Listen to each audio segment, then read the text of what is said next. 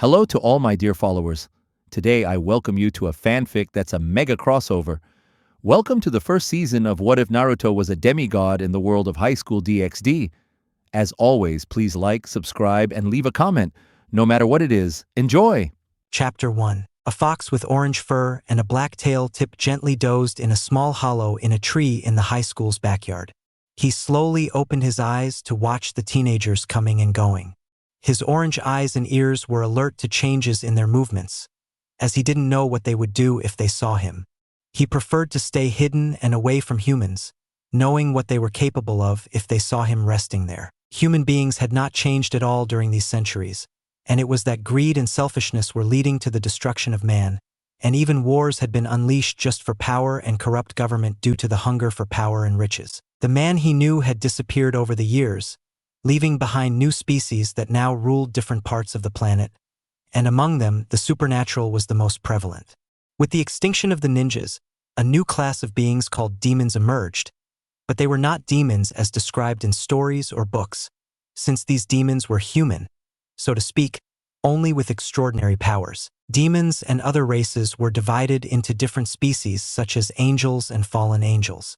It is said that after the Great Fourth Ninja War, pure-hearted humans gained incredible power under the command of a supreme god, who was now in charge of bringing peace to the world, and the humans at his disposal were called angels. On the other hand, the fallen angels are those who were expelled from the kingdom of God for their evil intentions towards God, for which they were defeated from the kingdom. These fallen angels changed their white wings for black ones, giving them an intimidating touch, but it was not only that, it was also because these fallen angels killed innocent human beings and demons just for pleasure. Meanwhile, the demons had their own leader, Lucifer Zioticus Gremory, leader of the Gremory family and father of two children named Surzek Gremory and Rias Gremory. Zioticus had maintained peace with the different species after the death of the first Lucifer, later leaving his son with the leader of the Gremory clan after the Holy War, where the three species fought for the extermination of each other, resulting in the near mutilation of each species. During these centuries he has been observing each of these species and has not been able to help but be angry at the destruction caused to humankind. And although they deserved it in some way, he did not like to see innocent people die for these many unnecessary reasons and was tempted to intervene and defeat each of the species.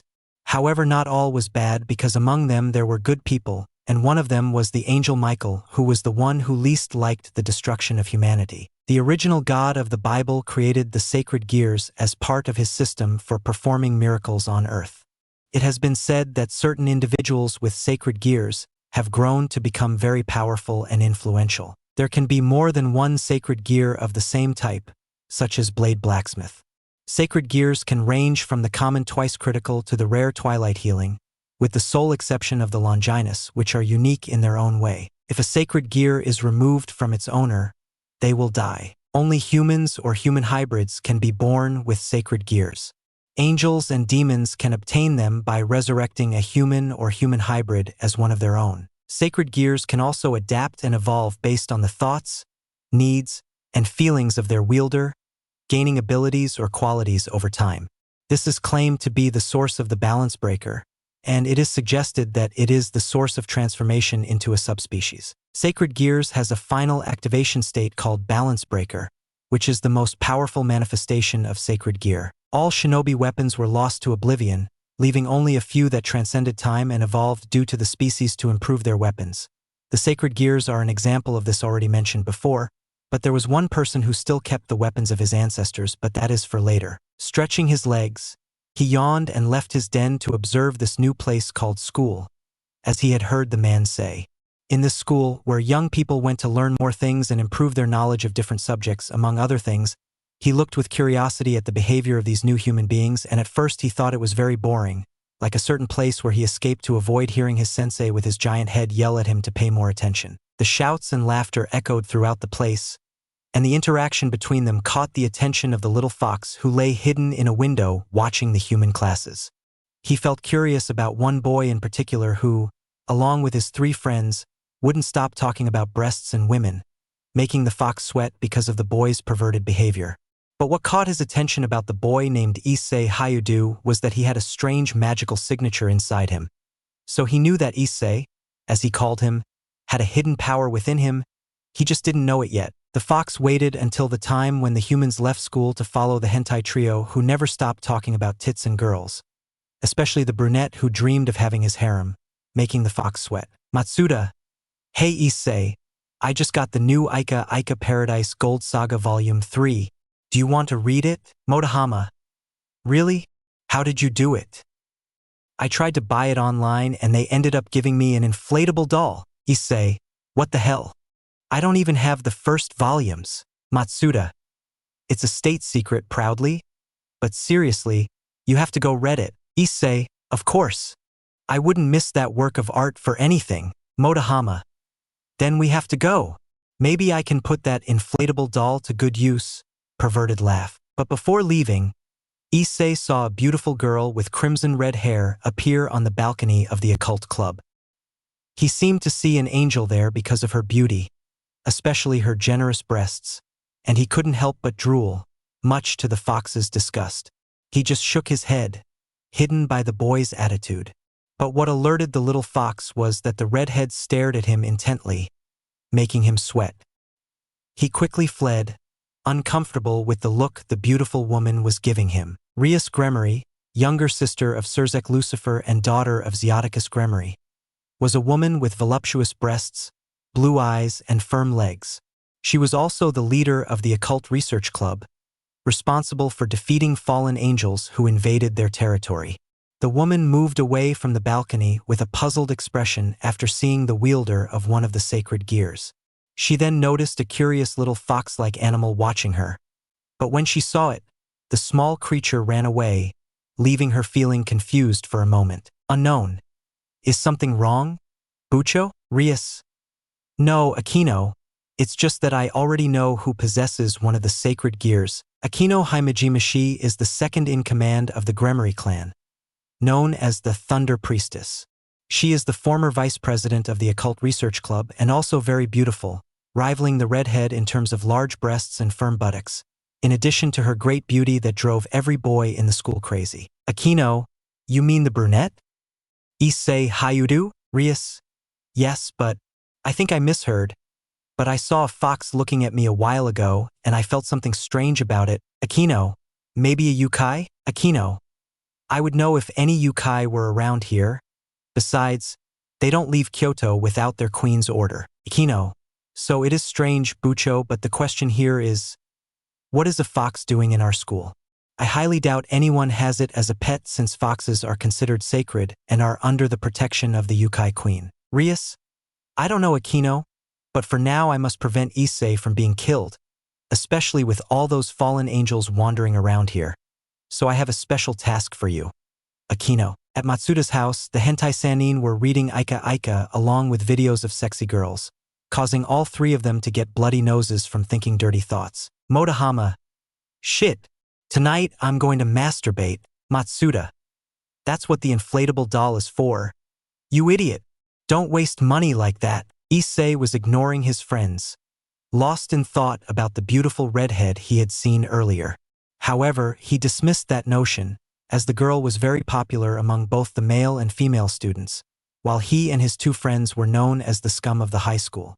He sighed in defeat and decided to focus on what his two friends were talking about. Outside, the little fox was sweating as he watched the hentai sanin talking pure nonsense and wondered if they would ever have girlfriends, which with that attitude he highly doubted. However, that didn't stop them from being good people. The fox remembered the redhead and couldn't help but feel nervous when he saw her. Although he knew she was a demon, he couldn't help but feel strange seeing her. He shook his head and just continued listening to the trio of idiots who didn't notice his presence at any time. Chapter 2. Our little friend was lying on the roof of Kuo Academy, watching the teenagers rush to and fro, heading to their classrooms for their lessons. It bored him, as it was the same thing every day, and he wondered what on earth he saw in this school to stay there when he could be doing more important things. However, he knew something interesting was about to happen, so he decided to wait and see. But what caught his attention was the busty redhead walking with her equally busty friend through the school hallways. Excited screams and compliments from the girls filled the air, and undoubtedly the most excited were the group of boys who couldn't stop admiring the pair of beauties as they headed towards their classroom. Before reaching their classroom, they bumped into a girl with glasses and a cold demeanor Sonar Citri, a childhood friend of Rias Gremory and the student council president. Sonar stopped the redhead to talk about certain school matters. Among other things, the little fox stopped at the window of the girls' classroom and decided to take a nap since he knew that classes took a while to finish and it was better to be observing the classes than to be with the hentai sanin and be listening to them talk about hot women among other dirty things that according to them was for men. Issei and his cronies were spying on the kendo club, where it was time for the girls to change clothes, and they wanted to take advantage of the situation to spy behind the club and leered at the club members as they changed their clothes. Matsuda. This is heaven, Motohama. Without a doubt, it's paradise. Issei. Hey, let me see something. And just as he removed his friends so he could observe, they were discovered by the girls, and with Motohama and Matsuda fleeing the scene, leaving the poor brunette alone and receiving a tremendous beating from the kendo girls. Issei. Tear. They left me alone. Motohama. I'm sorry, Issei, but your luck didn't help you this time. Issei. Ungrateful people. Once again, the chestnut-haired man stared in awe at the redhead from the Gremory clan who was peeking out from the balcony of the occult club. Issei. So beautiful, Motohama. I suggest you stop thinking about her, Issei. She's far beyond our reach. Remember, we're the scum of the school. Matsuda. It's true, and it's so perfect that we're not even at that level. Issei. Rias senpai. Minutes earlier in the Rias and Akino room. Akino. Era. Classes were more boring than usual, weren't they? Bucho? Rias. I know, but we all need to be here in case something bad happens, and with all the angels around here. They surely know there's a sacred gear here and they're coming for the wielder. Akino, what do you suggest? Rias. I must keep a close eye on Issei. After all, he is the target now that they know he possesses one of the treasures of God. Both girls were walking towards the occult club, and as soon as they arrived, Rias looked out the window only to see the perverted brunette staring at her. Rias. So Akino, please tell Kaneko to keep an eye on him for the time being. I don't want to risk him. Akino. Very good. Buddy? Era, it seems there's a cute little fox watching us. Rias. I know, and that little animal intrigues me. It's as if it knows what we're doing or is watching us for some strange reason. Akino. She may be a yukai because not all of them stay in Kyoto under the queen's orders, just like the Nekishu. Rias, you may be right, but the question is, will he be able to understand us? In response to such a question, the little animal walked away from the place to an unknown destination. Elsewhere, Issei was walking across a bridge near the shopping plaza and stopped to think about why he didn't have a girlfriend, and that frustrated him greatly. His dream was to be the harem king, however, deep down he knew that was impossible, and that frustrated him greatly. Maybe he should dedicate himself to something else instead of being a pervert. Issei. Damn it. I'll never get a girlfriend like this. Unknown. Are you Hayudu Issei? Issei. Yes? Who is this girl? And I've never seen that uniform before. Unknown. My name is Yuma and well, I've been watching you every time you pass by here and well, blushes. I'd like to ask you out on a date. Issei. In shock. Yuma. I like you a lot. Issei Hayudu, and I'd like to go on a date with you? Please. Issei. Well, hee. Damn right. Besides, those boobs are beautiful. I'd love to go on a date with you, Yuma-chan. Yuma. Thank you. How about a weekend at the shopping mall? Issei. Of course, Yuma. I'll be looking forward to our date. Issei. Me too, Yuma-chan. Yuma.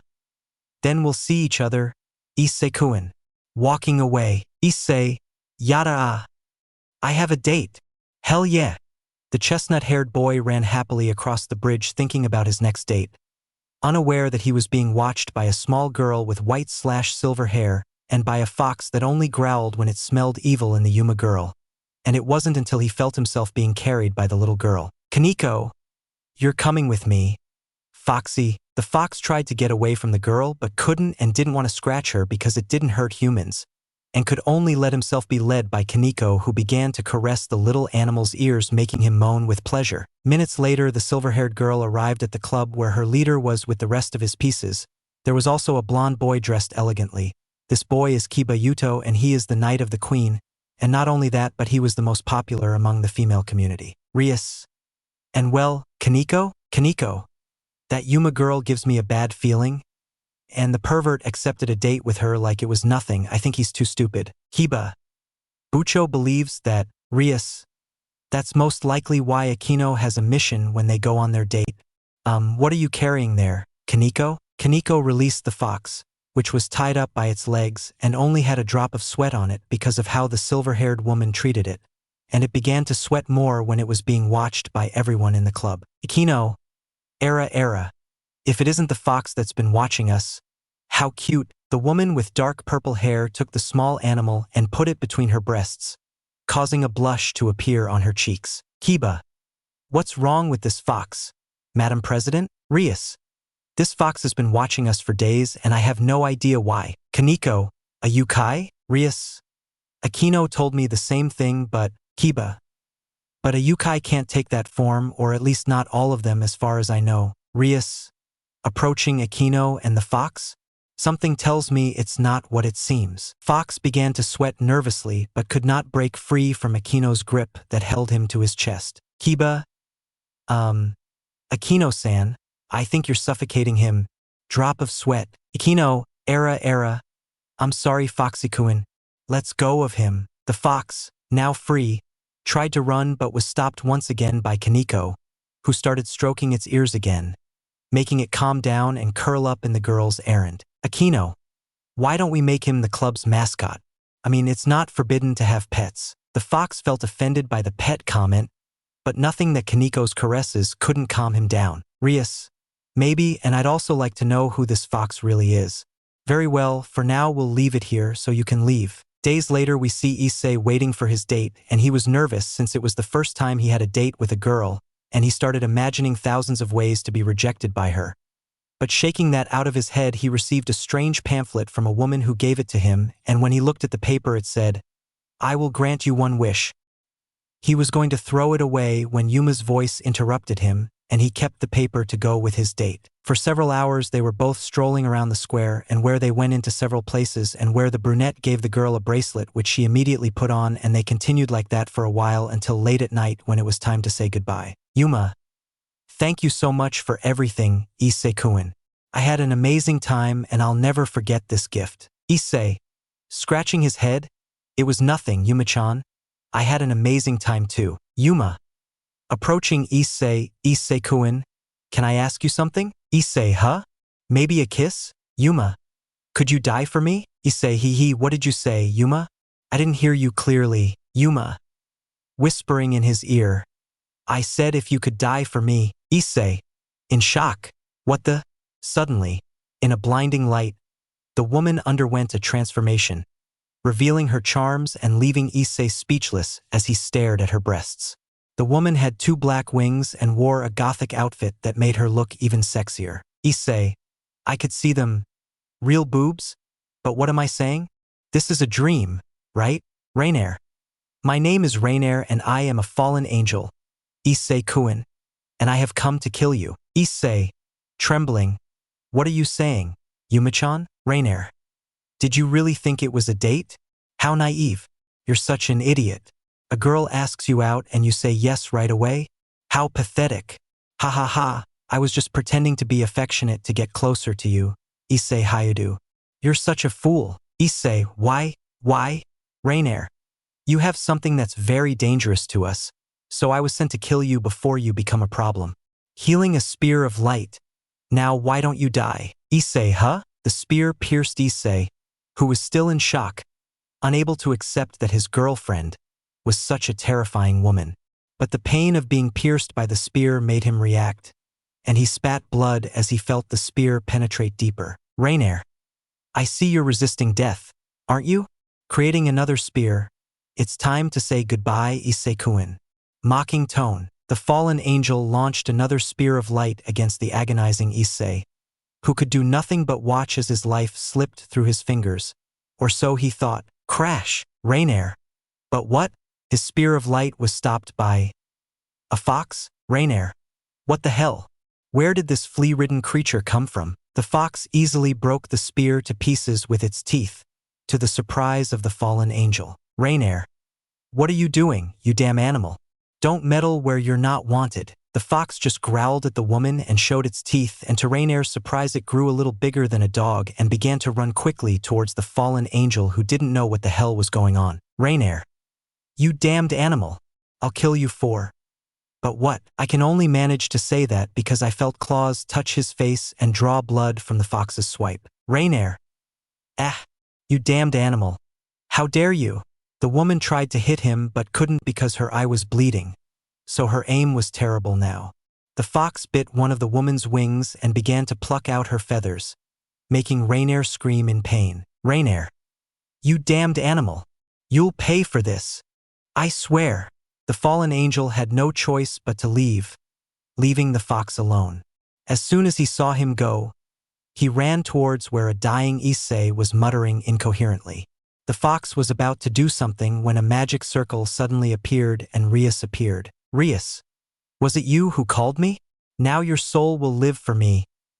Live for me, my dear farmhand. Chapter 3. Wake up, big brother, wake up, click. Issei, what a strange dream I had. Yesterday everything seemed so real. Those black wings and everything.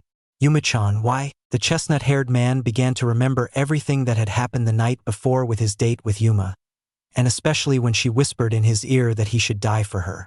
He didn't understand why she had done all this to him when he only thought about making her happy.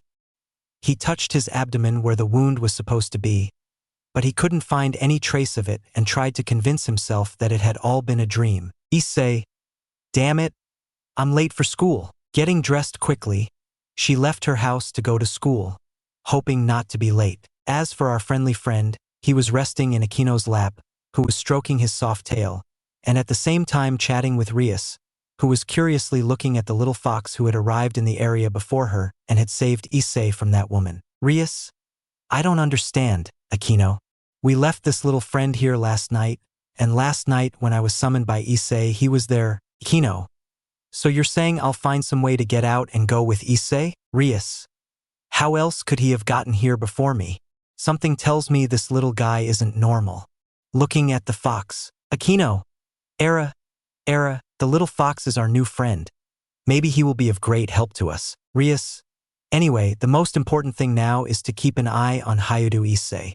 We may have saved him, but that doesn't mean he's safe from the fallen angels. Akino, poor boy, he was deceived in the most vile way by that woman. I'd like to run into her and teach her a good lesson. Era, Rias, playing with someone's feelings is the most vulgar thing anyone can do.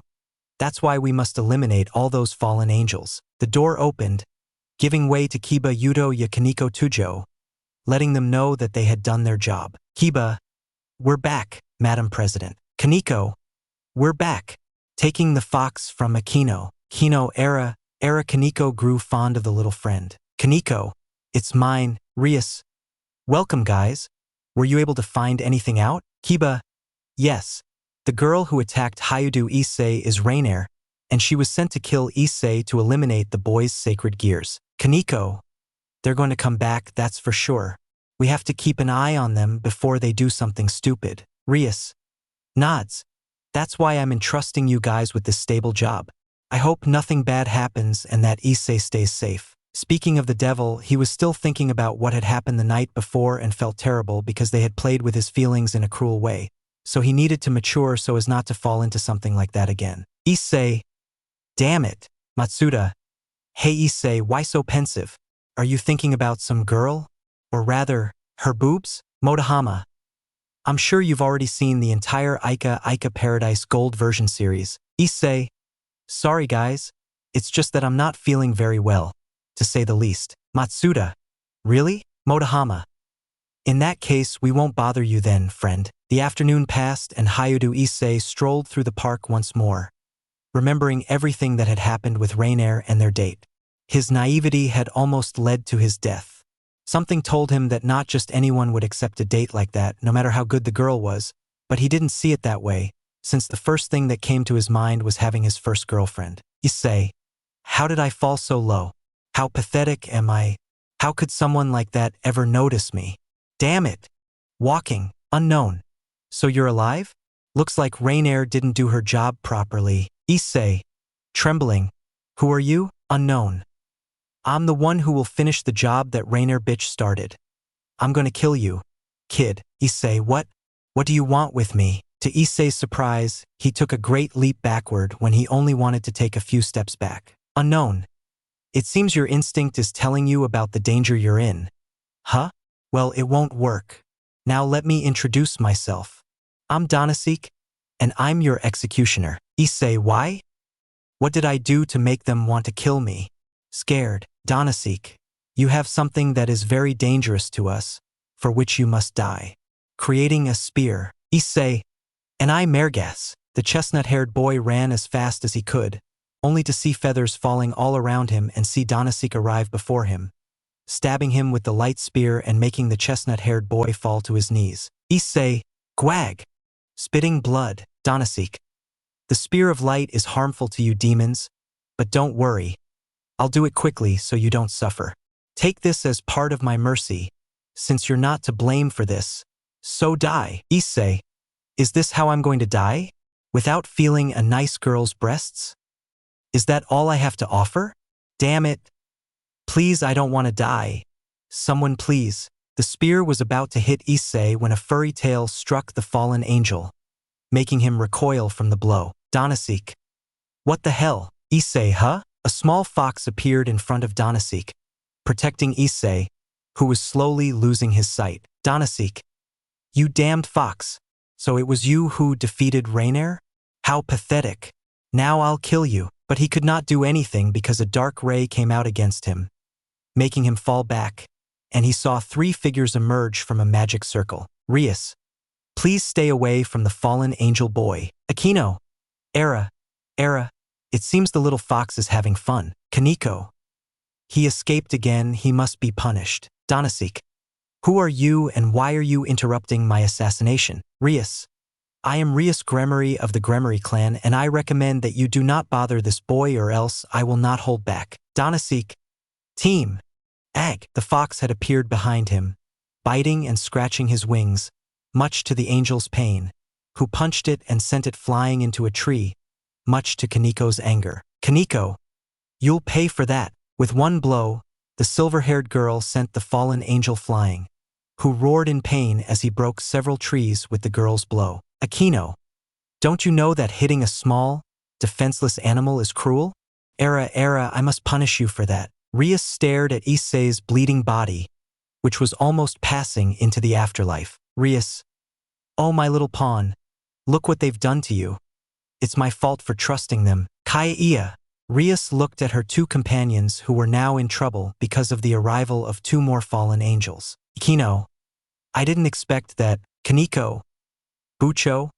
More are arriving. Rias. Fallen angels. Withdraw. This is an order or else you will suffer my wrath. Donasek. Ha ha ha. That's for. Ugh. You damn fox. Ah. Not in the face. The fox had returned and now, moving away from Donasek, growled angrily at the new arrivals, showing his fangs, and to everyone's amazement, he began to grow more tails until he had 9, becoming larger. Donasek. But what the hell is wrong with that fox? Is it a yokai? Kaneko, Foxy, Aquino. Era. I didn't see this coming. Bucho? You must heal Issei or else he will die. Kaneko. Understood. Rias? I'm entrusting this to you, please. We'll finish this quickly and I'll be with you soon. The white-haired girl nods and takes Issei with her to a magic teleportation circle. Rias. They will pay for hurting my little pawn. Donasek. Very well then, so be it. Aquino. This will be fun. The fallen angels attacked the women while the fox lunged to attack one of them, or more specifically, Donasek.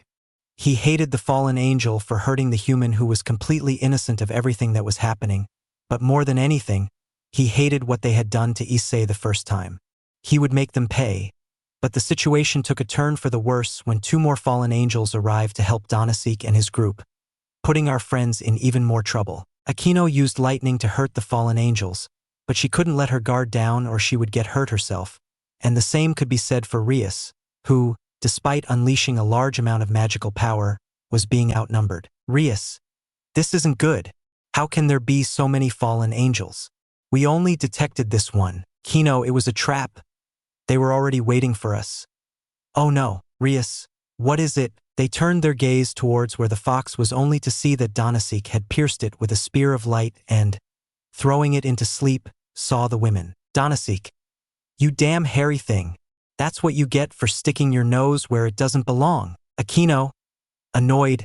How dare you? Rias would be. They would pay for that. But before he could do anything, an immense light surrounded the fox, blinding everyone with its intensity. Donasik. And now what?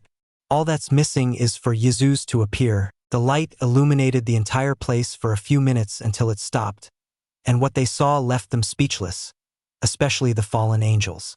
From the light emerged a figure kneeling with one hand on the ground and 9 tails swishing from side to side. Its ears were pricked up, alert to any attack.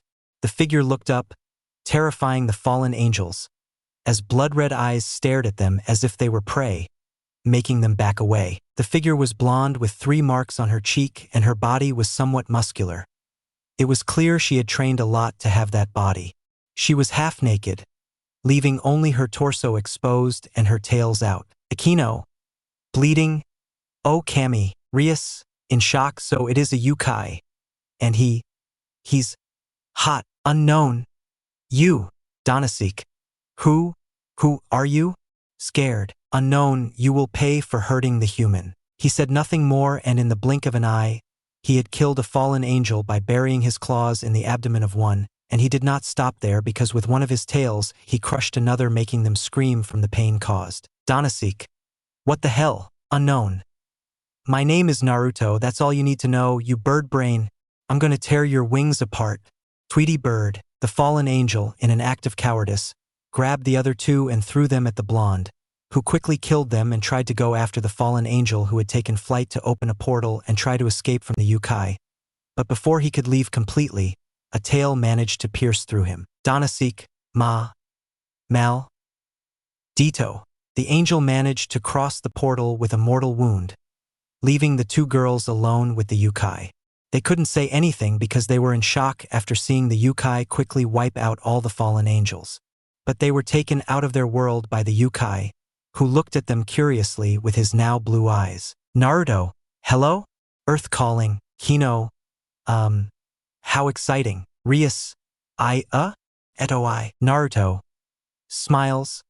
I think you'll want a lot of explanations and I'm going to give them, but not now. The boy is about to die, we must help him. Akino, that's right, are you coming with us? Naruto, yes, I'll heal your friend, so please take me to him and I'll do the rest. Rias, okay then, please come closer. They all disappeared in a magic circle, arriving at the occult club to see Kiba and Kaneko trying to cure Issei, and when they saw the president arrive, they saw a blonde boy with ears and 9 tails waving at the boy. Kaneko, who is he? Akino, Era, don't you guess who Kaneko is? Kiba, is he a yukai? Naruto, not now, let me see the boy please. The blonde yukai approached Issei and, placing one of his hands, began to manifest a green energy that quickly began to heal the brunette, saving him from death, but partly due to the quick intervention of Kaneko and Kiba. Naruto, good. He's safe now, he just needs to rest. Rias, what did you do? Naruto, I just put in healing energy, it's not complicated. Kaneko, you look familiar. Naruto, smiles. My name is Naruto, little one, Akino. And it's the fox that was with us. Kaneko, huh? Thump. Akino, Era. I think she fainted from the shock. Rias, now please, could you answer our questions? Naruto, alright, this will take a long time so you should sit down. Well, as you know I'm a yukai but not just any yukai. Kiba, what do you mean? Naruto, I bet I'm the yukai who possesses the Kyubi no Kitsune. Chapter 4. In the occult club, everything was silent, and it was no wonder. Just a few minutes ago, the little fox had undergone a transformation that had surprised the 2 girls, Akino and Rias. When they finished with the fallen angels, they went to the club to heal Issei, who was dying, but thanks to Naruto, it wasn't so, and only Kaneko fainted upon learning the identity of the blonde yukai, who had proceeded to tell those present about his story. Rias, but how is that possible?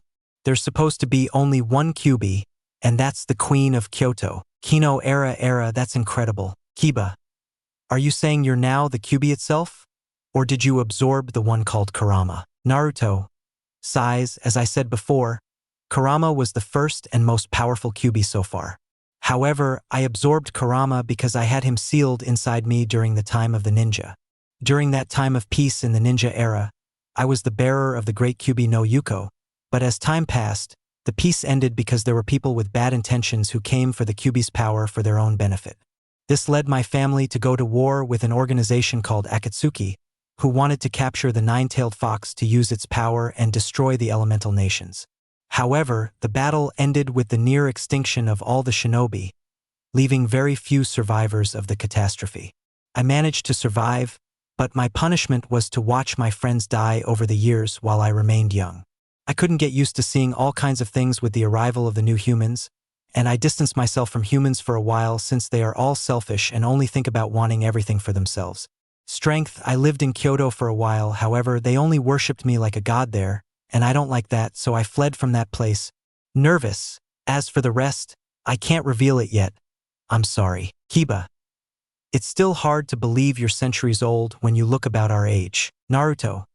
That's because being a Yukai and having Kurama's power has allowed me to live a long time, and I hope to live even longer. Kino. So you were there during the Holy War? Naruto. Not directly, but I did know that the three factions fought for power and the destruction of the others, which is stupid if you ask me. Rias, how strong are you? Naruto.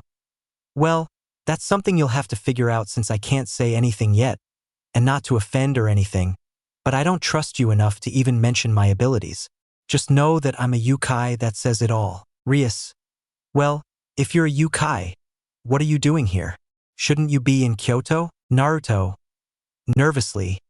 That's something I can say. Akino. Do you have any connection to the current queen of Kyoto? Naruto. Sweating profusely. Look at the time. I should go rest and… Kaneko. Where are you going? I won't let you go. Naruto. What time did you wake up? Kaneko. Grabbing one of the tails. Stay with us. Naruto. Huh? Rias. From what I can see, Kaneko has grown fond of you. Now, Naruto, I offer you a place in my clan. What do you say? You can be one of my pieces, or to be even better, I need a bishop and a knight. I can give you whichever one you want, but with your skills, you would be the knight. Naruto. I'm afraid that won't be possible. Akino. And why is that? Naruto. Because you would need a complete set of pieces to use on someone like me, due to my power, and I'm even stronger than all of you combined. I can't belong to your clan, Rias-san. Kiba. Is your power that great? Akino, he easily defeated all those fallen angels. Kiba is very strong and sexy. Naruto. Sweat drop. But putting that aside, maybe I can't join your clan, but I can help you, and before you ask, I'm doing it more for nothing than that human. Looking at Issei. Kiba. Because of his sacred gears? Naruto. I don't care about those things, I mean he's a good kid. He caught my attention, and I just want to help him because he reminds me so much of myself when I was a kid. Sighs. I hate people who play with other people's feelings. Clenching his fist. They just make me feel sorry for them. That's why, if I can't join your family, maybe we can be allies, Rias Gremory. Kino. Era. And I wanted you to join the Naruto-kun family. Naruto. I feel violated by that look. By the way, do you have any clothes? I don't think you want me walking around like this, right? Rias/Akino. We have no problem with that. Naruto. Sweat drop. Kiba. There's time here. You can use one of the school sports uniform shirts, but what are you going to do about your pigtails? Naruto. That's not a problem. Naruto's tails and ears disappeared, leaving only the marks on his cheeks. Naruto, ready? Rias. Now all that remains is to solve the problem with the fallen angels.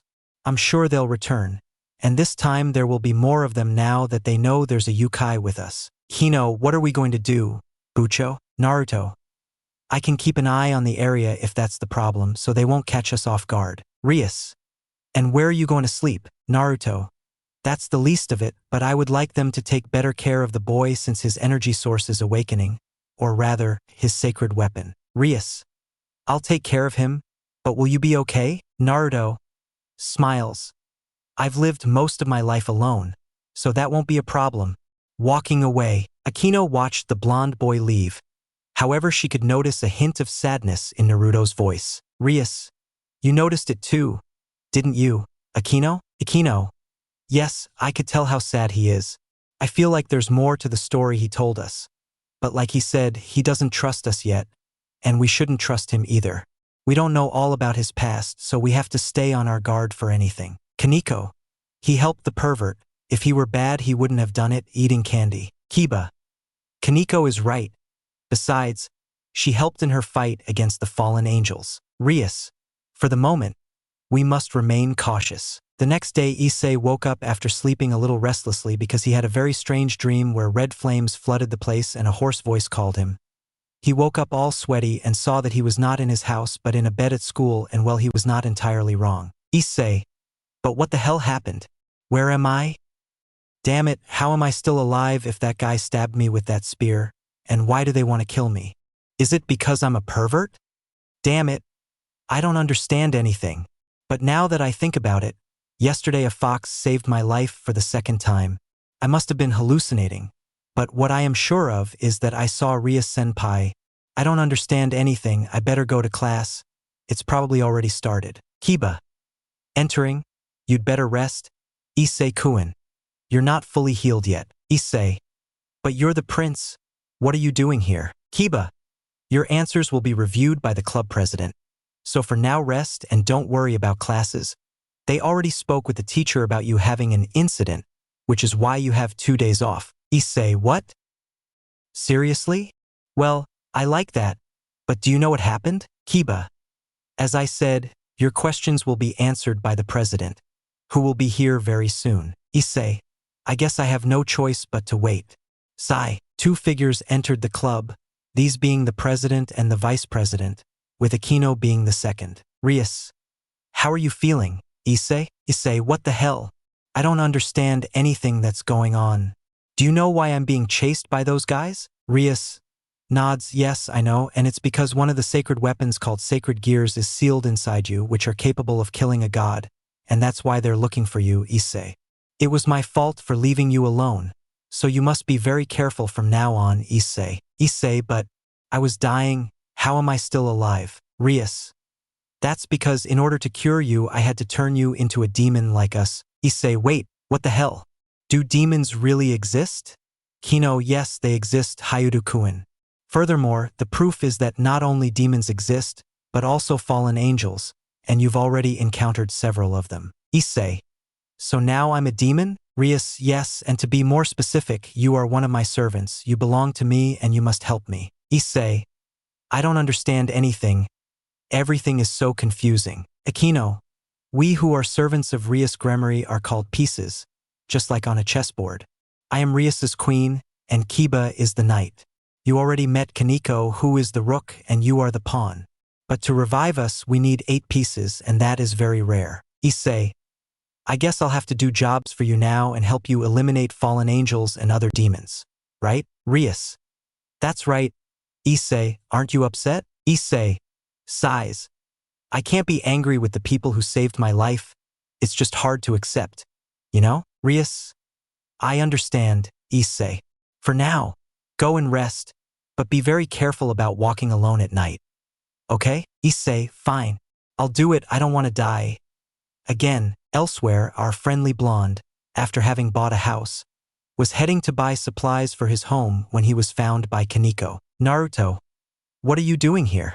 Shouldn't you be at school? Kaneko, the president sent me to watch over you in case you were attacked by fallen angels. Naruto, hey, I can defend myself. Kaneko shrugs, I don't care, I like your aura.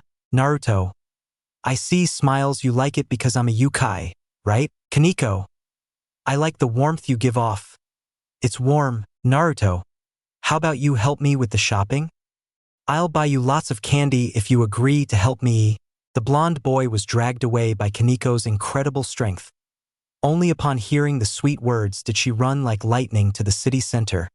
treating our favorite protagonist like a piece of paper. Hours later, they finished shopping and Naruto hesitated when he saw the amount of candy Kaneko was carrying. But he didn't say anything since she had helped him with everything he had to do. So there was no problem. Naruto, we've arrived. Kaneko, you live here? I thought you didn't have anywhere to live? Naruto, I have several houses that I have bought throughout my life, but now I will settle here. Kaneko stops. Naruto, what? Are you going to stay out there? Come on. I'll make dinner. It's the least I can do for you since you've helped me so much. Kaneko, I don't want to get in the way. Naruto, pulling her hand. Nonsense. Come here. The loli was surprised by the kindness the blonde boy showed her, since only the president and company treated her well. But this boy treated her as if she were a close friend, and she liked that even though she didn't show it. Unknown. Are you sure about that? Donasek. I'm sure that guy is a yokai. If you don't believe me, look at what they did to me. Unknown. Is he the same one who defeated Rainer? Donasek. I'm sure so. Unknown. This is bad then. Standing up, if he is who I think he is, then we are in a big dilemma, especially if he is protecting the boy. Donasek. Why do you say that? Unknown. Once upon a time, before the three factions existed, there was a powerful being known as the Jubi, 10 Tails, who was capable of destroying the world if he wanted to. However, nothing was ever known about him until one day the original Kyuubi appeared, not the current leader of Kyoto. Donasek. Are you saying there are two Kyuubi? Unknown. Yes, and I think we found the descendant of the Jubi. Listen to me. If you ever run into him again, don't make him angry under any circumstances or we might awaken that monster. Donasek. Swallowing hard? And you're telling me this now? Unknown. This is getting more and more complicated. We'll go after the boy, but we'll wait a few days so they get complacent and careless. So for now, keep Rainer informed, as the nun is about to arrive. Donasek. As my lord commanded. He leaves. Unknown. Damn it. Of all of them, it had to be me waking up now. Shit. Chapter 5. Screams could be heard at Kuo Academy, mostly from the female students who gazed with adoring eyes at the new student entering the school. A third-year student, to be precise. The young man had blonde hair and blue eyes with 3 marks on his cheeks and was wearing the school uniform, though his shirt wasn't fully buttoned, revealing his green crystal pendant and part of his chest. He was wearing his backpack across his body. The men just glared at him since another pretty boy had appeared to steal their girls, as they said, something Naruto ignored and walked towards his classroom for his first day of school. Being guided by Kaneko, who since the previous day had not left Naruto's side at all, and even stayed overnight at Naruto's house where she ended up getting into Naruto's bed, under the covers, surprising him for a few moments, but he soon dismissed it as his tails covered him. Kaneko had asked him why he wanted to go to high school and Naruto replied that it would be interesting and that he also had nothing to do, so he decided to keep an eye on the brunette, and what better place than the high school where they studied. Kaneko didn't mind. In fact, it was better for her since Naruto always gave the little Nakomata sweets. He arrived at his respective classroom and upon knocking on the door, he was approached by the teacher who blushed upon seeing such a hunk of a man/student arrive in her classroom. Naruto explained that he came from a foreign country and that he had recently come to live in the city, and it wasn't entirely a lie. Something the teacher believed, letting him into the classroom where a surprised Rias and Akino watched the yokai enter their classes. Naruto. My name is Naruto Uzumaki. I hope we can get along. Kya. It's so cute. Kawaii. He's very handsome. Look at his cheeks. Are those whiskers? Teacher. Enough. Leave Naruto alone and pay attention. The blonde boy sat down in one of the available seats in the room under the gaze of the girls who were blushing at having such a handsome boy as Naruto. Naruto noticed Rias and Akino's looks that said, "Are you serious?" And he just shrugged at seeing them in shock. After all, he was there to help the brunette. Classes were too boring in Naruto's opinion, who was never good at school and just spent his time looking out the window waiting for lunchtime so he could relax for a while like he did in his fox form. Naruto. Now I understand why Shikamaru likes to look at the clouds. Rias. Hey. Whispering, pay attention. Naruto. Are you? But it's too boring. Rias. You wanted to come anyway, so now you'll just have to deal with it. Naruto. And I regret it. I think I won't come back. Rias, oh no, you can't back out now, you have to do it now that they know you exist. Naruto, I'll erase their memories and that's it. Problem solved. Dorothy, Rias, no, you can't do that. Naruto, you want to see if that's true? Rias, I didn't mean that, but rather, teacher, Miss Gremory, if you're done flirting with the new student, I think you can pay attention to the class. And since I see you're overly interested in young Uzumaki, I'm going to ask you to give him all the class notes. And by all, I mean all the notes from every class, understood? Young Uzumaki, you've barely arrived and you've already won Miss Gremory over. But I'm going to ask that if you're going to flirt or do anything else, do it outside of my class, understood? Rias, blushing. We weren't flirting. Naruto, okay, teacher, but can we do it during recess? Rias, like a tomato. Don't tell her the current. All the women in the room stared with daggers at Rias, who was hiding in her seat, much to Akino's amusement, even though she was furrowing her brow. The men just wanted to punch Naruto for having the attention of the red-haired beauty who was still hiding in her seat. Teacher, you can do it during recess. Now let me finish my classes, please. Rias, this is like being with my brother and mom. Lunchtime arrived and Naruto headed towards his tree where he and Kaneko used to hide when he was a fox to rest. Before going to school, he had eaten breakfast together. However, he couldn't lie down properly when a group of third-year students approached him with ill intentions, but he simply ignored them, trying to rest in the cool shade of the tree. Hey you! Who do you think you are? Silence. We're talking to you, Blondie. Don't ignore us. How dare you speak to Rias-sama like that? So stay away from our estuaries. Sama, Naruto sad face. So you're pretending to be asleep, huh? I think we'll give you the welcome you deserve. In the distance, Kaneko and Kiba watched as the third graders threatened Naruto, who just lay there as if nothing was happening. Kiba, this isn't good. Kaneko, wait. I think Naruto-senpai can handle this. At the school windows, the girls watched angrily as those thugs tried to attack the sexy blonde, as they now called Naruto, and inside the classroom, Rias and Akino also looked curiously at the blonde who did not move from his place. This bastard is ignoring us. He needs to be taught a lesson. Naruto stopped because they wouldn't let him sleep, until you finally resign yourself to.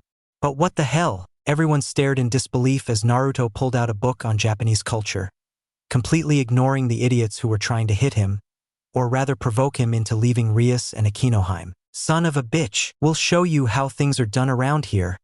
Pretty boy, him. The first three third-grade students lunged at Naruto, who remained calm despite the aggression of those idiots, and just as one of their fists approached his face, Naruto, oh, a coin, crouching down. Crack! The result was that the fist that was aimed towards the chocolate hit his partner's face, making him bleed. I'm scared. What was that? This idiot quit. Now it's my turn. The other student tried to kick him in the stomach, but Naruto spun around and took a few steps, causing the idiot to fall to the ground, slipping from the force exerted. Naruto, I think this tree here is better. Damned, he's just playing with us. Everyone go for it. Naruto saw 10 students, including those who had been fighting, rush towards him. He threw his book up to deal with them, grabbed one of their fists, and bending his hand towards the young man's back, kicked the next student in the face, sending him to the ground. With his other hand, he shoved the student he was holding by the arm, throwing him into another student. He blocked a punch as he simultaneously struck the student in the side, knocking the wind out of him. Another student tried to grab him from behind, only for Naruto to grab his arms and headbutt him, making him bleed. With a spinning kick, he sent the poor fool to the ground out of commission. 2 more tried to subdue him, but Naruto leaped high into the air, placed his fist on one of their heads, and delivered a double kick to the next student who came at him. To finish him off, he swept the other's legs off, sending him to the ground groaning in pain. His book fell into his hands as if nothing had happened, leaving behind a group of corpses who only complained about the beating they had received. The female crowd only screamed with happiness at seeing the new Adonis kick the asses of that whole group of idiots. At the window, both Rias and Akino had a drop of sweat because of Naruto's behavior, since he seemed unconcerned about the situation he had found himself in a few minutes ago. Kino era Naruto-kun is very strong. Bucho, Rias, smiles, It's a shame I can't make him one of my peers, but at least he'll be a great ally for us. A girl with glasses arrived where both girls from the Gremory clan were. Sauna. So that's the new kid. Huh? First day and he's already getting into trouble. Tsubaki. President, I believe it was the third grade B students who started it all, if I remember correctly. Sauna. And he ended it. Does it have anything to do with you, Rias? Rias, you could say so, Sauna. I hope you don't mind. And as Tsubaki said, the third-year B students started everything when he just wanted to rest. Ikino. And they got kicked in the ass. Sauna. Is it part of your nobility? Looking at Naruto. Rias. Not yet, but he's helping me a lot. So don't even think about eyeing him because he's mine. Kaneko, he's mine. Bucho, don't forget it. Walking past. Rias. Sweat drop, as Naruto said. He's now helping me keep an eye on my new pawn. Issei Hayudu. Sauna. I also have a new pawn. Maybe I'll introduce them tomorrow. Come on, Tsubaki, we must finish arranging everything before we leave. See you later, Rias. Rias? See you soon, Sauna. Ikino, Era. It seems that Sauna has become interested in Naruto-kun. Rias. Don't even think about going near him. He's mine. Pouts. Ikino. Era. I didn't know you were jealous. Rias. Oh, shut up. Classes ended and Naruto sighed in relief, as he was too bored to endure so much lecturing from the teachers. Damn, with his abilities he could be anything he wanted. A policeman, an engineer, a professional athlete, an actor, a doctor, a dentist, a radio announcer, a licensed evangelist, or anything else he could think of. Naruto. I don't know how you can stand listening to so much lecturing. Troublesome. Suddenly she felt a pulse in one of the bracelets she kept on her wrists with a seal. Naruto. Smiles. It seems he is here. I just hope he doesn't get lost. Sweat drop. Well, I hope he can find me. He arrived home only to see both Akino and Rias, and still confused, Issei and Kaneko standing at his front door. Naruto. What are you doing here? And how did you know that? Ah, I see. Looking at Kaneko. It was you, wasn't it? Kaneko. They forced me. Rias. We're sorry to come like this. It's just that, Naruto, what? Kino. Era. Just tell him you want to be close to Bucho. Smiles. Rias. Blushing. Shut up. Akino. Issei. And what am I doing here? I should be at home. Kaneko.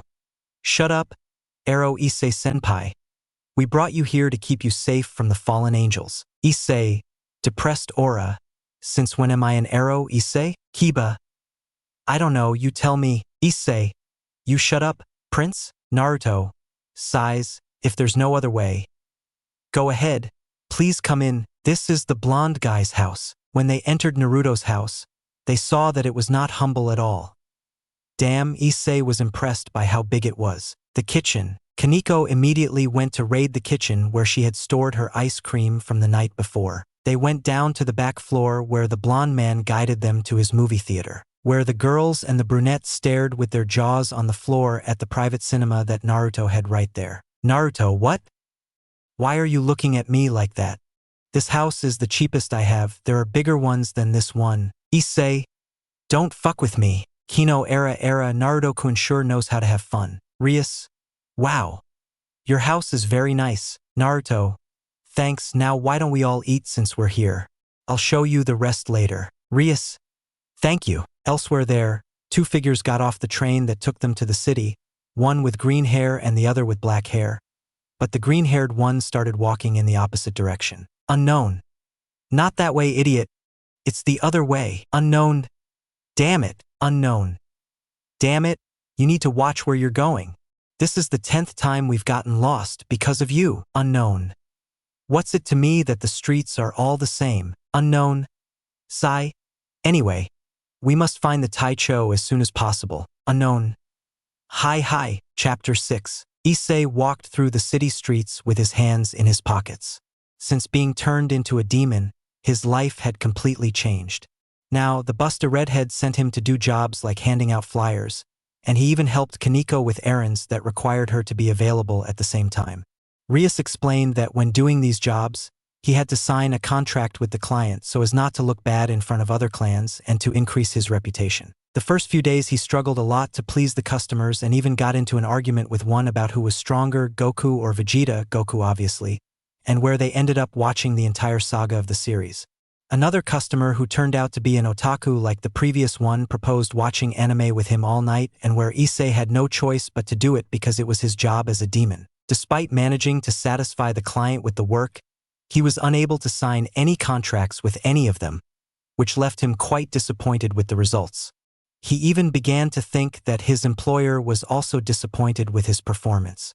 However, it was understandable that this was the case, given that he was just a novice and had tried his best to improve his work. The next day, after visiting Naruto's house, he was walking towards his school and didn't get very far because he tripped over a person, causing them to fall to the ground. Unknown.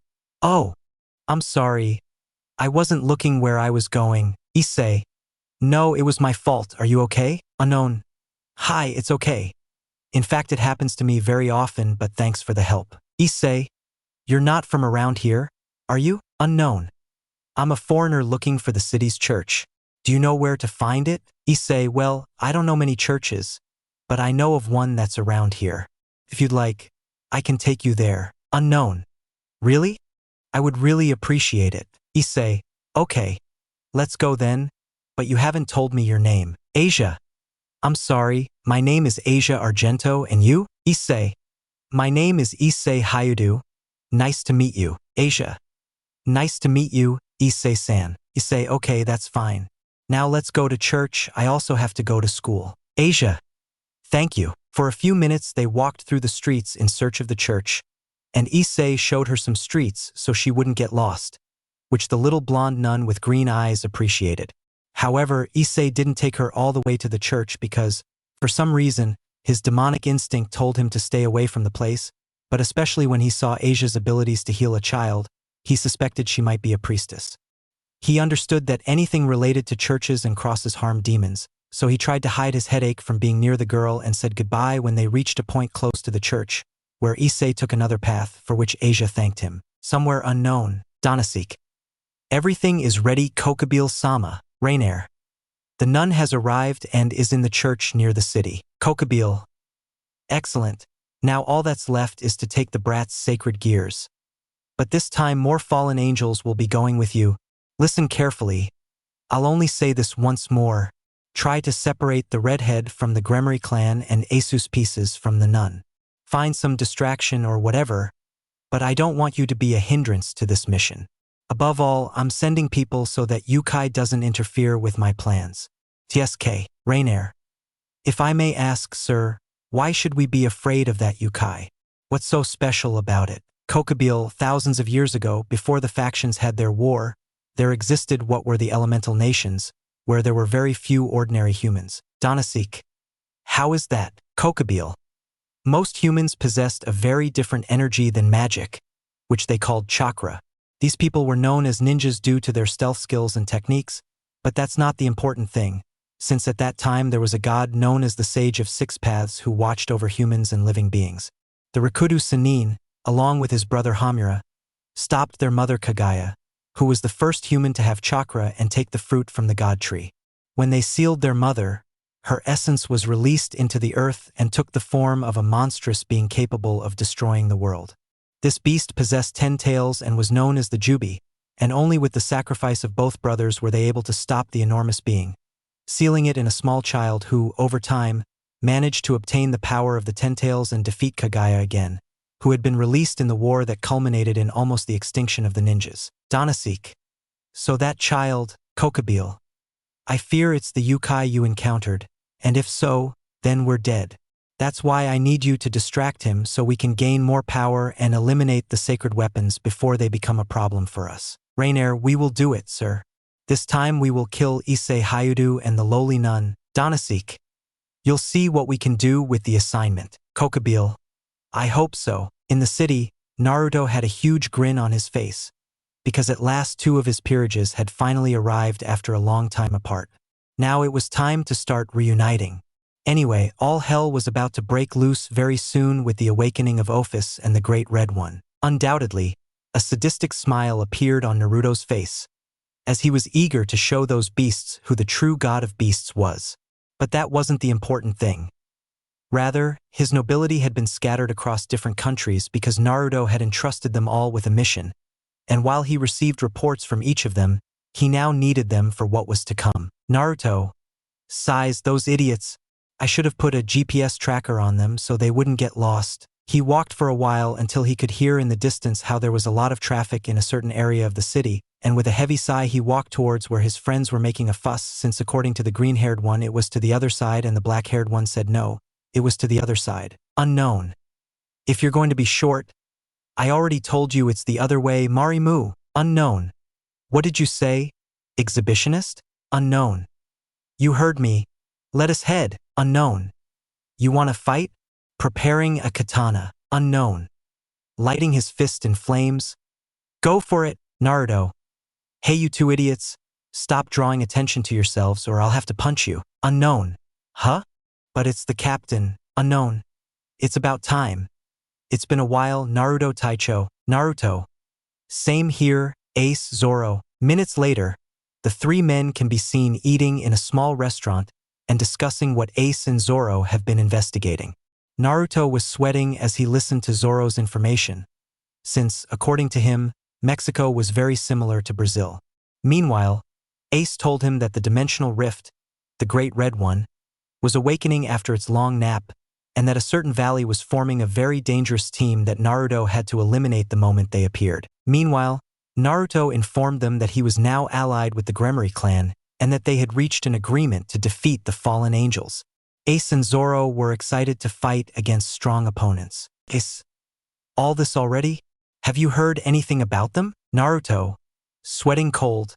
No, but as soon as they see me they'll kill me. Zoro, especially her, who didn't want to leave your side. Naruto, I know, but it was for the good of the mission. Ace, she didn't see it that way, so Taicho, I recommend you pray that they don't kill you, especially when they find out about that with Naruto, swallowing hard. I'm dead, right? Zoro/Ace. Yes. Elsewhere, Issei had gotten into trouble again with Rias because she had forbidden him from approaching the nun again, and not only did he disobey the redhead's order, but he almost died at the hands of an exorcist named Fried, who had killed a family of demons, much to the disgust of Asia and an annoyed Issei, who was taken against his will by his group. What the Gremory clan didn't know was that Asia was going to be captured that same night by the fallen angels so they could take her Longinus, and not only that, but this time it would be different since they would also try to kill the chestnut-haired boy. But the chestnut-haired boy didn't want to abandon Asia since she was very good to him, and therefore if he had to go alone then he would. He wouldn't abandon a friend. Rias had no choice but to send support to Issei so that he wouldn't get hurt. However, she and Akino would follow him in case the same thing happened again as before, and it seemed that Naruto wouldn't be with them helping because she hadn't heard anything from him since the previous day. Issei arrived at the church where he took Asia the first time, knowing that it was where the fallen angels had kidnapped her, but once inside the church he was greeted by Fried, who had a psychopathic look because he knew that they were going to try to rescue Asia. Issei, where is she, you bastard? Fried, you mean Asia? Ha ha ha. Well, she's about to die, ha ha ha. Soon you'll be able to admire her dead body. Issei, son of a bitch. The chestnut-haired boy lunged at Fried, seeking to make him pay for what they had done to Asia. However, the exorcist was fast and didn't let Issei's blows touch him, making the owner of the sacred gears angrier and angrier. He was about to lunge again when Kaneko and Kiba stopped him. Kiba, leave this wretch to me, Issei-kun. Go to Asia, it's more important. Issei, Kiba, you. Kaneko, senpai, we have to go ahead. Rainier, not so fast. Kukuku, you won't be able to pass so easily yet. Not before defeating me.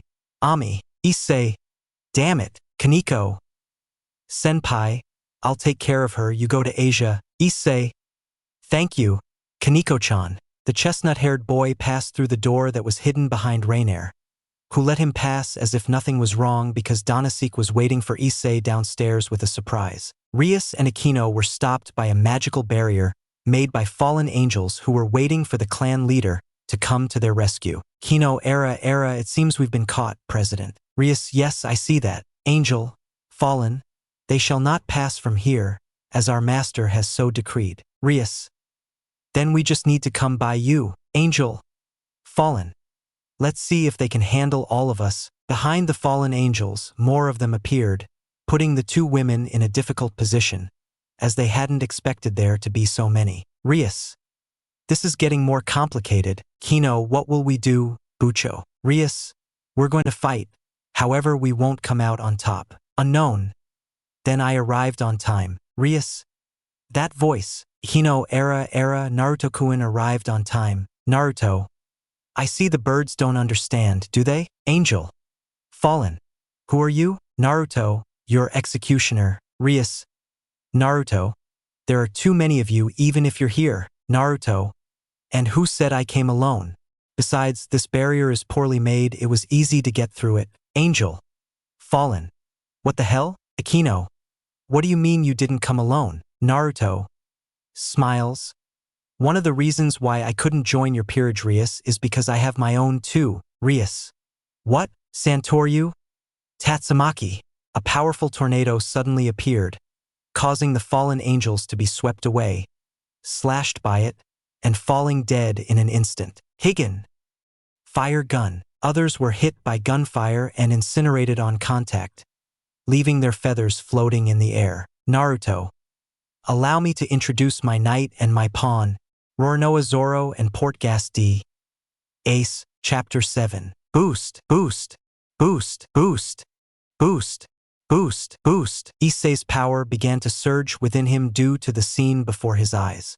Donasek held Asia by the neck, her body lifeless, and judging by his malevolent smile, it could be said that her sacred gear had been extracted. Issei's fury ignited as he saw the beautiful woman dead in the hand of the fallen angel. Despite defeating all those men, he could not save his nun friend. Donasek. If you had seen how he begged for mercy, how he cried when I extracted his Longinus. Ha ha ha. Pathetic. Issei. You damn bastard. Boost. Boost. Issei. I'll make you pay for what you've done, you wretch. Donasek. Let's see if you can back up your words. Human. Upstairs, Kaneko and Kiba were having a lot of trouble facing Fried and Reiner, and not only that, but more fallen angels had arrived around them, which Fried took advantage of to cause several wounds to both members of the Gremory clan. Fried. This is incredible, ha ha ha, I've never had so much fun. Keep doing it like this. Kiba.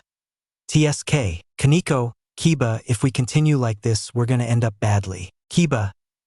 I know, but I didn't know there would be so many fallen angels. It was a trap. Kaneko. I just hope Issei-senpai is okay. Kiba. I hope so too. Fried. What are they all whispering about? If they think their friend can save the nun, that's impossible. Reiner. They arrived too late, as we managed to extract his Longinus. Smiles. Kaneko. You were the one who made fun of Issei-senpai, right? The one who played with his feelings. Reiner. So what if that's the case? It's not my fault the guy's stupid enough to fall for it like that. Ha ha ha. How naive. Ugh. Kaneko. Would be. You'll pay for that, you damn bitch. Reiner. Damn it. Kill them. With Issei, he continued to generate more power in his glove in order to defeat Donasek, who looked at the brunette with a smile. Donasek. Well, didn't you say you were going to kill me? Or is it because I have your dear friend here? Issei. Let her go now. Donasek. Make me. Serious. Issei. Damn it. In a fit of rage, Issei tried to hit the fallen angel, only for him to put Asia's body in front of him, causing the holder of the Gale's dragon to stop dead in his tracks and receive a strong blow from Donasek that sent him flying to the other side. Donasek. I hope you can entertain me, human. With Naruto and his two peerages standing before him and a large number of fallen angels. Among those fallen angels was a woman with generous breasts like Reiner's, looking at the newcomers in surprise. This fallen angel was called Calawarner. Calawarner. Who are they? Ace. Oh, I'm sorry if I interrupted you, miss. But I think our captain has other plans for you. Zoro. Heh. I just want to see if they're strong. Calawarner. Damned humans. Rias. Are they part of your nobility, Naruto? Naruto. Yes, that's why I can't belong to your clan, Rias. But don't worry because, as I said, if you need help, just ask me. Now, why don't you take a seat? This will be enough for the two of you. Akino. But there are too many. Naruto smiles, and the two of them too, so don't worry. In fact, I want to see how much they've improved. Akino, what do you mean? Naruto, you're about to see it with your own eyes. Calawarner, humans will die. Ace, I'd like to see that. Zoro, I like senseless violence. Calawarner, attack. Ace, I'll go first. Heiken, the dark-haired man, unleashes a gigantic fist of fire towards the fallen angels, who were only shocked to see a tremendous amount of fire heading towards them, and unfortunately, that was the last thing they saw as they were consumed by Ace's powerful flame. Zoro, I won't be left behind either.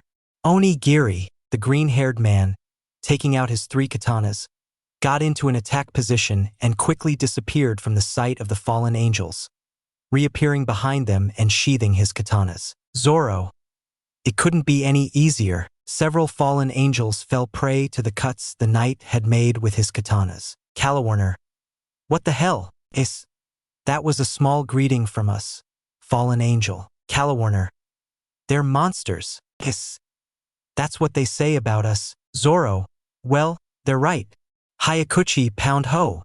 Zoro holds one sword horizontally, the same as the one in his mouth behind his shoulder, and the other also behind him but diagonally. Then Zoro propels himself forward, also propelling the swords forward, and launches 3 sharp projectiles of air and energy at the enemy, which, with the force of the blast, transform into large slashes of compressed air and energy. Ace. Heh. My turn. ENTI. A powerful, large fireball was launched towards the fallen angels, who could do nothing but die in the face of such attacks. Calawarner. Frightened? Who are you? Naruto. Approaching, well, fallen angel. I think I can get some answers from you. Calawarner. I won't let him? But what the hell? One of Naruto's tails caught the woman, preventing her from escaping. Naruto.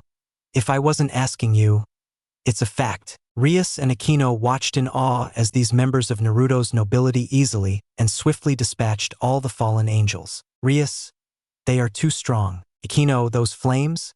And the guy with the swords. In the church, Issei was extremely tired and hurt from the beating Danasik was giving him, but it was because he couldn't attack the man since he had a dead Asia in his hand. Danasik, what's wrong, kid? Didn't you want to kill me? Issei, you're a damn coward. Leave Asia alone. Danasik, nope. I'll take it as a souvenir and hang it in one of my display cases, ha ha ha. Issei, you fucking bastard. I'll kill you. For a moment, the angel was surprised by Issei's speed, who delivered a tremendous blow to his face, knocking Asia away. Danasik grabbed his face from the pain of the impact he had received. Danasik, you son of a bitch. Issei, Asia, I'm sorry. I couldn't save you. Crying, please forgive me. Reinair, entering with unconscious Kaneko. What's wrong? You still can't sing to the brat? Freed, with Kiba. These 2 weaklings didn't even tickle us. Danasik, good job. Now I think we can go, but first we'll kill the brat. Issei, Kaneko-chan. Kiba, bastards. Freed. And now it's your turn, you piece of shit. Reinair, just let me kill you, brat, and I promise you won't suffer. Issei, you damn bitch. Reinair, eyebrow twitch. Okay, now you'll die. At that moment, many black feathers begin to fall around Issei and the rest of the fallen angels, and an inert body falls hard against the ground, surprising Reinair, Danasik, and Freed. Reinair, Calawarner, Freed. I imagine this was the work of the Crimson Redhead. You're wrong about that, my friend. Danasik, that voice, it can't be. To everyone's surprise, the fallen angels who had been sent to stop Rias Gremory fell into the middle of the room, and in a cloud of smoke, 5 figures appeared, the first being our favorite Yukai. Naruto, looking at Asia. So they had the nerve to kill the little girl. Huh? Freed, who the hell are you? Danasik, wait, Freed, don't attack him. This guy isn't someone we can face. Freed, what are you saying? He's just a weakling, ha ha ha. I'll kill him just like I did the others. Rias and Akino went to help Issei and quickly pick up Kaneko and Kiba, who were waking up from their defeat. Kiba, I'm sorry, Bucho, we couldn't win. They're strong, and that guy Freed possesses one of the sacred swords. Serious. Rias. It's okay, Kiba. The important thing is that they're safe. Hino, but, Issei. It was my fault. I couldn't do anything. They killed Asia. I'm weak. I'm the weakest of all. I couldn't do anything again. Hitting the ground. Rias. Issei, worried. Issei. I can't even make a damn contract. I'm such a weakling. Crying. Naruto looked at Issei, who was crying over the death of his friend, and that was making him angry. Naruto. All right, bastards. I'll only leave one of you alive to deliver this message to Kokobile. Tell him I'm coming for him. I know where he is and he can't hide from me. I'll kill him. Freed. Shut your mouth. The silver-haired one, white-haired or whatever, lunged at Naruto using the sacred sword and tried to cut him in half, only for Naruto to easily stop it with one finger. Freed. What the hell, Naruto? Is this all you can do? Is this the real you? Size. Freed. Don't underestimate me. Pulling out their pistols, they began shooting at Naruto left and right, only for his tails to deflect the bullets as if nothing had happened. Naruto, weakling. Freed. Ag. Naruto, useless. Freed. Gag. Naruto, holding Freed by the neck with his tails. For your crimes against an innocent person and the attempted murder of Hayadu Issei, I sentence you to death. Look me in the eyes, Freed. But what is... Everyone watched in horror as Naruto stared at the exorcist, making him scream in pain and writhe like a madman, before finally falling dead to the ground with his eyes rolled back. Naruto, 1 down, 2 to go. Donasek. Damn. This is bad. Kokobile was right. This guy is a monster. I have to run away. Naruto. Behind Donasek. Don't even think about it, Donasek. When? Naruto slammed Donasek's face into the ground with his hand, creating a crater from the strong impact. Taicho is angry, Zoro. And it's no wonder, you know how much he hates it when people mess with humans. That idiot is going to die. Rias, Issei, Akino, Kiba and Kaneko watched in surprise as the blonde easily massacred the fallen angels. Issei, he is very strong, please let Asia die. Akino, I didn't even see him move. Kaneko, Naruto-senpai is amazing. Kiba, serious? They deserve it. Naruto, your pleas have reached me. Hayudu Issei. Issei, huh? Naruto, I can assure you that the death of that little girl will not go unpunished. Issei, thank you.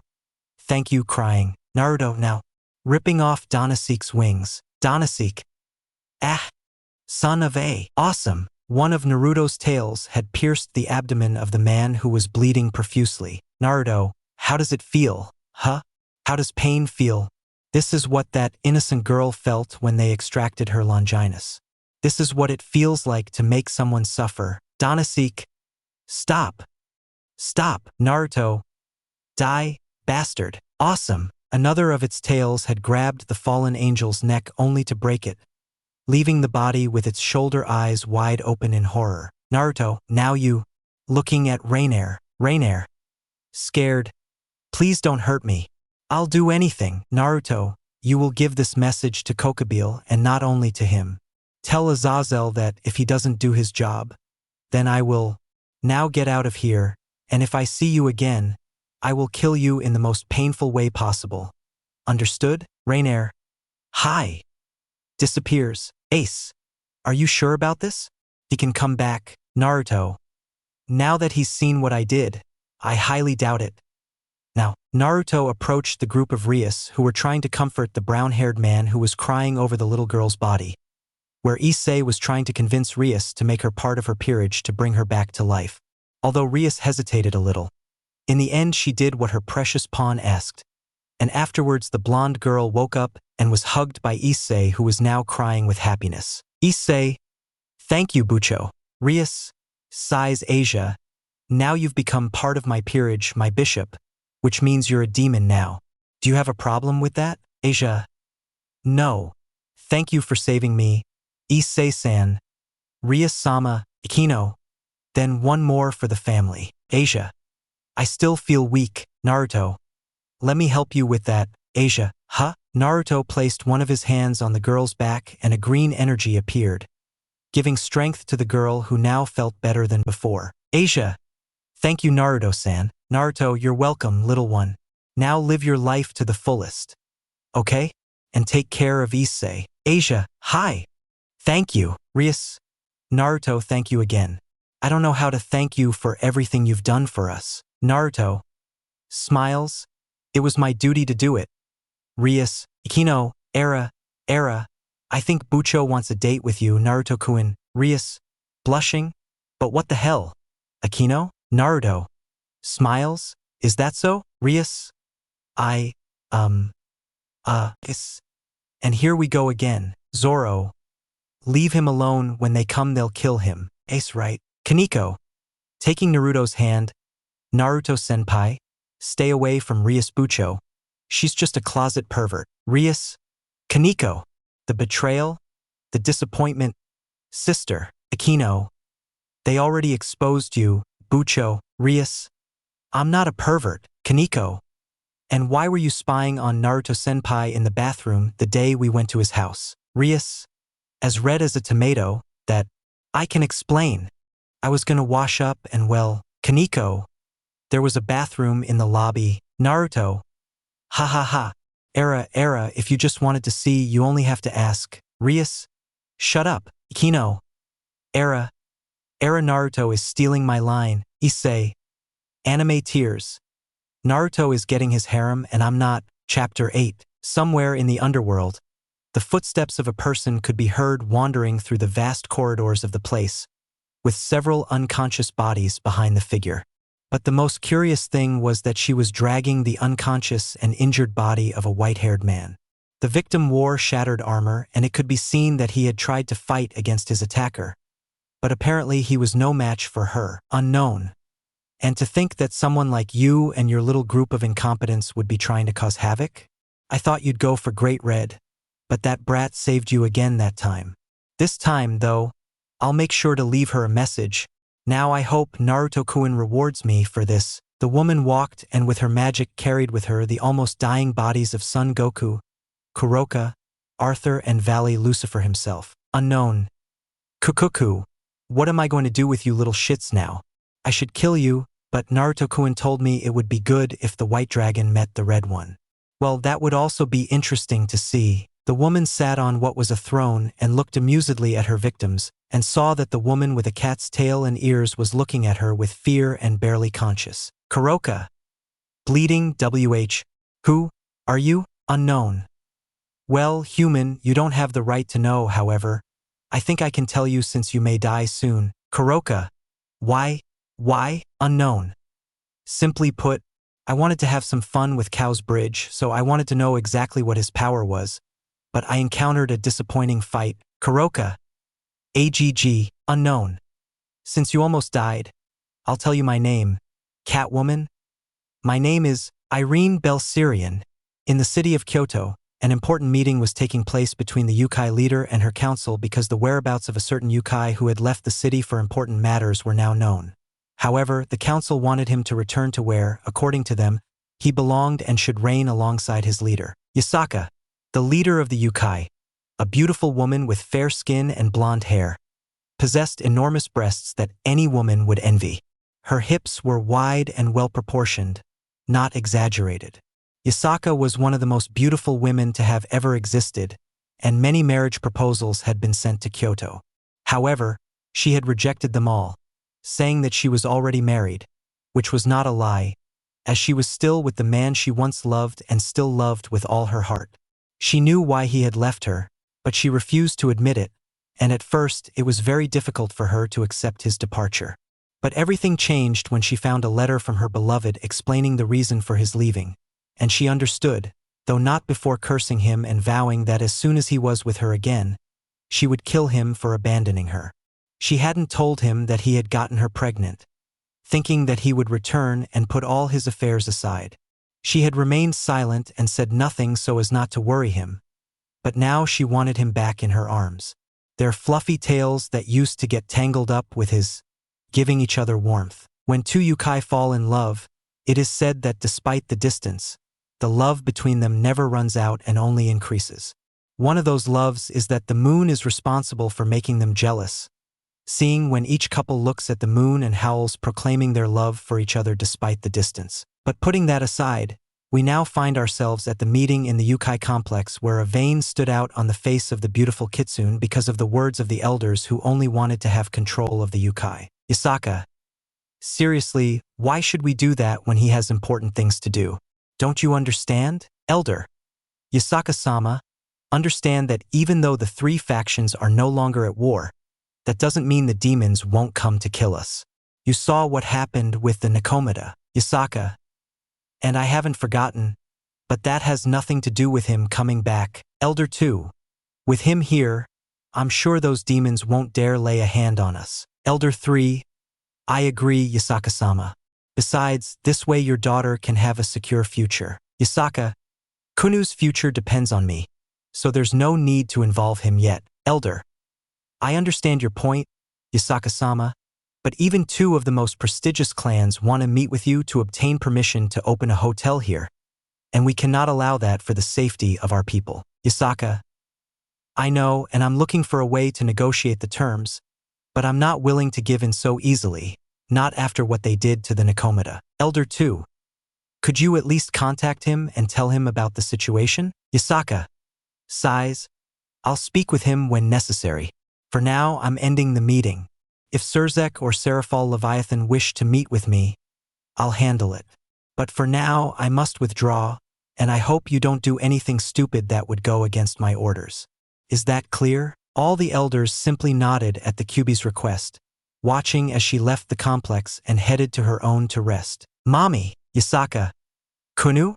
What are you doing here? I told you to stay at the compound. Kunu was a small yukai with fox ears and tails, only smaller.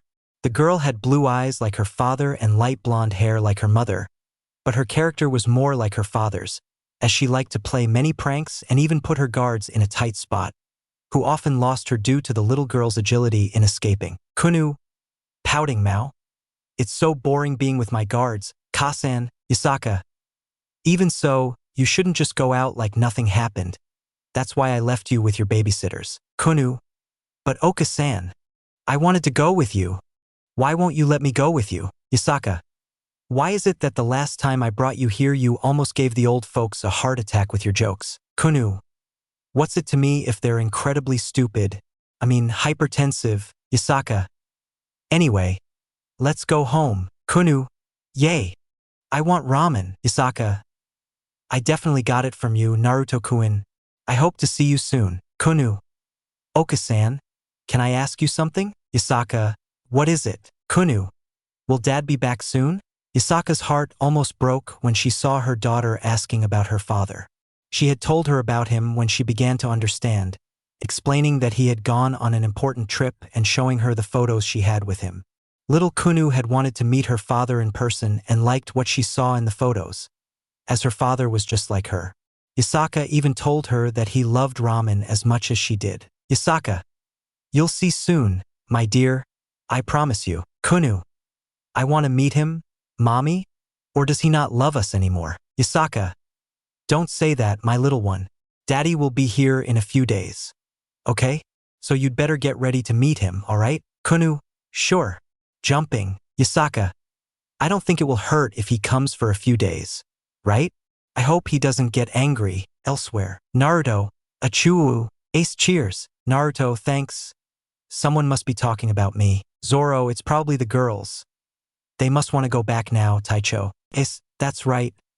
Besides, Arthur said he'd be coming soon. Zoro, and Tomato Head also said he would meet us in Kyoto. Naruto, sigh.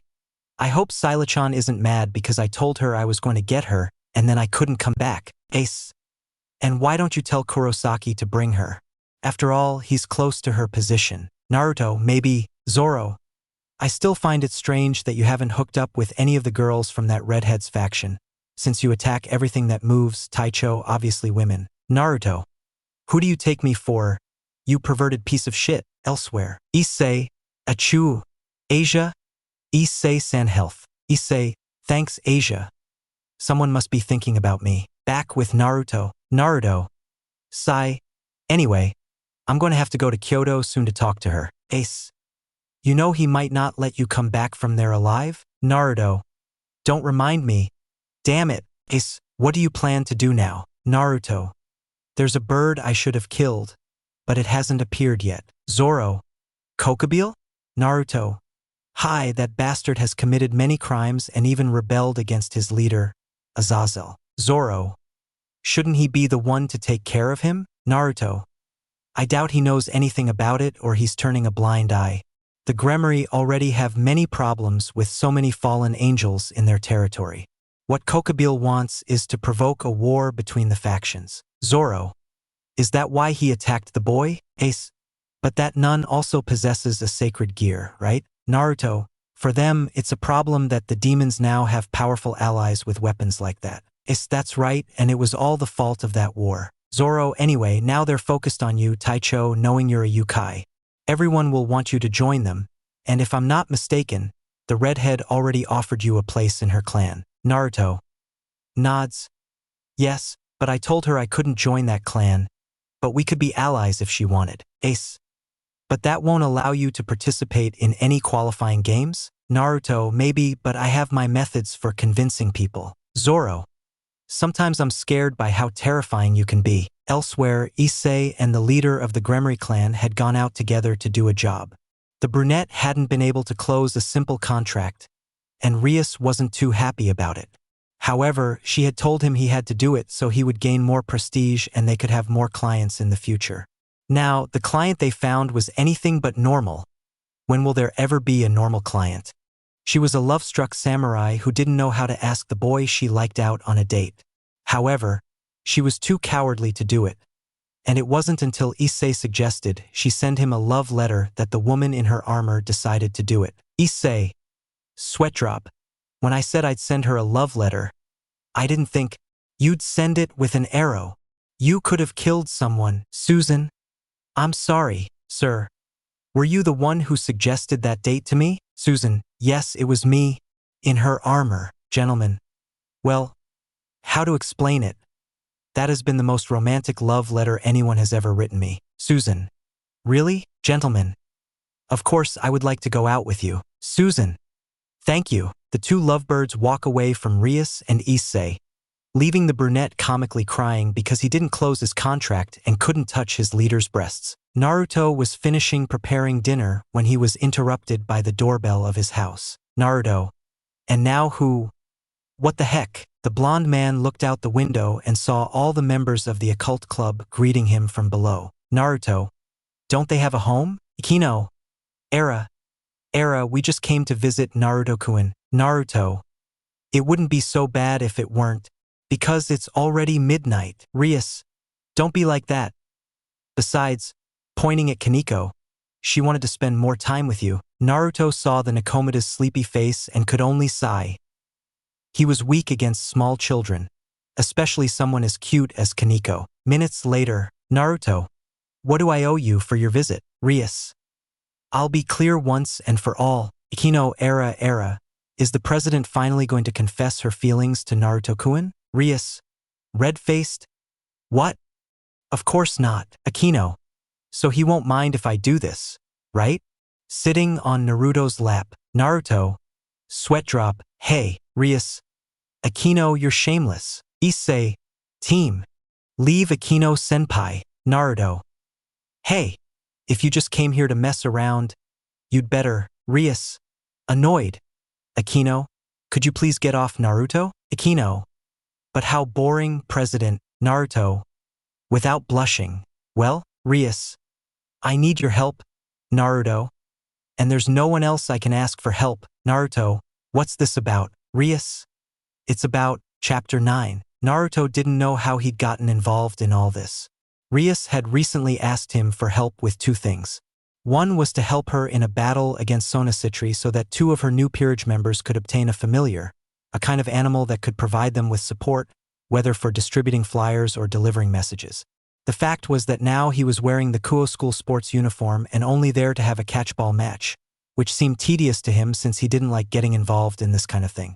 However, he had agreed to help the redhead as much as he could, so he could only sigh and watch the opposing team preparing to start the match. Sona. Well, are you ready to lose? Rias smiles. Believe me, that's not going to happen. Sona. Now why don't we stop talking and get started with all this? Sona. You read my mind, and just because you're my childhood friend doesn't mean I'm going to make it easy for you. Rias. I didn't expect anything more from my rival. Issei. Nervously. Is it necessary to do all this? Kiba. There's no other way to resolve things, Issei-kun. Kaneko, we just have to kick their butts, Issei-senpai. Asia. I wish you luck. Issei-san, President and everyone else. Kiba. Naruto-san. Let's do our best. Naruto. Sighs. I guess I don't have a choice, right? The match began evenly, with both players showcasing their athletic abilities and trying to eliminate as many members of the opposing team as possible. Kaneko, using her strength, managed to knock down several members of the Citri team, and Sona, growing increasingly frustrated, launched a ball with a glowing magic circle at a terrified Issei, who was frantically trying to dodge it. Issei, take it away from me. Rias, dodge it. Issei, and just as it was about to hit the chestnut tree, a hand easily stopped the ball, surprising Sona since it was coming with power. Naruto. Bored. Well, I guess it's my turn. Naruto threw the ball with some force since he didn't want to hurt anyone present with his monstrous strength, so he reduced his throw considerably. The ball went towards Sona, who was confident of stopping it when she was surprised to see that the ball curved and hit Saiji in the goal. Saiji. Grabbing his balls. Oh, my children. Kaneko. Naruto-senpai. Nice shot. Naruto gave a thumbs up, indicating that he had received the compliment. Sona. TSK. That was luck. Now I'm going all out. Rias. You're welcome to try. For a few minutes, the value of the battle with the ball seemed to increase more and more until the point where they even used magic to try to defeat the rival, something that made Naruto sweat as he saw the girls' determination to win. However, Naruto prevented his teammates from being eliminated by using his agility to stop the ball, ending the game, and Issei and Asia were the ones who would receive their familiar. Sona. Well, you won, but if it were an elimination match, I would be the one to win, and it's because of that man who gave you the victory. Rias. I don't doubt it, and as for a game rating, that remains to be seen. Sona. See you later. Rias. Rest well and have a good game. Naruto. Well, that was interesting, and I suppose they'll go after that relative now, right? Kiba. Nods. Yes, both Issei and Asia have earned that right. Naruto. And which of the two will be first? I mean, because I understand that the pervert was the first to become a demon, right? It would be unfair if Asia got his when Ero Issei got there first. Issei. Stop calling me that. Naruto. Will you stop being a pervert and dreaming about having a harem? Issei. Never. It's my biggest dream. Naruto. Whatever you say, Ero Ryu. Issei. Bastard. Kino. But in a way, Naruto-kun is right. Issei arrived first. What are we going to do about that? Rias. Arriving. Well, I guess Issei will be the first to receive his familiar, and then Asia. Is that okay with you, Asia? So, yes, I don't have a problem at all. Naruto. I say it not only for that reason but also because unlike you, little one, the baka here needs someone to watch him so he doesn't get into trouble. Issei. Hey, Kaneko. You know it's true, but Issei-senpai. Issei. Depressed aura. Nobody respects me anymore. Ikino era Naruto-kun is a bad influence for Kaneko-chan. Naruto/Kaneko. I hate perverts. Kiba. What a nice fellow. Days later, Naruto learned from Rias that in the end, Issei had obtained his familiar, a small white tiger named Tyro, who slept on his head. Tyro didn't like Issei getting close to any woman, and in fact, the little animal was also bothered when Asia got too close to the brunette, to the point of growling at the nun. Another point was that Rias was helping train Issei, and not only her but also Naruto, due to an encounter he had with an egocentric idiot named Reiser Phoenix, a member of one of the 72 pillar families and the next heir to the Phoenix clan. But what Naruto liked was Reiser's face when he showed him his pieces. It should be said that now the man doubted he could win against Naruto, but what angered our Yukai the most was when one night, Rias appeared in his room asking him to have sex with her. Naruto knew there was something wrong with her, so he decided to talk to her and prevent her from regretting it later. That, and the fact that a familiar figure of Rias's had burst in before they could go any further. Naruto remembers how all this happened in such a few days, starting with Rias appearing in his room. Flashback: Naruto was lying in his room when a magic circle suddenly appeared and Rias launched herself towards him, knocking him to the ground. Naruto. Rias? Dust? Rias. Onagai. Naruto. Naruto. Surprised. What's wrong? Rias? Why? The redhead silenced him with a passionate kiss on the lips, pressing herself against Naruto's body. Surprised, he could only watch as Rias devoured his lips, and when she pulled away, a blush spread across Naruto's face as the redhead began to undress, revealing her large, soft breasts. Rias. Onagai. Naruto, make love to me. Make me yours, Naruto. Huh? Rias. There's no time, Naruto. I know I can trust you. Just make love to me, please. Naruto looked at the woman and saw the desperation and sadness in her beautiful eyes, and despite his impulses, he stopped Rias, surprising her. Naruto. This isn't you, Rias. What happened? Rias? Naruto. If there was one thing Naruto hated, it was seeing a woman hurt, and Rias was undoubtedly suffering for something. However, Rias couldn't speak because another magic seal appeared, and she saw the figure of a beautiful woman in a maid outfit with gray hair. Grafia. Rias-sama, what are you doing? Rias. Don't interfere. Grafia. It's my body and I can do whatever I want with it. Grafia. Your brother won't like anything you're doing, so please get dressed and come with me. Rias. Sai. Naruto, Gomin, and Arigato. Naruto. Is everything alright, Rias? Rias. Yes, it's fine. Don't worry. Grafia. Who are you, boy? Naruto. It's rude not to introduce yourself first. Grafia. I am Grafia Lucifuge and wife of Surzek Gremory. Naruto. My name is Naruto Uzumaki. What's wrong? Why do you want to take Rias away? Grafia. You should show more respect to Lucifer's own sister. Naruto. Rolling his eyes. Yeah, whatever, Rias. I'll be fine, Naruto, and once again, I'm sorry I have to go. That night was very strange for Naruto and he was left with the feeling that something bad was going to happen and he wasn't entirely wrong. However, it was nothing he couldn't handle. So that night he decided to go to a bar to de-stress a little from everything that had happened. Naruto. Drinking. It's been a long time since I've had a good drink. I really needed it. Unknown. At least I know you still like my drink, Naruto-san. Naruto, you still make the best drinks, old friend. Stranger. You seem worried. Are you okay? Naruto. Sighs. It's just that I've been getting too involved with certain people. Unknown. Are you referring to the girl from the Gremory clan? Naruto. Yes. And it seems like something's wrong with him. Unknown. Did you fall in love again, Naruto-san? Exaggerating. Naruto. No, friend, what I mean is that even though the factions are no longer at war, there are still problems with demons and other beings. Unknown. Well, it's not like that stops you, Naruto-san, is it? You've always been able to deal with everything that happens around you. You proved it when we faced the first original demon. Naruto. I know, but now I feel really strange. I don't know why. Unknown. I know what's going on with you, Naruto-san. You're becoming softer with the people around you, and well, nobody would expect the Ten-Tails to have feelings. Naruto. Smiles. That was after meeting you all.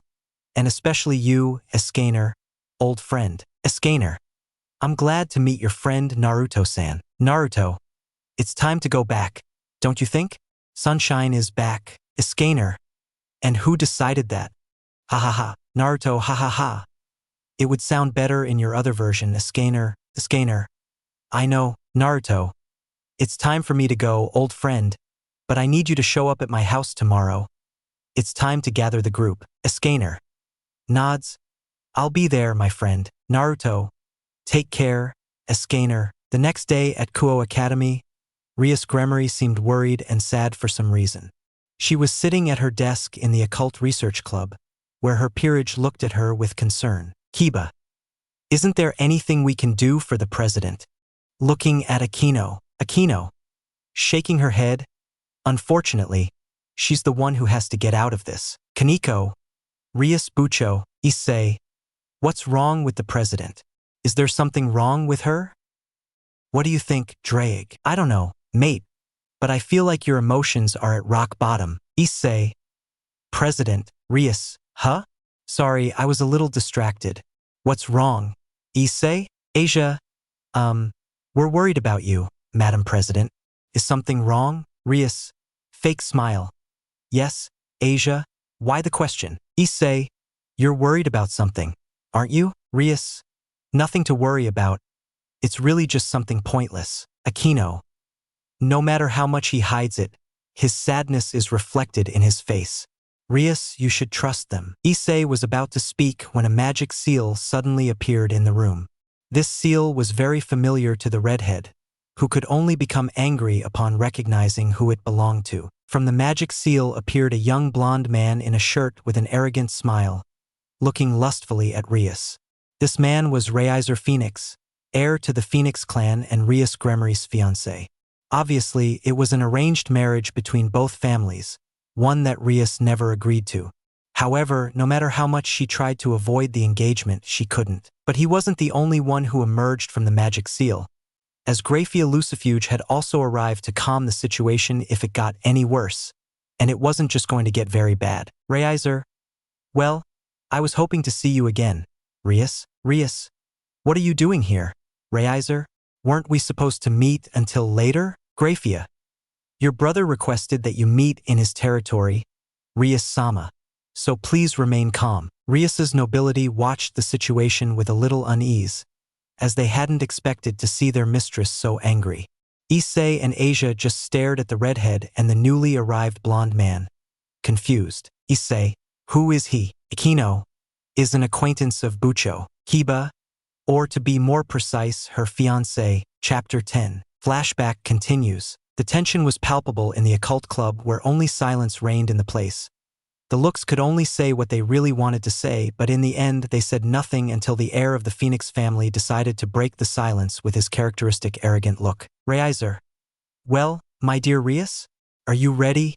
After all, it's something you can't get out of so easily, and you know it. Smiles. Rias, and I already told you I'm not going to marry you. I don't care what my brother says. I'm nobody's toy. Rias, you know that your family is going through a very difficult situation, and we can also have strong children. Issei was furious. How dare this guy speak to his president like that?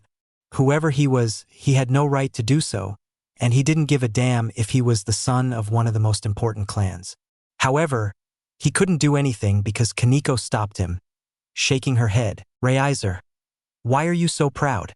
You know we can live together just fine. Why are you opposed? Rias, maybe why was I forced to marry someone I don't love? Reiser approaches Rias and hugs her, much to the discomfort of the redhead who just wanted to hit the guy for doing such a stupid thing. Rias, let me go. And I already told you I'm not going to marry you. Reiser, and you don't understand. It's something you can't oppose, especially when my family has yours by my side. Issei couldn't take it anymore and unleashed his rage against the blonde bastard. Issei, who the hell do you think you are to talk to the president like that? You bastard. Reiser, haven't you put leashes on your dogs? Rias, Issei, I may be whatever you want, you bastard, but I'm not some arrogant piece of shit with a stick stuck up his ass. Giggles could be heard throughout the club, making Reiser annoyed. Reiser, is this your nobility? Rias, I thought it would be something more special. I'm disappointed, and you should shut up, kid. We're talking adults. Issei, so that's how it is, huh? Kaneko, stopping Issei. Don't do it. You'll only get us into trouble. Issei-senpai. Reiser, I'll show you what true nobility is. Snapping his fingers. From another magical seal, several figures appeared, displaying the full set of members of Reiser's nobility and surprising Rias. Reiser, this is my nobility. Unlike your weak and pathetic members, mine are stronger. Issei, like this? Let's try that. You son of a bitch. Reiser, I'm fed up with you. Rias, Issei, Reiser. I misspelled the name, sorry. I already changed it. Look, a small girl with blue hair ran forward and, obeying her master, launched herself at Issei, who didn't think he was capable of hitting such a small girl. The girl sent Issei flying, leaving him almost unconscious, much to the redhead's horror. Rias, Issei, Kaneko, Issei senpai, Kiba, you bastard, Razor, smiles. If that's the skill of your nobility, then the rest are pathetic too. As I said, if you marry me, all these beauties will be at your disposal. You just have to say yes and that's it. Rias, you'll pay for this, Razor. Well then, I have no choice but to put you in your place and show you that I'm the right one for you. Plus I haven't lost a single rating game so far. Rias, I don't care. You won't get away with this, Graphia. Since her brother knew that something like this would happen, there's no other option but for them to have a duel and decide it there. Razor, luck is on my side, ha ha ha. Rias, that remains to be seen. Razor, Ubaluna, come here, Ubaluna. Hi, and to everyone's disgust, the heir to the Phoenix clan began to passionately kiss the woman who moaned in the kiss that her master gave her. Rias, you're an idiot. Razor, enough. I'm going to put you in your place. Unknown. Kukuku. It seems I arrived a little late. Opening the doors. Rias. Naruto. Surprised. Razor. Who the hell are you? Graphia. You should know that this is not a matter for a human. Naruto. Watch your tongue, woman, or you'll end up losing it. Now, Rias-chan, I think you know why I'm here. Sitting down on one of the armchairs. Kaneko, Naruto-senpai. Naruto. Hello, little one. Akino-chan? Kiba? And what happened to the pervert? Rias. The Razor. I put him in his place like the trash he is. Naruto. Cleaning his ear. Well, I think there's a little air in here. The insects are getting in. Razor. How dare you ignore me, trash? Graphia. Rias-sama. May I ask why this human is here? It's disrespectful. Rias. Can I invite whomever I want? Or what? Will they also force me to decide who I can associate with? Graphia. These are just orders from her brother Rias-sama. She should, Naruto. And just because his brother said so, he should do it? What kind of brother forces his little sister to marry an idiot? I don't give a shit what Surzek says. I'll kick his ass as soon as I see him. Rias. Do you know my brother? Naruto. It's a long story. Razor. As if someone like you knew the big families? Naruto. Excuse me? Did you say something? Also, who did you say you were? I can't get used to remembering the names of those who are weaker than me. Rias. You bastard. You don't know who you're messing with. Naruto. With a fried chicken wanting to be someone? Kaneko. Giggles. Kiba. Hee. Ikino era Naruto-kun is fun. Razor. Enough. I won't allow someone of low class like you to continue insulting me. Besides, this isn't a place for someone as weak as you. Naruto. Falls into my trap. Well, if that's the case, then I challenge you to a rating game if you're not afraid of me like you say. Graphia. That's not allowed. This is only for Naruto. Shut your mouth, woman.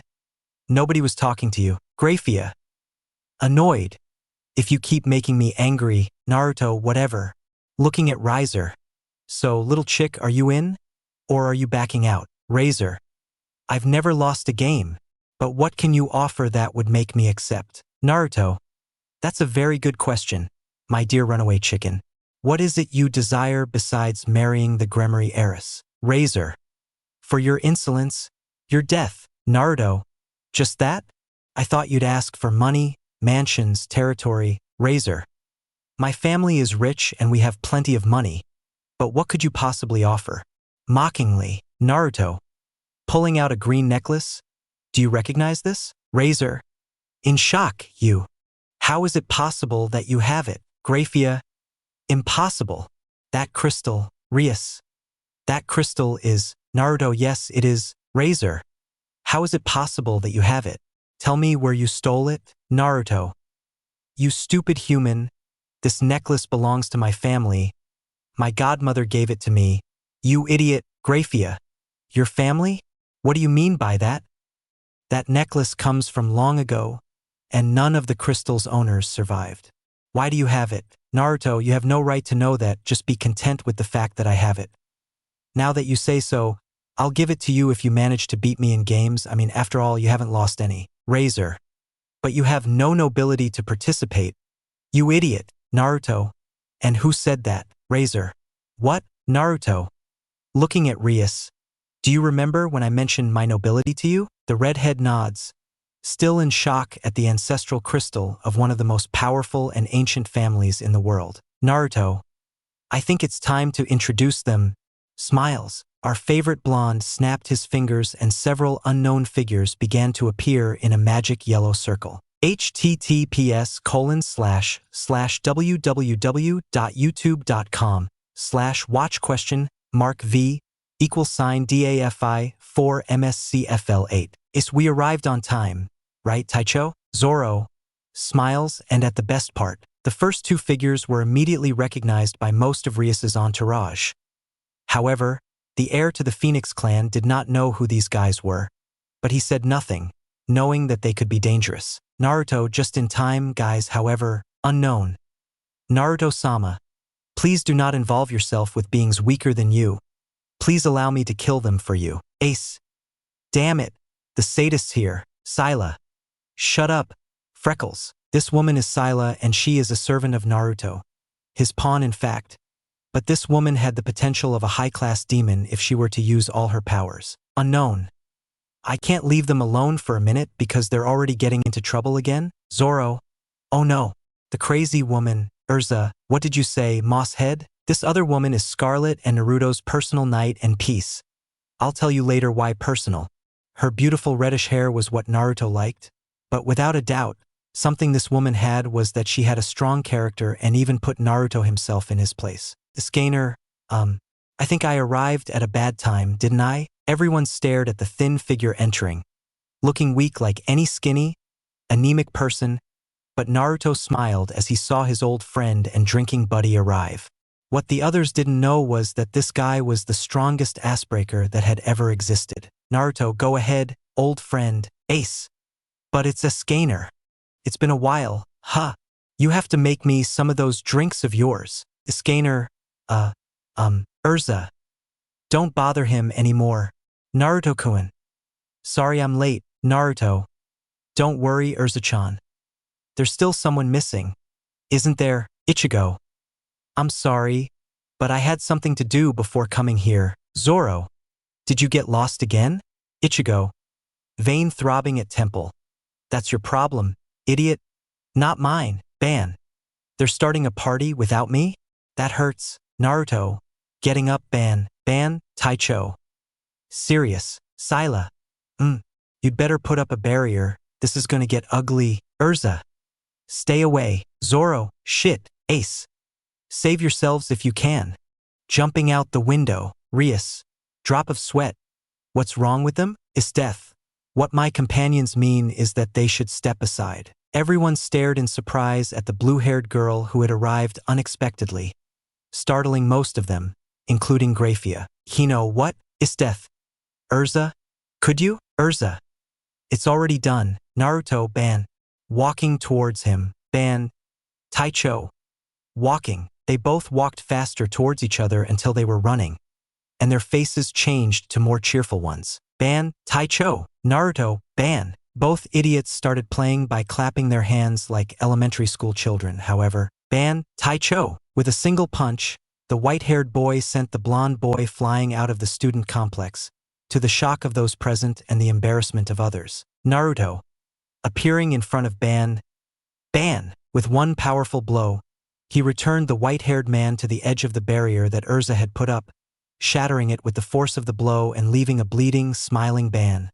After all, his captain hadn't changed much. Minutes later, after the embarrassing scene where a razor could only watch those two monsters hitting each other like idiots, everyone looked at Naruto, who had his nobility around him. But before anyone else could say anything, they were interrupted by a voice that sent chills down Naruto's spine. Unknown. You haven't changed at all, Naruto. And I thought that all this time you had done something to change that attitude of yours. Upon hearing the voice, everyone tensed up and looked towards the corner of the room, only to see a man with a kind of hat look up, revealing his red eyes, which frightened even Grafia herself. Naruto, it's been a while, Itachi. You should keep yourself under control, Naruto, unless you want to go crazy like last time. Naruto, true, but that's why I have you guys, right? Unknown. Naruto will never change, and you know it, Itachi. Itachi. Arturia, Issei. Holy shit. Where did this guy get all those beauties? I'm so jealous. Listen, I'm gonna tell you this once. Don't mess with them, and above all, don't make the blonde Yukai angry. I'm warning you, if you get into a fight with him, you'll be doing it alone. I'm not crazy enough to face him. Issei. What the hell just happened? Razor. You're kidding me. Is this your nobility? Naruto, what? Is there a problem? Be careful what you say or you'll lose more than just an arm. Razor. I am a phoenix. I can regenerate, ban. And? Me too. And I'm not bragging like a chicken, Grafia. This is getting out of control. So I'm gonna ask you all to calm down. Why are you helping Rias? What do you gain from all this? Naruto. First, I hate people who are only interested in women for their bodies or as incubators. Second, Rias is a friend. And third, because I want to punch Surzex in the face for this. Razor. You damned bastard. Not even with your ace. Behind Riser, pointing a gun at Riser's head. You'd better shut up, pal, or you'll burn to death. Smiles. Razor. What time did it move? Naruto, relax, Ace. I'm sure we'll get out of this. Mr. Phoenix will make the right decision here, or am I wrong? Razor. Even with your nobility, you won't defeat me. Besides, you need your queen, or don't you have one? Naruto. I wouldn't waste my queen's time on something as trivial as this. Besides, they're busy, so I won't bother them. But tell me, what do you think? Or are you afraid? Razor. Very well. I accept. Grafia. This doesn't agree with what your brother said. Rias-sama. Rias. I'm sorry, Grafia, but my brother got me into this and he shouldn't at least stop me from getting help. So Naruto is helping me. Grafia. And what do you want in return for all this? Naruto. Well, if I win, this guy will be banished from his clan and Rias will be free. It's a fair deal since he asked for my death. Grafia. I'll let Surzex-sama know. Disappears. Razor. You better be prepared because I'm the one who's going to win. Iskaner. That won't be possible, Itachi. Smiles. Who would have thought that the shy Iskaner would come out of his burrow? Iskaner. Scared. SH, shut up. I won't let you insult the captain. Razor. And what's this? Is this part of your nobility? Ha ha ha, for God's sake. Are you picking up homeless people? Naruto. If I were you, I'd watch my words. Razor. Very well, bastard. It will be as you wish, but I will win and Iskaner. That won't happen. Suddenly the scrawny guy began to transform, surprising Riser, who watched as the subject's muscles grew larger and larger to the point of tearing his clothes. Iskaner. You say we're not going to win? And who decided that? You say you're stronger? And who decided that? Razor. Who is this damn human? Who are you? Iskaner. I am he who rises above all races, but you, commoner, may call me your majesty Iskaner. Nandatu. Chapter 11. We can observe Rias's entourage walking along what was a very stony path with several enormous backpacks. Issei could barely carry the backpack he was carrying. The most surprising thing was that Kaneko passed by with a giant backpack and almost knocked him over in the process. Rias and Akino just looked with a smile at the brunette who seemed to be dying of exhaustion. After the confrontation between Naruto's peerage and Razor Phoenix, Rias decided to train alongside her peerage. Seeing that Naruto had a peerage capable of kicking the asses of all three factions was surprising. Rias remembered the face of her fiancé when he saw Iskaner transform into a superhuman, so to speak, and she had no doubt that Razor at that moment had not only felt true terror, but also that his heterosexuality had apparently run away like a chicken. The deal was done. If Naruto's nobility won, not only would Rias be free, but Razor would be banished from his family. But if the heir of the Phoenix clan won, then Naruto would have to give up his head and the most expensive necklace in the world, which Rias wondered how on earth her godmother had obtained. She would ask Naruto about it later. You might be wondering why Rias's peerage was training if it was Naruto's entourage who were going to fight. Well, to everyone's surprise, it was Issei himself who had asked to be trained. But he hadn't asked Rias to train him, but rather Naruto. That damn blonde boy, when he saw how determined the brunette was, could only manage a era, making Akino blush, as she liked how the blonde boy imitated her phrase. Naruto gave Issei a pained look, having thought long and hard before asking Naruto to train him again. Our Yukai ended up accepting, but not before promising Rias's nobility a world of pain for each of them, sending a shiver down their spines with Naruto's words and cursing Issei for what he had said. Currently, everyone had arrived at the house that Rias had there on behalf of her family, since that house was more for rest as it was far from civilization and also so as not to be disturbed. Issei, falling to the ground. I'm exhausted. Kaneko. Issei-senpai is so lazy. Issei, I don't have super strength like you.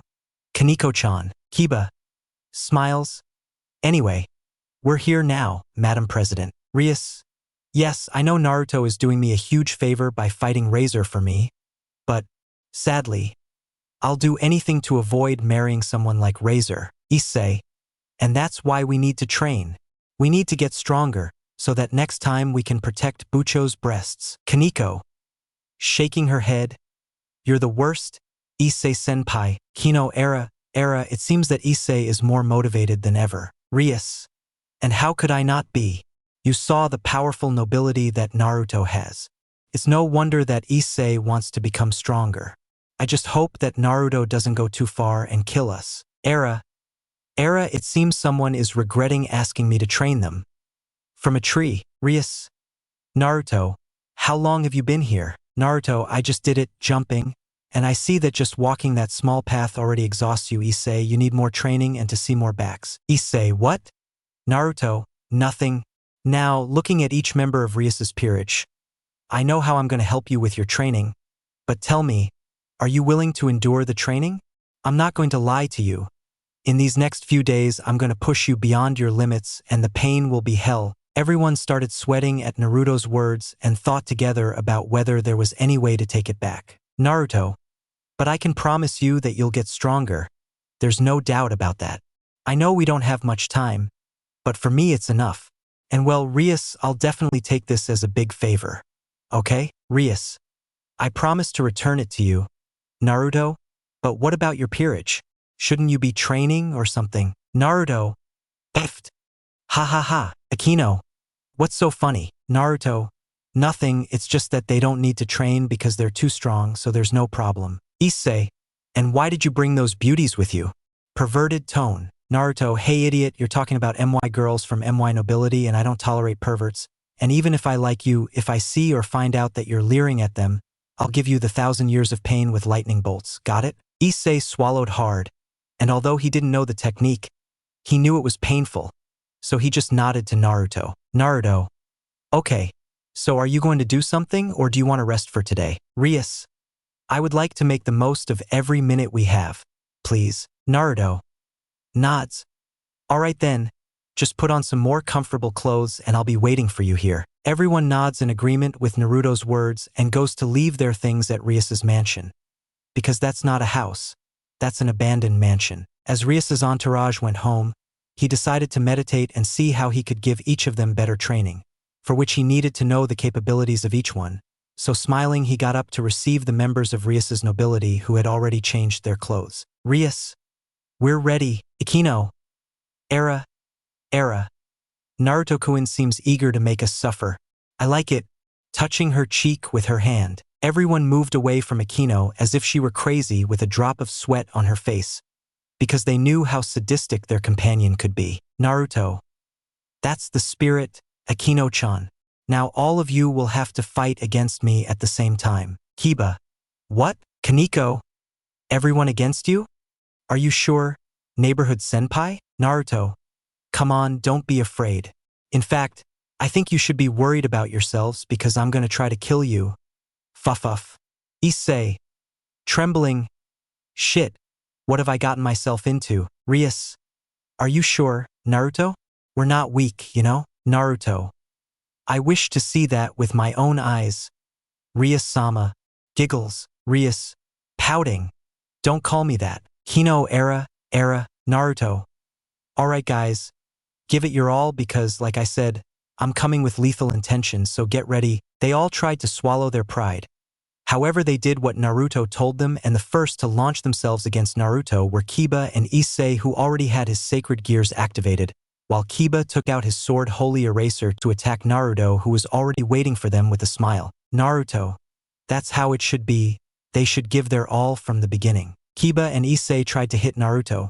However, Naruto easily deflected Issei's blows since he didn't have impressive physical condition, and as for Kiba, he was very good with his demon sword Holy Eraser. However, he lacked experience as a swordsman, and our favorite Yukai could see that by seeing the spaces when he attacked. Naruto. Rule number 1. Kneeing Issei. Don't get overconfident. Rule number 2. Don't hold back. Stopping Kiba's sword and sending him flying. And 3. Naruto grabbed Issei by the head and threw him against Kiba, who was just about to get up, leaving both men in pain. Naruto, always watch your backs. They attacked me without a plan, and above all, they got in my way. Issei, you're weak, very weak, and you're only special because of that sacred gear. Issei, Gomin, lowering his head. Naruto. But it's not something that can't be fixed. Kiba, you're very good with the demon sword, but you lack dexterity and speed. Kiba. Yes, Naruto. I know how to train them now. Who? Kaneko. Don't get distracted, Naruto-senpai. Naruto, wow. Calm down, Kaneko-chan. Kaneko. Cracking her knuckles. Don't underestimate me, Naruto. That's my Kaneko-chan. Kaneko. Blushing baka. The white-haired girl charged towards Naruto, who waited patiently with a smile.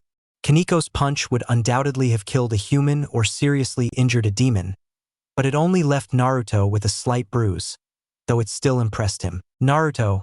Phew. She's like her. That hurt. Kaneko-chan. Kaneko. I'm not just a cute little kitty. Naya. Naruto could only restrain himself from shouting kawaii when he saw how cute the loli looked, saying, Naya. Naruto. Alright, Kaneko-chan, here I go. Kaneko. Here it is. Kaneko was sent flying into a tree, leaving her injured. She looked up as best she could after receiving such a blow and saw Naruto with his leg raised. So she knew that a kick had sent her flying. Naruto. I said to come with everything, Kaneko-chan. If you don't go with everything, then disappears. The albino girl barely managed to dodge a punch from Naruto that had appeared above her.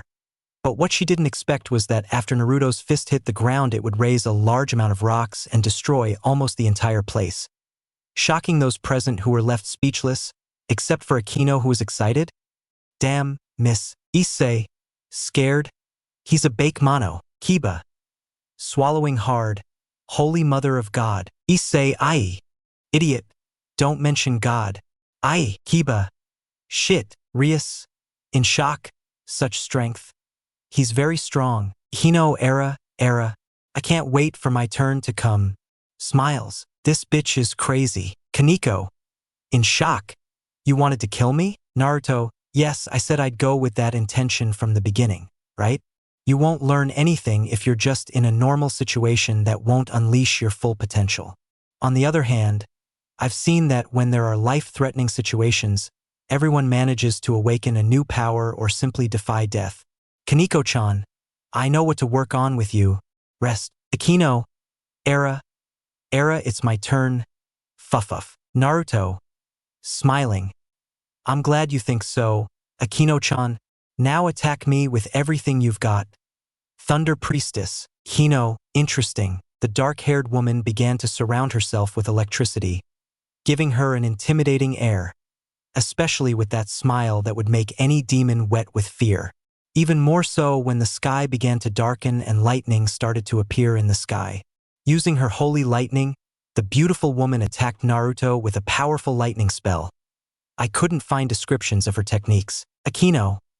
I hope I didn't hurt you too much, Naruto-kun. Naruto just smiled at the woman's words and only received the full force of the beautiful woman's lightning bolt, or so everyone thought, because before the powerful lightning bolt could touch him, he used 2 fingers to create a parabolic shape and, extending the lightning bolt through his other arm, returned the attack to Akino with much more force, leaving her in shock at Naruto's ability. Akino, what? Surprised. Naruto smiles. It's my secret now. Raising a hand, lightning release. Lightning release. A powerful electric dragon emerged from Naruto's hand, heading towards Akino. She dodged Naruto's attack, but found herself in trouble because the dragon kept changing direction with her movements, putting her in a very difficult situation. In the end, she fell to the ground, injured by Naruto's attack. Rias, Akino, Issei, Akino-senpai, Kiba, Akino-san, Kaneko, Akino-senpai, Naruto. You're good with magic, Akino-chan, but you have a lot of untapped potential. You're holding yourself back. I can feel you're denying yourself, and I don't know why. Akino, wounded. How is it possible that you are so strong? Asia. Don't move, Akino-san. Rias, I think you went too far, Naruto. This isn't Naruto. I didn't kill her. Besides, even though I said I was going there with the intention of killing, do you think your servants would be alive if I had? I'm here to test how strong they are, nothing more, nothing less. Realize that I'm not here to kill them, but to help them. Issei, you bastard. You hurt Akino-senpai. Naruto, do you want one of those? Issei, Naruto. That's what I thought. Now, as I said, Akino-chan, you're incredibly strong, but you're holding back your power for some reason, and I'm not going to ask you why. You'll know the reason, but I'll tell you this. If it's what I think it is, then you just have to accept your power because it's part of you and nothing will change that fact. If you believe your power is cursed or was inherited from someone you hate, then you just have to release your soul. Akino, opening her eyes, free my soul? Naruto, yes, I can see your pain, Akino-chan, and the reason why you don't use your power. However, smiles, in my eyes, that makes you even more beautiful. Walks away. Akino only opened her eyes in a sign of being amazed and moved by the blonde's words, but she wondered if he knew her past because from the way he spoke he knew something. But what characterized the black-haired girl most right now was a blush on her cheeks. Issei, Naruto, you bastard. Trying to seduce Akino-senpai. Naruto, excuse me, did you say something, Shikiryu? I know it's the nickname later, but I find it funny. I'll change it to a pay dragon later. Wawa. Where has my pride gone? You bastard pervert. Bakanaru Karoryaru. Issei, hey, calm down, old man. Just because I'm obsessed with boobs doesn't mean that. Wait, what do you mean, Shikiryu? You bastard. Kaneko. Very good nickname, Naruto-senpai. Kiba, worthy of him. Rias, giggles. Sorry, Issei, but it's a good nickname. Ha ha ha. Kino era. Issei was in the fetal position cursing disrespectful blondes. And if you looked closely, you could see tears from poor Drake's gauntlet, who was only cursing the wearer for being a pervert. Naruto, serious. Now it's your turn? Rias Gremory. Rias, nervously. You wouldn't hurt a beautiful lady, would you? Naruto, no, I wouldn't, but you look too much like your brother, cracking his knuckles. I guess you'll be enough. Deranged smile. Kaya Aawia. Chapter 12. Rias Gremory, younger sister of Surzek Lucifer and daughter of Zeoticus Gremory and Venelana Gremory, was in a deplorable state. Her clothes were in tatters, if not destroyed, and her hair was in an afro style due to the explosions and attacks she had received from Naruto during her training. The redhead had her fight against Naruto, and well, let's just say that now her whole body had many bruises from the blows she received from Naruto. The bad thing was that she tried to seduce Naruto to distract him during the confrontation, something that didn't work because our Yukai knew very well, after all, his queens and noble girls have done that technique, therefore he was almost immune, almost. Rias was now taking a bath with Kaneko, Asia, and Akino to relax a bit after their fight against Naruto. They were exhausted and sore. They were in one of the hot springs owned by the Gremory family, with the women occupying the upper floor and the men of the group on the lower floor. They did this because they knew Issei was too perverted to spy on them, something Naruto didn't like, so he took the lower floor, much to the annoyance of the Shikiryu. Kiba had a bead of sweat on his brow because of his teammates' childish behavior. Issei, damn it, if only we were upstairs. I'm sure I could see her boobs. Kiba, Issei-kun doesn't change. Nervous giggle. Naruto. Leave him alone if he tries to do anything. Let's just say what I'm going to do won't be pleasant. Issei. Sweating cold? You wouldn't, would you? Naruto, try it. Issei. Sitting down. Okay. Better not. Kiba. Naruto-san, if you don't mind me asking, how strong are you really? Naruto. Stroking his chin. A very good question, Dorothy. However, I don't think that's important right now, but if you're okay with it, I can kick the current Lucifer's ass. Kiba. Huh? Really? Surprised. Issei. The way he kicked our butts is true. Damn, I really am useless. Naruto. If you stopped being a pervert and focus more on training, everything would be very different, but it's good that you recognize it since you know what you're weak at. Kiba. I agree with that, Issei-kun. Issei. You shut up, Prince. Hugging his familiar. Naruto. Now Issei, stop looking up or he'll make you go through hell. Issei. Shit. The girls were resting and relaxing after having received a beating from Naruto, except for Asia, since she wasn't really a person made for fighting. Rias. Pouting Mao. He didn't even have mercy because we are women. Kino. Era president. Stop throwing tantrums. Kaneko. I don't care as long as Naruto-senpai makes me stronger. Akino. You see? Even Kaneko likes Naruto-kun's training. In fact, you should be grateful that he fought for you. By the way, Bucho, is it true that you and he were about to? Rias. Blushing? Shut up. Akino. Don't say that, Asia. What was Akino-san going to say? Rias. Blushing? Nothing. I wasn't going to say anything. Kaneko. I was just going to say that the night before, the president was going to give herself to Naruto-senpai. Rias. Kaneko. Blushing, huh? And how on earth do they know that? Kino. Era, we were just curious about what you were doing and we followed you. I never thought you were so bold, President. Rias. Shut up, Asia. I don't understand. Kaneko. I'll tell you when you grow up, Rias. But you're right about something, Smiles. I'm grateful to him for helping me with all this, even though he didn't have to or could have refused. Akino. Of course, how could he refuse when you were showing off your assets? Who could resist? Era. Bucho, you're getting quite bold with Naruto-kun lately. Rias. Shut up, Akino. Blushing. And even if that were the case, do you have a problem? Or are you jealous? Akino. Jealous? Me?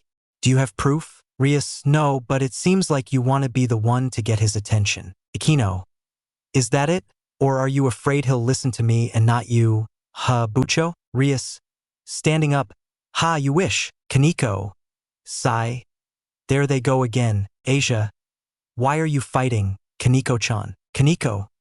Don't worry and just relax. Those two won't stop until one of them wins or they end up involving Naruto-senpai. With the men, Issei tried not to look up to see if any of the beauties were doing anything so he could watch. However, Naruto had one eye watching him, so he couldn't do anything like spy or other dirty things. Kiba. Naruto-senpai, can I ask you something if it's not too much trouble? Naruto, go ahead. Kiba. Why isn't your nobility with you? Issei. That's right, I thought they would come with you to help us train or something like that. Naruto. They have things to do. Kiba. Issei. Each of them has special jobs I've assigned them, and that's why they can't be here. Besides, I'm not their master or anything like that, and before you ask, just because I'm their leader doesn't mean they're always with me. I give them the freedom to have fun and do what they want up to a point without my family after all.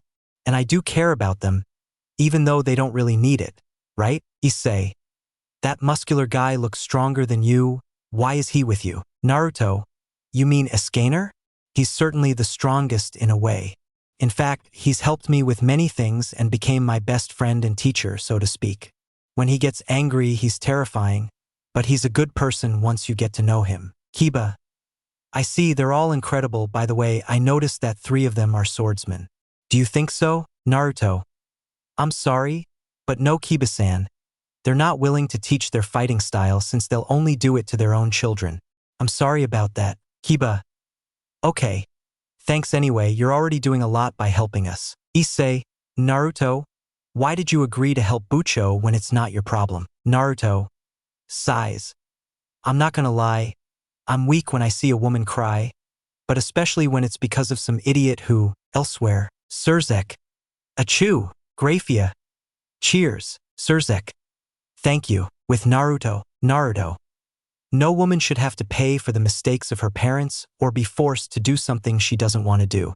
That's why I'm helping Rias, and I don't give a damn if her brother is the current Lucifer. Kiba, you're absolutely right, Naruto-san, and I would have liked it to be us fighting against Razor Phoenix and his entourage. Issei, it's true. Naruto, realized that the bird has much more experience in raiding games, and for obvious reasons it was most likely that you couldn't win. At least not for now, but don't be discouraged because I'm sure that with this training you will become stronger. Issei, yes, I want to learn to control my sacred gears and be able to help the president. Kiba nods. I'll do my best. Naruto. That's the spirit, but for now let's rest because tomorrow will be difficult for you. Minutes later, everyone was settling in for the night, and in Naruto's room he was alone in his boxers because he felt very hot. What Naruto didn't notice, or rather pretended not to, was that two presences were approaching his room. With a smile, he decided to lie down, knowing that he would soon have excellent company. It wasn't that he was a pervert or anything like that, but who the hell would reject two beauties? Only an idiot would. However, he wouldn't make a move on the girls because he didn't know them well enough to do something like that. While when he met the redhead, he didn't know anything about her other than Rias Gremory. He knew Surzek Lucifer from an encounter he had with him some time ago, and even Zeoticus Gremory. And let's just say that redheads are now very wary of the Uchiha. Naruto somehow tried to avoid interfering with the demon's territory as long as they didn't interfere with his own, which was Kuo. Surzek reached a peace treaty with him in exchange for a settlement. However, the Phoenix intervened, trying to annul that treaty, which annoyed Lucifer, but he decided that Naruto should take care of it since, according to him, he wanted to put the Phoenix clan in their place himself. The Uchiha went to speak with the Council of Uchiha so that they would hear Surzeka's request, and not only that, but he also managed to make the demon pay for the massacre of the Nakomata. And nobody even knew that Naruto had killed Kaniko's master and her sister Kuroka because this idiot tried to rape the women, leading to Kuroka abandoning Kaniko with the Gremory. That's why he had sent one of his queens for the woman, even if she had to kill the members of the Chaos Brigade. The blonde man sighed as he felt two voluptuous bodies enter his plush double bed with him in the middle. However, a drop of sweat ran down his neck as he felt the two women start fighting over the right to be with Naruto that night. Since the energy that Naruto emitted was warm and made them feel safe, and thinking that he was asleep, they decided to argue. Rias. Akino, what are you doing? You should be sleeping. Akino. Era. Bucho, you should stop hogging Naruto-kun? Or do you like him? Rias.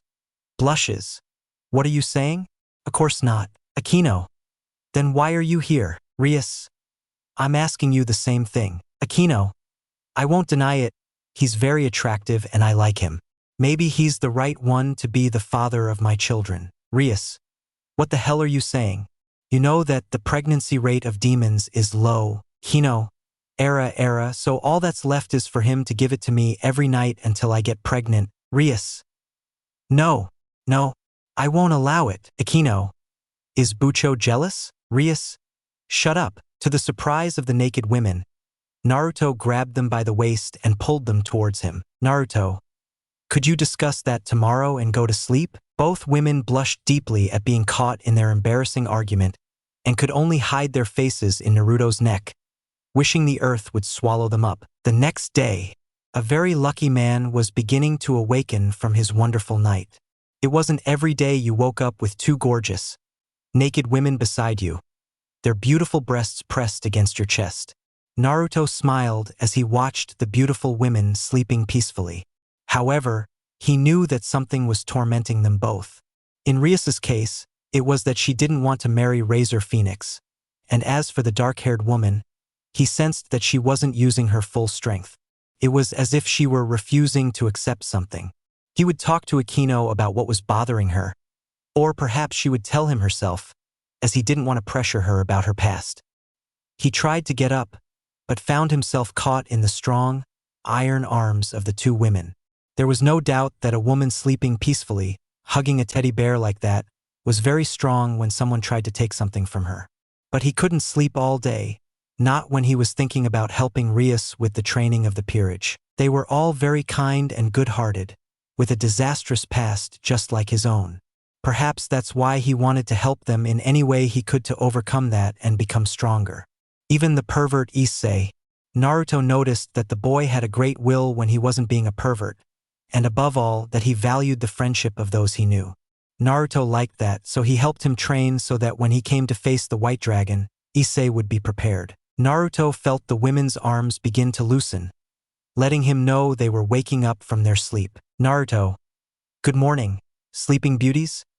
How was your night, Rias? Good morning, Naruto. Akino, I'm resting better than ever. Naruto-kun, I should sleep with you more often if that's how I'm gonna wake up. Naruto, then welcome, both of you. But for now we have work to do, so, Issei. Entering Bucho, are you here? I was looking for you and Akino-san. But, what the hell? The chestnut-haired man had entered the room without knocking, finding himself confronted by a half-naked blonde man with two beautiful naked women on top of him, and to top it off, those women were Rias and Akino, both suffering from nosebleeds. However, his desire to kill Naruto was stronger than that. Issei, you damned bastard. Akino, Era, it seems they've discovered us. Rias, sighs, what are you doing here? Issei, angry, don't worry Bucho. I'll punish this lustful, sinful blonde for trying to take her virginity. Rias, eyebrow twitch. Issei, Akino, fuff, Naruto. Well, are you stupid or what, son? Don't you know how to knock before entering? Issei, you bastard. Rias, get out of here as I'm gonna change, so leave the room. Issei, but Bucho, Rias, now. The poor chestnut-haired man simply obeyed his president and left cursing lucky blondes. Rias, I guess we have to get up. Kino, they took away our fun. The girls were getting up to get dressed when, plop, Akino, moan, Rias, Kaya. Two handprints were visible on the round, well-formed buttocks of the beautiful women, and a smiling Naruto. Naruto, as they say, take advantage of the bug. Chapter 13. Rias Gremory's night was panting with exhaustion, and it was no wonder, since his training was pure hell, literally. Naruto had found the right method to train the swordsman, but what frustrated Yuto the most was that he hadn't been able to even scratch Naruto, who was just standing there staring seriously at Kiba, who was kneeling on the ground. Naruto held a heavy and large sword, well known to everyone. Naruto had decided to use the Kubikurabocho sword of the swordsman Zabuzamachi, better known as the Demon of the Mist, or rather, because he was already dead. When Naruto showed the sword to Kiba, Kiba began to sweat bullets due to the size of the sword of one of the 7 ninja swordsmen of the mist, but above all because Naruto carried it as if it were nothing, and when Kiba tried to lift it he almost lost an arm since it would require a lot of strength to raise it. Naruto also focused on Kaneko and Issei, forcing them to wear weights on their ankles and arms thanks to gravity seals he carried. Kaneko could barely walk, while Issei couldn't even move due to the weight on each limb. But when you have a madman throwing lightning bolts from his hands, you somehow manage to survive the insane attack. With Kaneko, it was different, as Naruto didn't dare hurt the small, innocent nun. He taught her Twilight Healing to heal faster, and finally, he decided to teach her some hand-to-hand combat techniques so she could defend herself if captured by the enemy. Now, for the Yukai, one of the difficult parts was coming up since he didn't know how to deal with the beautiful Akino, who at this moment had him by the arms as they walked through the immense forest while his clones were busy teaching the others. Akino had a beautiful smile on her lovely face as she waited for Naruto's instructions, who didn't know how to bring up the subject of her training. But for that, Naruto had to free her from whatever was tormenting her and preventing her from unleashing her full potential. Akino, and what will we do today? Naruto-kun? Naruto, I'm working on it. Akino-chan, because I don't fully understand your magical abilities. However, I have some knowledge that you can use magic with different types of elements, right? Akino, Era, and here I thought we were going on a date or something. Naruto, sweat drop, Akino-chan, we're preparing you for your training. Kino, fuff. You're so mean, Naruto-kun. Naruto, if you can beat me, maybe I'll consider taking you on a date. Akino-chan, It was then that Naruto felt a chill run through his entire body upon seeing Akino excited and surrounded by lightning. Akino, and why don't we get started right away, Naruto-kun? Naruto hee. Sweating. Oh shit, it should be said that Naruto knew Akino's sadistic side, and it didn't bother him as long as her attacks didn't try to kill him. To make matters worse, the smile she gave him made her look so damn sexy in Naruto's eyes.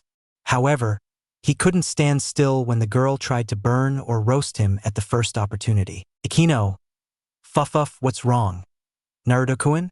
Why aren't you attacking? Naruto, well, I don't want to hurt a girl as sexy as you, so maybe I should use other methods with you. Akino, and those methods aren't just a matter of using a bed and whips? Naruto, sweating, no, Akino-chan, not that kind of punishment.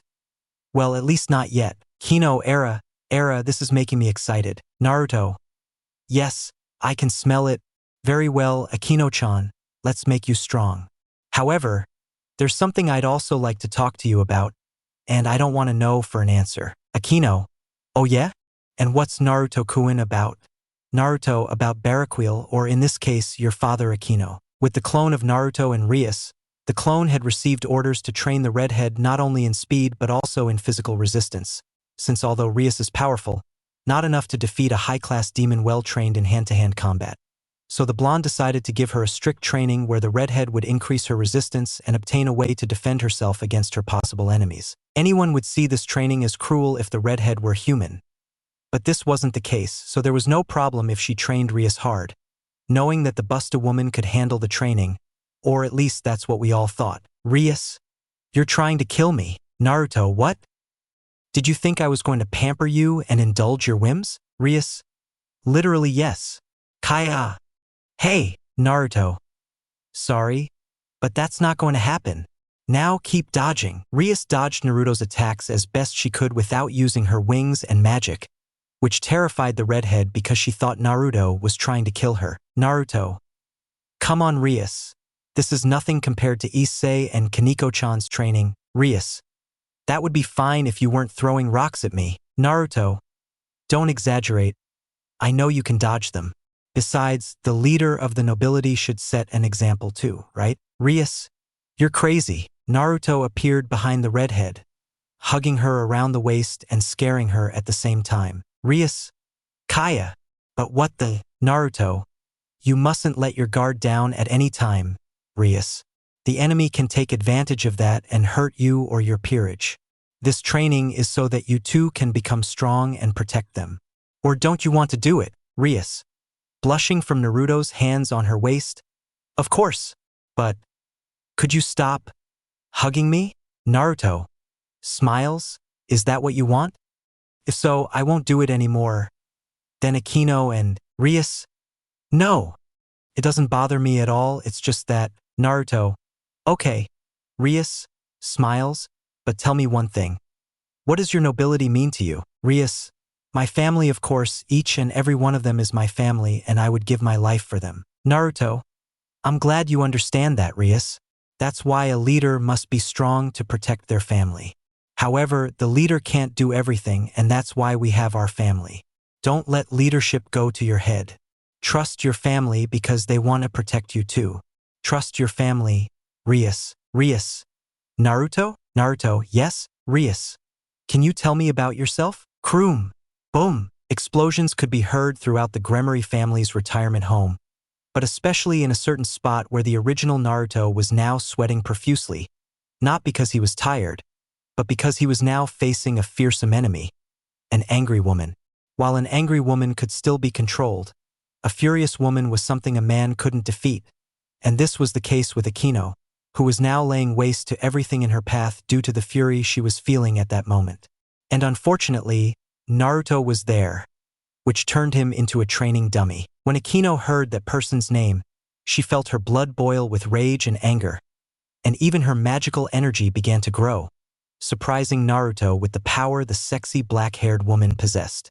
But for now, she had to defend herself against this sadistic and sexy woman whose face was filled with fury towards Naruto, who had a bead of sweat on his brow as he watched the woman try to kill him. Naruto, shit. This isn't good. Akino, stay still and face the punishment. Naruto, Naruto, Akino, you have to listen to me.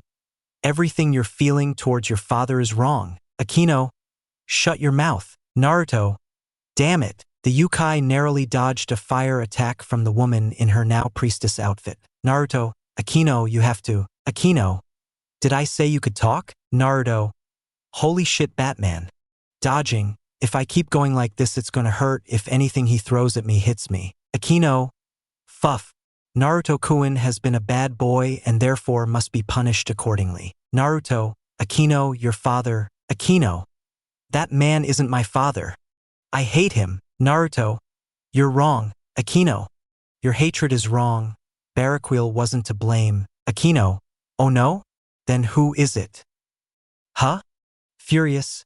He's a bastard. Naruto, enough, Akino. Your irrational hatred for your father is blinding you. He had to leave on an important mission that day. Akino, what do you know? You don't know anything. Naruto, sighs. I'm sorry, Yoki-chan. Night Princess. Akino stopped the last attack on Naruto, opening her eyes in shock. There was only one person who had spoken to her like that before, and it was right after her mother had been murdered and she had managed to escape the assassins. However, she was pursued by them through her clan's forest without knowing that the same council had given the order to kill her family. Akino, in shock. What? Naruto, it's been a while, Yoki-chan. Akino, you are.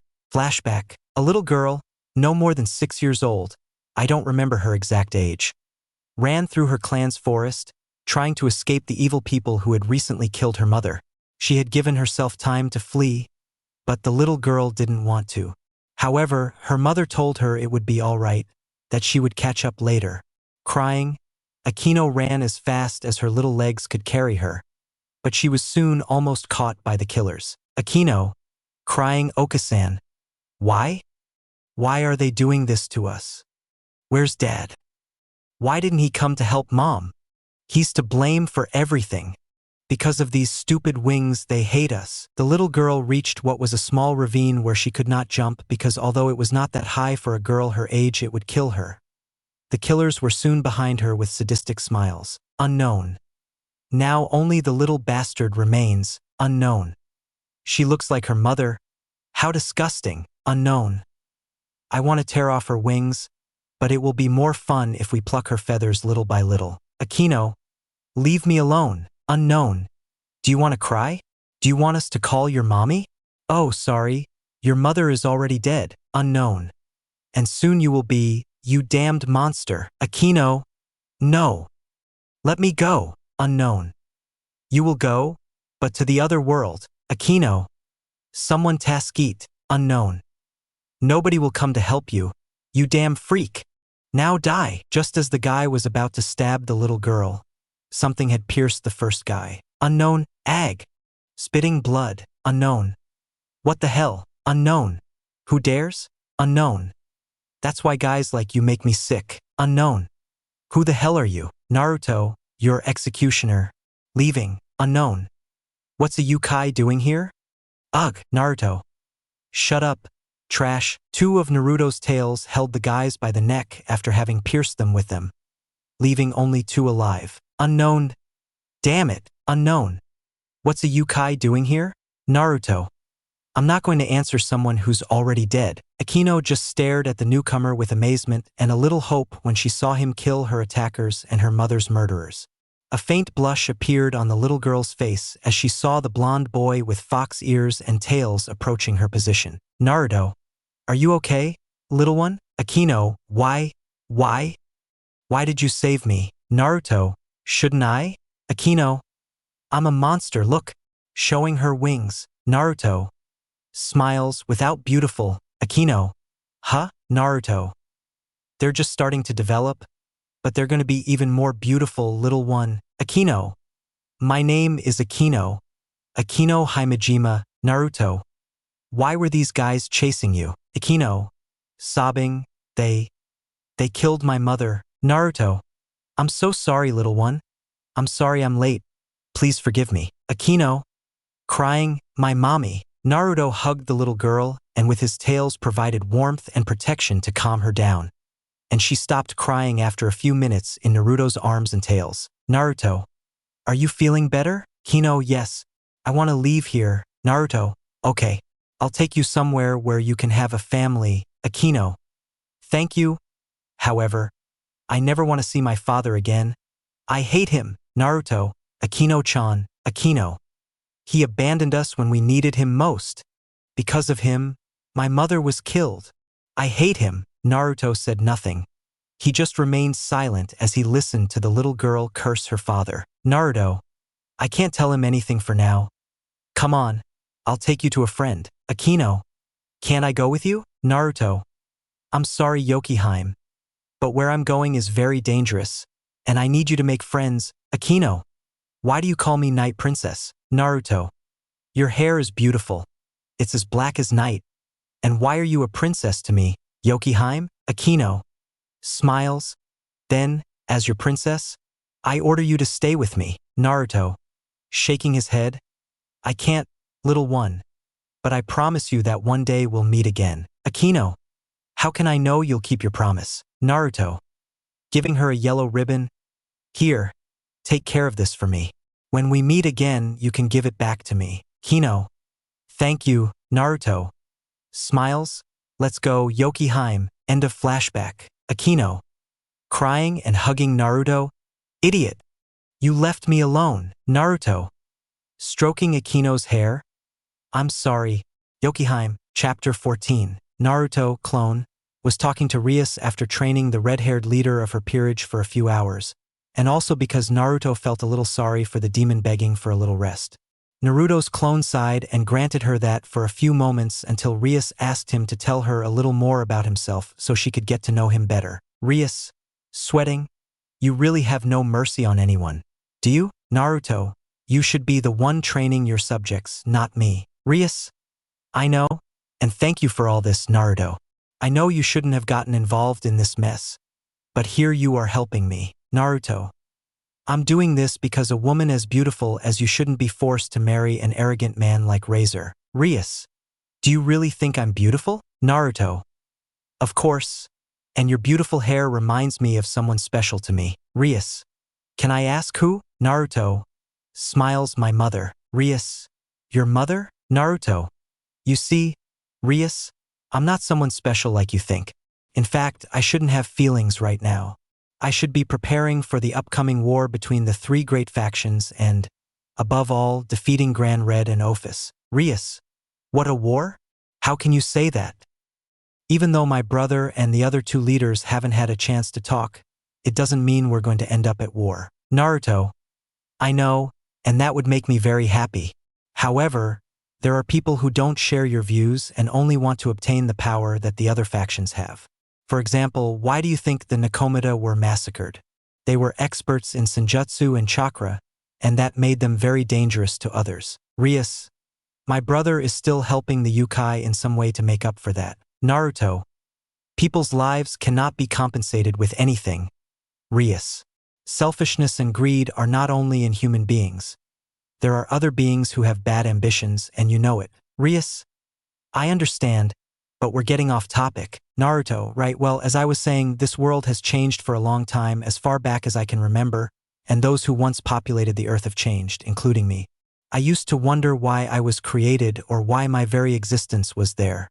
For some reason, I didn't understand why my power was coveted by so many, to the point of war, but there were also good people, and among those people were my parents. Rias, wait, so you're not exactly human? Naruto, that's right, Rias Gremory, you are standing before the first Yukai to inhabit the earth. My full name is Naruto Uzumaki Namikaze, and I am the nine-tailed fox. In another scene from the underworld, we see a beautiful woman with black hair and a stunning figure wandering through the territory of the Astaroth, where she suspected Shalba Beelzebub was hiding. If she found him, she had orders to eliminate him immediately, or he would become a major nuisance later. The beautiful woman walked slowly and calmly, leaving behind the stone bodies of some of the guards, her life watching her back in case anyone tried to attack her. This same boa, named Salome, warned her of someone's presence nearby, so the beautiful woman decided to be alert, although for her it wouldn't be much of a problem. After all, she was one of Naruto-sama's queens, as she called her lover. However, she couldn't fantasize for long because the other figure had detected her. Unknown. Who's there? Show yourself. Unknown. Insolent Kateria Leviathan, the woman who was stripped by Seraphal Leviathan, the current strongest Mao, so to speak. Kateria, who are you, woman? How dare you insult me like that? Unknown. Watch your tongue, Kateria, or you'll end up losing it. Kateria, was it you who did that to Diodora's men? How gay. Unknown. Well, what did you expect? My beauty dazzles anyone who sees me. Kateria. I'll ask one more time. Who the hell are you? Unknown. Smiles? There's no point in saying anything to someone who's dead. But if it makes you feel better, call me Hancock Boa Hancock, smiling face with hard eyes, smiling face with hard eyes, and I'm the queen of the current QB. Kateria. What? Is Yasaka involved in this? Hancock. The leader of the Yukai has nothing to do with what I need to do. Kateria. Doubtful. What do you want with me? Hancock. What else? Information about the heroes faction. And you're going to give it to me because I say so. With the original Naruto, they are finishing comforting Akino, who is now wiping away her tears of happiness at seeing her hero again. The yellow ribbon she usually wore in her hair was a reminder that her hero would one day return for her, or at least to greet her. She never lost faith that they would meet again, and now she had him right in front of her. Naruto, are you feeling better, Yokiheim? Akino, I still can't believe it's you. I thought I'd never see you again. Naruto, I promised you, right? And I see you're using the ribbon I gave you. Akino, blushing. It's the most precious thing I have. Where have you been all this time? What happened to you? Naruto, there's a lot to talk about, Akino, and especially about your father. Akino, I don't want to. Pouts. Naruto. Sweat drop. Akino-chan, you're putting aside the feelings you had for your father out of hatred. And that's not right. Akino. That man abandoned us, my mother died because of him. I can't forgive him, and besides, Naruto, don't even say you hate your wings because I already like them. You must accept yourself as you are. Akino-chan. I don't care if you're a fallen angel, a demon, or a human. To me, you are Akino Himejima, the Night Princess and Queen of Rias Grammary. So please listen to what I have to say. Taking Akino's chin. Kino. I will listen to you, Naruto, that's my girl. Now come on, let's go somewhere else. Naruto explained to the black-haired woman that on the day she and her mother were attacked, it was on the orders of the clan council, and they themselves planned to distance Barraquil from his family so they could act without being blamed. Naruto told her that after he rescued her from those assassins, he himself had taken care of killing all the tedious and greedy old people who had caused everything. Akino was shocked by what Naruto told her. Her father had been deceived and kept away from them by the council, so she was the one who had been wrong all this time. She had hated her father because of that damned council. Tears streamed down the demon's beautiful face, and all she could do was hug the Yukai who was comforting her by patting her back. Akino. Crying. Then Naruto. Relax, he doesn't hate you for what you said. In fact, he blames himself for everything, for not protecting his wife and precious daughter. How do you think he felt all this time thinking his beloved daughter hated him? Akino, I'm sorry. I'm sorry. Naruto, everything will be all right, Yokiheim. I'll take care of you. With Naruto and the drag wielder, things weren't looking good for the Sekurudai, as almost all of his clothes were torn from the training he was receiving from his sensei, who wasn't holding back at all. Kaneko was sitting eating a sweet, watching the scene in front of her and ignoring Issei's groans of pain. Issei, for the love of God. Oh, I forgot that I can't pray. Naruto, calm down, will you? This is just the beginning for you. Issei, shit, Naruto? Or is it that you don't want to have your own harem like you were proclaiming? Issei, yeah, sure, and with you taking all the hot girls away from me, that makes it even better, right? Naruto, it's understandable that you feel that way. After all, it's me we're talking about. Issei, why do you sound like an anime character who's a total assbreaker? Naruto, excuse me? Did you say something? Issei, drop of sweat. No, nothing. Sensei, Naruto, what's wrong? Arrow boy? Issei, hey! Sounds better, Arrow Issei. Kaneko, you're a shameless Issei-senpai. Issei, don't be bad Kaneko-chan. Naruto, if you have time to talk, then you have time to train. Now continue, Issei, but, Naruto. Shut up, Issei. Let me speak, Naruto. I said shut up, Issei. Wait, sensei. Not in the face. Anything but the face. Kaiya, Kaneko. That will leave a mark. Getting back to the Narurias, Rias. Stars in her eyes. Are you serious? Naruto. Clone, of course. When the original returns, he can take you anywhere and show you the ninja art. Rias. That would be great. By the way, how do you think? Poof off, Rias. But what? Naruto. Original. Behind Rias. It seems my clone's time is up. Rias. Huh? Akino? Naruto. Fell asleep, carrying Akino. Rias, it looks different. What happened, Naruto? Naruto. She's calmer now. Maybe she'll accept her fallen side. Rias. Surprised? Could it be that she? Naruto, yes, he finally did it. Rias. Naruto. Why didn't you come and greet Akino when you saw her? Naruto. Sighs. I just wanted to know how far Rias' hatred for fallen angels went. When I saved her, the pain of losing her mother was consuming her, and she was hating her father for something he wasn't responsible for. Rias. Do you know where Akino's father is? Naruto. Yes, but I can't reveal her location. Looking at Akino. At least not yet. Rias. Sighs. I'm glad. Thank you for everything, Naruto. Is training over for today? Naruto. Let's just say I'll give you the day off.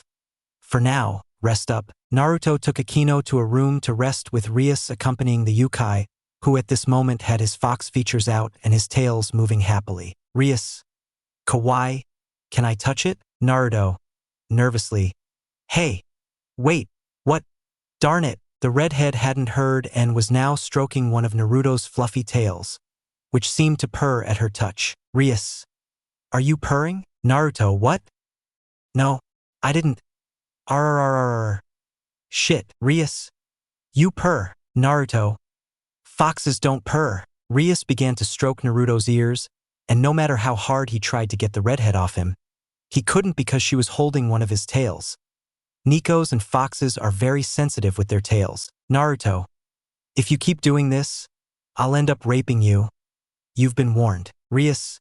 Stopping. Wait, what? Naruto, for female yokai you control them by petting them, but with a male it's different because you're practically groping him. Rias. Blushing. Wait. Kino, what are you doing? Akino. Hugging Naruto from behind, thanking my hero for saving me. Is there anything wrong with that? Naruto. I thought you'd be asleep, Yokiheim. Akino. Era. I can't leave you alone because the president already wants to rape you. Foxy-kun. Rias. What? That's not true. Akino. And just spit it out. Naruto. Why do I always end up getting into trouble with women? Why are you all mine, you bastard? V. Akino. Naruto-kun. I'd like to thank you for everything you've done for me so far. Naruto. Yoki Yamekno. You have to MMMFFF. The dark-haired woman, taking Naruto's face in her hands, planted a kiss on his lips, shocking Naruto and Rias, as they had not expected this type of action from the priestess. Rias. Akino. Naruto. Wow. What was that? Akino. A small reward for being my hero. Fuff, but if you want, we can do this. The dark-haired woman wasted no time and put Naruto's head between her generous breasts, annoying Rias, who threw herself on top of them both until they rolled across the bed, where the yokai ended up in the middle of both beauties and being crushed by the melons of both women. Naruto. Well, a death like that can't be all that bad. Akino. Era, it seems she's jealous. President. Rias. So what if that's the case? Besides, you like it too. Akino. Of course. Fuff. I already told her before. Naruto. Not that I'm complaining, but could you let me breathe? Besides, my tails are being crushed. Akino. How soft they are. Rias. And fluffy. How do you get them so soft? Naruto. I use Pantene. He said, a shampoo recommended by the doctor's mother. Oh no, not that. Rias. Smiles. It would be best to go downstairs and prepare dinner. Akino, Fuff. Naruto was about to go out with them when he was stopped by Akino. Akino, thank you for what you've done for me. Naruto-kun, kissing him on the lips. Naruto, Yokiheim you. Kino, Fuff of course. I won't let the future father of my children go. Neither of them knew that they were being watched by a jealous Rias who felt a pain in her chest seeing them in such a sweet, affectionate way. Rias, I wish they would treat me like that. But to most people I'm just daddy's princess or the heir to the Gremory clan. Akino is very lucky. Omake, Uzumaki. Welcome dear readers to a small Naruto. You, Uzumaki. Who? Me? Pointing at himself. Naruto. Yeah. You piece of shit, Uzumaki. Can I know the reason for the aggression towards me? Naruto. Don't play dumb. This is like the 20th story you've put me in as the main character, Uzumaki. And that's a bad thing? I mean, you have beautiful women, money, fame, love, children. You're far from the blind and the plank. What more could you ask for, Naruto? At least make me get beaten up for some stupid scene. Do you know how painful that is? Uzumaki, yes, I know. Believe me, Rias/Akino. Naruto-kun, where are you? Naruto, holy shit, they found me. Uzumaki, and what did you do now? Naruto, me? I didn't do anything. Damn it. They want to rape me, Uzumaki. It's the protagonist's curse. How many of us wouldn't want that curse? It would even kill my best friend, Naruto. As long as you don't say go, you'll end up with a pedophile who rapes children. Uzumaki, what? Do I look like I have a stick stuck up my ass? I'm not Sasuke. Rias. Naruto, my love. Where are you? Akino. We won't hurt you. Not much at least. Naruto. Say obede. Whoever can. Jumping out of the window. Uzumaki. Looking out the window, that idiot jumped from the 7th floor. Drop of sweat. Chapter 15. The long-awaited day for Rias had arrived. The day she might finally be free from the arranged marriage her brother and father had set up with the Phoenix clan to prevent the pure-blood demons from being lost. She might finally be free from being with an arrogant and foolish man like Razor Phoenix, who only wanted her as an incubator and nothing more. Rias had fought to break that contract, but unfortunately, she couldn't do much in the political arena because she didn't have a high demonic status. Even if she were Lucifer's sister, she wouldn't have a vote in the council because she didn't yet have upper-class status. Frankly, Rias didn't care what the elders said, since they were there to advise, not dictate. She spoke many times with Lady and Lord Phoenix to ask them not to force her to marry Razor, but they were the first to want their son to marry the Gremory. The heiress of the Gremory clan even felt guilty because she had practically ruined everything. She risked her life to obtain the help of her sacred gears and perhaps save her from her marriage, but she herself knew that her pawn wasn't strong enough to fight Razor, so she dismissed any attempt to get the Uchiha to help her. It seemed like everything was going to hell, or so she thought, until one day she met a 9-tailed yokai. At first, she thought that little fox was a normal being like any other, until the fallen angels tried to kill her pawn, and that's when she saw the fox's true form. She immediately tried to make him part of her peerage, but being more powerful than her, she couldn't. However, all was not lost, since Naruto himself said that he would help her family however he could, and that's why the only thing she could think of was that this yokai could stop Razor in the raiding game. Her face turned crimson as she remembered how she had gone into Naruto's room just to have him take her virginity and the marriage contract. Even though Naruto had told her he wouldn't do it this way, she couldn't help but think how desperate she was to avoid marriage, giving herself to a man she didn't really know. But she was sure Naruto would protect her and not use her as a trophy like Phoenix had. She wanted a man who didn't see her only as the heir to the Gremory clan. She just wanted to be Rias, and only Rias. But she knew it would never happen because all the men who had proposed marriage before had only done so to gain a better position among the demons. She blushed as she remembered the previous night when she had gone out onto her balcony and found Naruto looking at the moon. That caught her attention, so she ended up talking to the yokai for a few hours. But above all, the words that Naruto said to her would be forever etched in her memory. Flashback, Rias couldn't sleep, and well, It was no wonder since she would soon know if she was free from the marriage contract with KFC. So she went downstairs for a glass of water and then went outside to breathe some fresh air, finding Naruto reading. Rias. Naruto? Naruto. I see you can't sleep either. Rias. The truth is that I am very nervous, even though my nobility will not be participating in the game. Naruto, relax. Don't stress about it, you should trust me. Rias. I know, it's just that they always end up fixing my problems. I haven't been able to do it on my own. Sona canceled her wedding when she defeated her fiancé in a chess game. But Naruto, don't compare yourself to others. You might need help with some things, the fact that you've been weakened a little more. Rias. Hey, pouts. Naruto, The fact is that you are strong, Rias, and above all you take care of the members of your peerage as if they were your family. Not everyone does that, Rias, even the arrow Issei, and that is a good thing. You just need some adjustments, but nothing that can't be corrected. Rias, you're right. Thank you. I always believed that if I ever got married it would be to someone I loved and who loved me for myself and not for my Gremory surname. Even at school they treat me like royalty when I don't want that. Naruto, well, Rias-sama, mockingly. I think, hey, Rias, don't make fun of me. Pouts. Naruto, okay, sorry, but believe me, just because you're Lucifer's sister doesn't mean you have to do what they say. Even if your father and mother agree, everyone decides who they want to marry. No one can decide for others. You can do the same, you just don't trust yourself, Rias. Sometimes you'll have to make a difficult decision that will have consequences, but if you're sure about doing it, then you don't have to worry. Rias, I'm glad to know that you help me and don't see me as the princess or heir of the Gremory clan. Naruto, to be honest, I don't care about any of that stuff. When I see your father and brother, believe me, I'll kick them in their Lucifer asses. Rias giggles. I'd like to see that. I'm glad I met you, Naruto. Naruto, what can I say? I'm amazing, Rizita. Conceited. But thanks to you Akino is now free of guilt and I feel much better.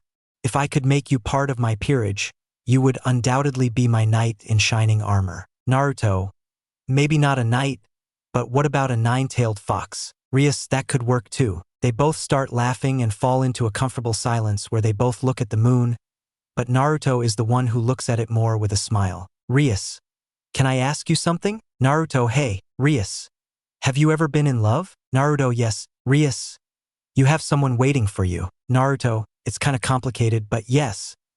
She's waiting for me, but like I said, it's kind of complicated because she's not the only one waiting for me. Rias, huh? Naruto, don't mind me, but tell me why you want to know?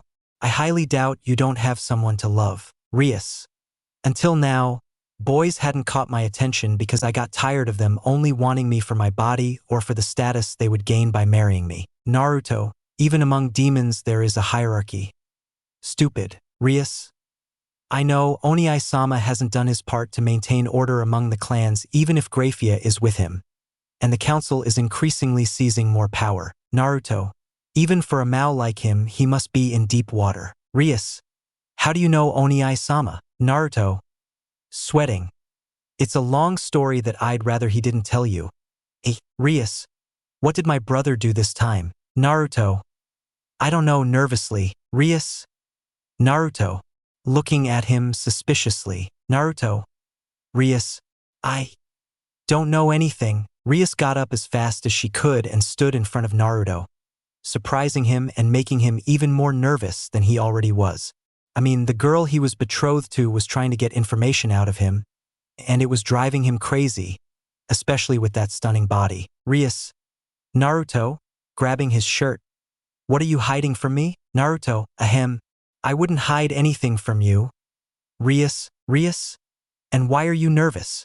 I know my brother and I know he does stupid things, so right now you're gonna tell me what my brother did, Naruto. Naruto, backing away? Shit. As she tried to step back, she tripped on a step and fell backwards, along with Rias, who, due to the weight, fell next to Naruto, falling on top of him, where their faces were just centimeters apart and both were blushing. Naruto, Edo, Rias, blushing. It's your fault. Naruto, excuse me, miss, but you were holding me, so it's not my fault. Rias, baka. What are you staring at? Nervously, Naruto, beautiful. Rias, huh? Naruto.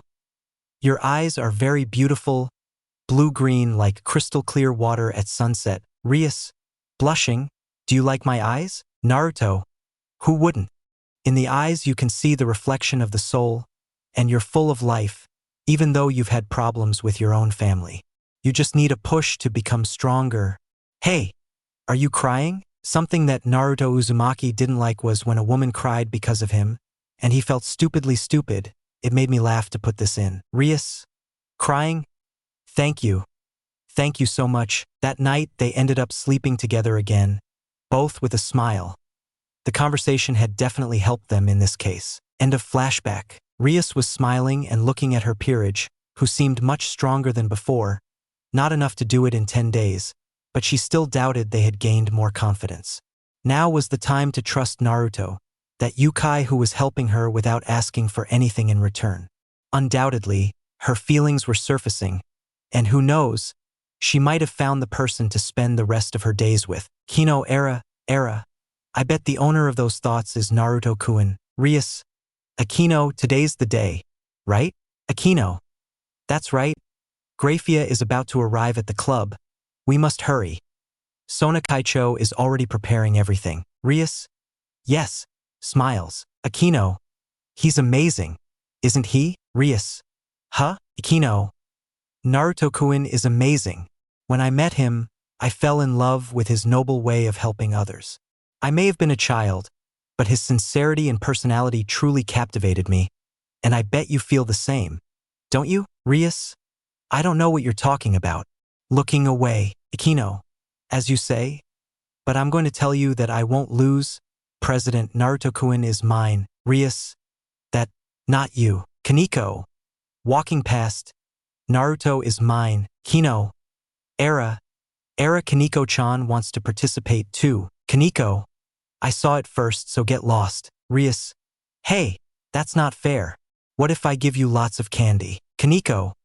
It won't work on me. Bucho, so leave Naruto alone. Akino. I'm sorry, but if we're talking about meeting him first among ourselves, then I win, so I have more right than you. Issei. Crying comically. That damn lucky blondie. He's forming his harem without me even trying. Kiba. Sweat drop. Calm down, Issei-kun. It's best if we move on to watch the Naruto-san vs. Razor game. And speaking of the Phoenix, he was prepared. And with his peerage, however, after meeting Naruto's peerage, something didn't add up. He felt he was going to die soon, but he couldn't back down, especially knowing that Lucifer himself and his family would be watching the raiding game. When he arrived home, Surzek, Zeoticus, Venelana, Lady Phoenix, and Lord Phoenix were waiting for him, and well, the blonde had no choice but to continue the duel, although deep down he knew he would be banished from the clan for something stupid. Razor. TSK. I have no choice but to cheat. Poor fool. Naruto was entering Kuo Academy with his entourage, except for his queens, since he had said he wouldn't need them for this simple children's game. He introduced himself to Sona, who looked at Naruto's team with interest and impression. Tsubaki, like her Kaicho, was impressed with how strong Naruto's team was, and Saiji, well, his jaw just dropped at the beauties of Naruto's team. Naruto. Alright, just lay out the rules and let's get this over with. Grafia. Very well. The stage will be the same as the real Kuo school at Razor's request. You will also be observed by Lucifer-sama and the Phoenix family. The fight will end when neither team remains on the field, so you can begin. The dimension was changed to Kuo Academy. Everything was the same as Rias Academy. Arturia, well, Naruto-kun? How are we going to do this? Naruto. Smiles. We'll do it like always. Urza. Shaking her head. You never change. Naruto-kun. Sila. If Naruto-sama wishes it, then we must obey. Zoro. It'll be fun. Ace. I feel like there won't be any fun in this battle. Skeiner. Edo. Itachi. Calm down, Skeiner. We may not need you to use your strength for now. Sharingan activated. Naruto, let's dance. Chapter 16. Surzek Lucifer, the current Mao and leader of the Gremory clan, was intrigued by the arrival of the yokai. The last time he saw him was to arrange the marriage treaty between him and Rias behind Zeoticus and Lady Venelana's backs. Unlike his father, Surzek was looking for ways to free her from her engagement to Razor. And you might wonder why Naruto. Well, the difference is that he isn't some arrogant show-off with a stick up his ass. He knew his sister would be under Naruto's care. When they both got married, let's just say it wasn't exactly a party because the Gremories were marking their territory after the War of the Three Factions, and the Uchiha had humans under his protection, even if they didn't truly deserve it. The Gremories had placed, or rather attempted to place, the city of Kyoto under their control, but they encountered a nine-tailed fox defending the city, who managed to dissuade them from their plans. However, Surzek was not idle. He wanted to somehow distance Rias from the whole mess surrounding her marriage to the Kentucky Fried Chicken while he bought time to make his father reconsider the matter. The Uchiha was annoyed when he met with the now Lucifer and learned of this. But at that time he couldn't do anything because a certain busty, nine-tailed woman was waiting for him at home. However, he somehow promised Surzek that he would help him with it. Naruto agreed to let his sister and her peerage settle in Kyoto so that at least he would stop thinking about the KFC and they could find a way to undo Rias's marriage. They could fulfill the pact they had made. But they both decided to wait until everyone on the council heard the name of the new name/partner.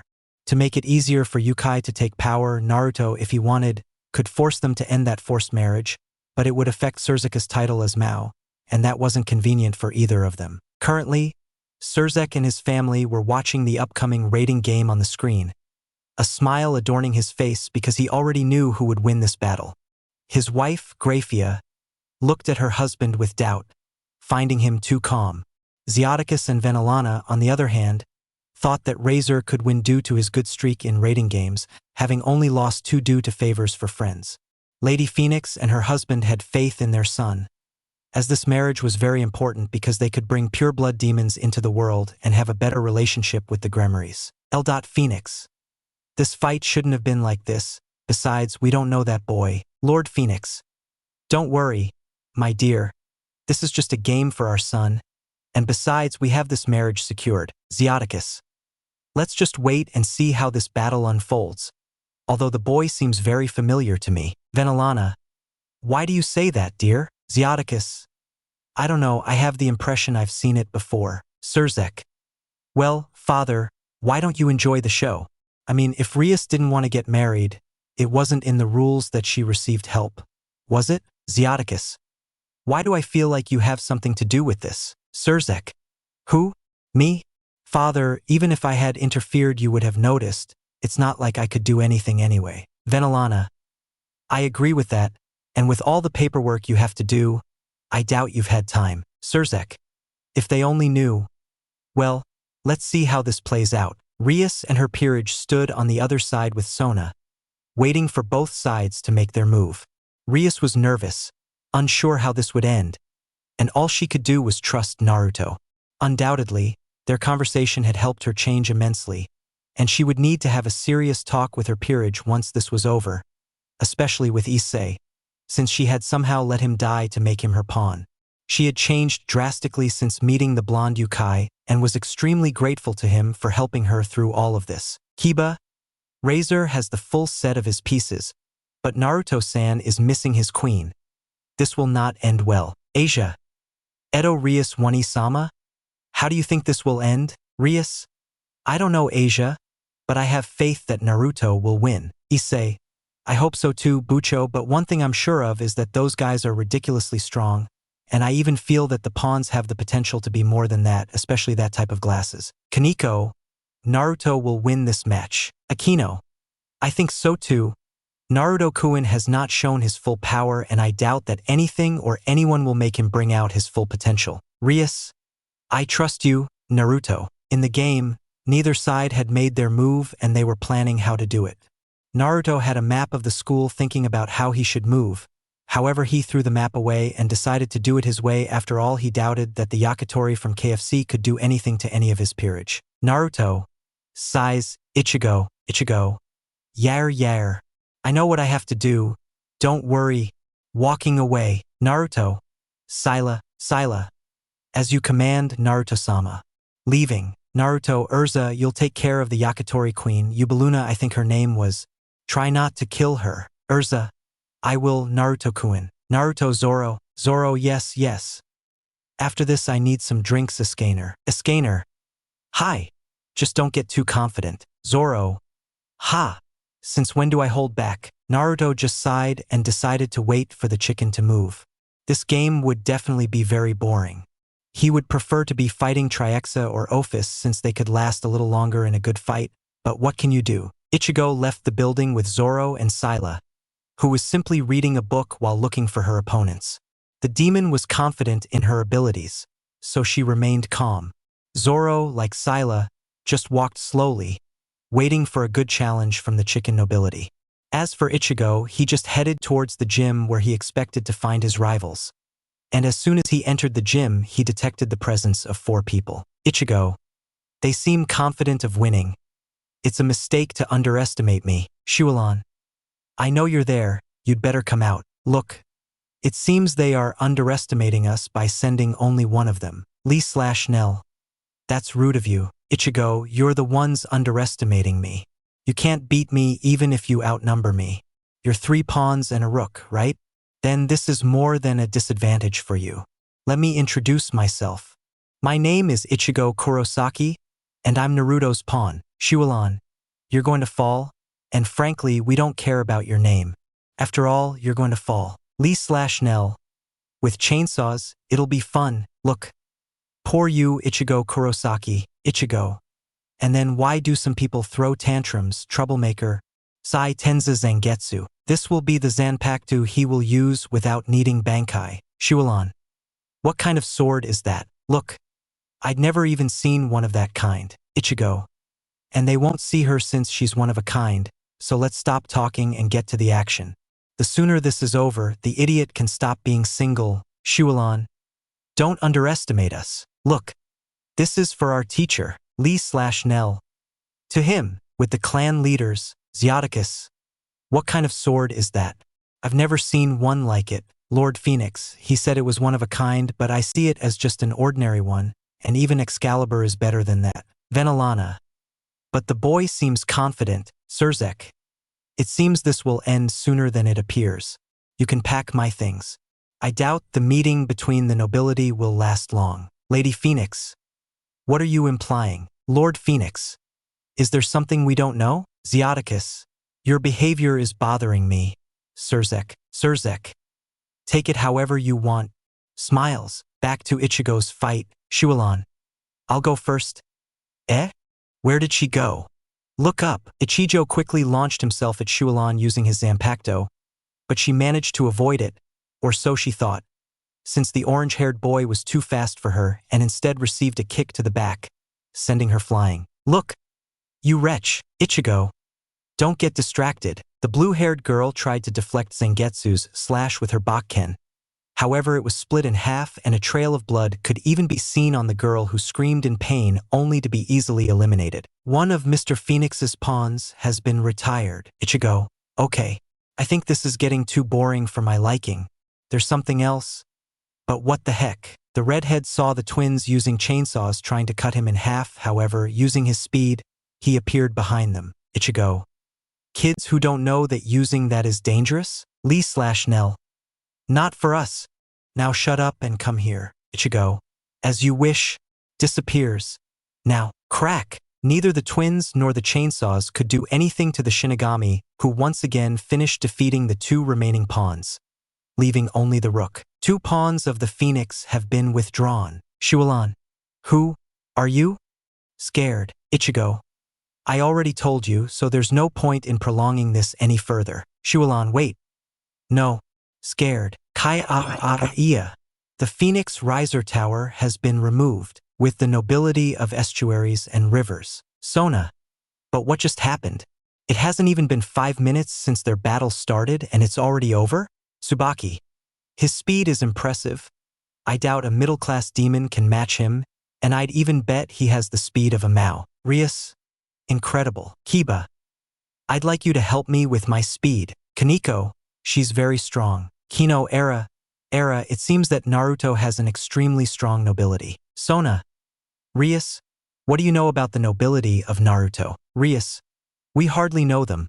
We only met them once and we haven't seen them since. Sona. I see. Elsewhere. Sila continued reading her book on human behavior, ignoring the presences approaching her position. Sila. I wonder if Naruto-sama will be able to give me a massage like last time. Unknown. Hey you, are you part of that blonde guy with the mustache's nobility? Sila.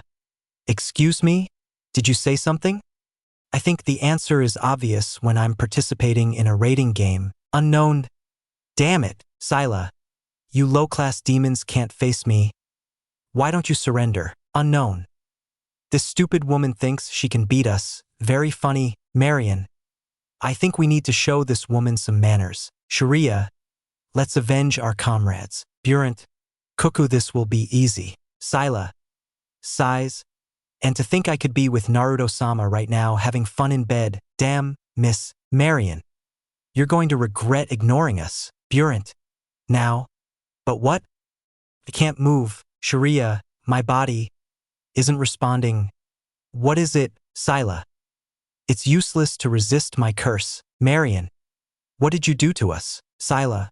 My curse allows me to control at will the people or bodies I desire, and in this case, you three are my victims. Sharia. Damn it, Sila. Now why don't you do something for me and Naruto-sama? Burant. What? Sila.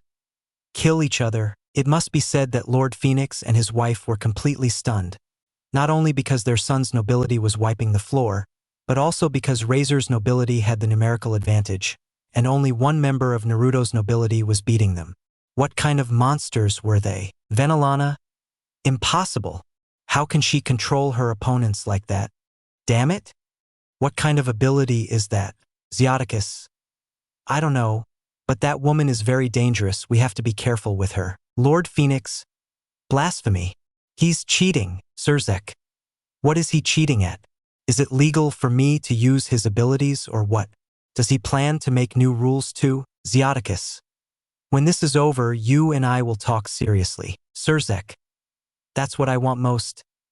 Father, Zoro, huh? I think I'm lost again. Damn it, Unknown. Are you stupid or are you pretending? Unknown. You've been going around in circles for more than half an hour. Zoro, until they finally come out. Unknown. Did you notice our presence? Zoro. Ever since I left my base, I had one objective and that was you. Carmine.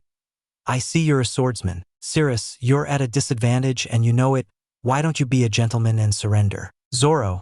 Smiles. It won't be that easy.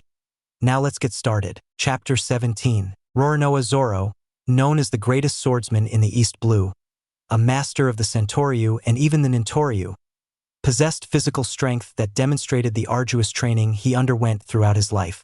Naruto found him wandering the streets of what was once Kaminari no Sato. The man was weak, and Naruto, seeing that he hadn't eaten in weeks, wondered how the poor man had managed to survive the starvation. Well, if he had sailed the ocean, then he could have survived on fish, but the water was another matter. The yokai took him to his lair, where he healed him and fed him so he could recover. Naruto heard that Zoro wanted to become the greatest swordsman of all the seas and countries. Naruto liked that dream because he saw in Zoro the desire to fight for it, and it reminded him a little of himself in terms of determination. Zoro was grateful to Naruto and told him that he owed him his life in some way, so he asked him to take him to his journey, so to speak. Naruto didn't think twice and took him along. I mean, this guy was extremely strong, and wasting the potential he had would be very stupid. Over the years, Zoro underwent rigorous training where his katana handling improved, and with the help of Haushiko Haki, he became a great warrior and swordsman. Zoro smiled as he saw his two opponents, who glared at him angrily, thinking he was mocking them. Carmine. What are you laughing at, little man? Cirrus. Are you already delirious? Zoro. Personally, I don't like hitting women, however, I can't let the Taicho look bad. So, Cirrus. But what? Carmine. You use 3 katanas? This feeling is overwhelming. Who the hell is this man? Zoro. Are you going to just stand there or can I start? Carmine. Well, you asked for it, little man. Cirrus. Just don't regret it later. In a burst of speed, both women of the KFC nobility launched themselves at the swordsman who had a smile on his face and prepared his katanas to fight. With the nobility of estuaries. Issei, holy cow. He looks great. Kiba, what kind of swords are they? Rias. I don't know, but he's had a lot of training because of the scars he has on his body. Sona, what kind of nobility does Naruto have? Tsubaki, I've heard of those katanas. They say they are cursed and that only the wielder with great willpower can possess them. Those katanas are not from this place. Saiji, what do you mean, Tsubaki Fukateku? Tsubaki, you see, it is said that before becoming what the countries we know today are, they were sacred and mythical lands where man would never think of finding anything. At that time, it is said that pirates from all over the world were looking for a certain treasure belonging to the most powerful pirate in the world, Gol de Roger. On that journey, many treasures were lost, and among them the cursed katanas, and because of the aura that man has, I can say that they are those swords. Sona, how do you know all that, Tsubaki? Tsubaki, when I was younger, I liked to read the books in the underworld library, and that's where I found the stories. Rias, Issei, Sugoi, Kiba. Undoubtedly, Naruto-san's nobility are strong. Now my question is, if these guys are this ridiculously strong, how strong is Naruto-san to be king? Nobody said anything because that was a very good question and difficult to answer. During the battle, Zoro could be seen enjoying himself as the women tried to hit him with just speed and strength. However, for the former bounty hunter, this was nothing since Naruto had subjected him to arduous training where he was close to death several times. Zoro, is that all you can do? Your magic is being drastically reduced. Carmine, shut up, Sirius. We won't lose. This is for our master. The dark-haired woman unleashed a powerful wave of wind against Zoro, who simply lowered his katanas, awaiting the point-blank attack. Carmine, that crazy guy, he thinks he's going to take the attack? Sirius, it's his funeral? But what? However, Zoro didn't move an inch from his spot and his body didn't receive a single scratch. Zoro, oh please, tell me what isn't all you can do. Sirius, how? Zoro, my body is resistant to attacks as simple as that. I think it's my turn, isn't it? Zoro Kiki Kuturyu Ashura. Zoro, in a burst of speed, attacked the two girls without giving them a chance to defend themselves. The speed with which he made his devastating cuts was incredible, and you could even see several arms and heads of the swordsman, which turned out to be an illusion due to the swords the green-haired man was using. The bodies of both knights ended up on the ground with red flames on them. The two knights of Razor Phoenix were retired. Zoro, bah! It was just a warm-up? They can't handle anything? And now? Sweat drop. And now how the hell do I get back? Elsewhere in the battle zone, Sila had finished her fights and was heading back towards where her Naruto-sama was. Although she could find the rest of the Yakitori nobility, she decided to go to her beloved master so he could pamper her a little. After all, she did her job excellently. However, the demon was being hunted by other presences that had followed her to the sports field. Unknown. That which, unknown. What are we going to do? Unknown. We must give Yubaluna time to put her plan into action. And if it works, then this game is in the bag. Razor-sama. Unknown. Do you think it will work? That woman is literally a monster. Unknown. Isn't it rude to spy on other people? Unknown.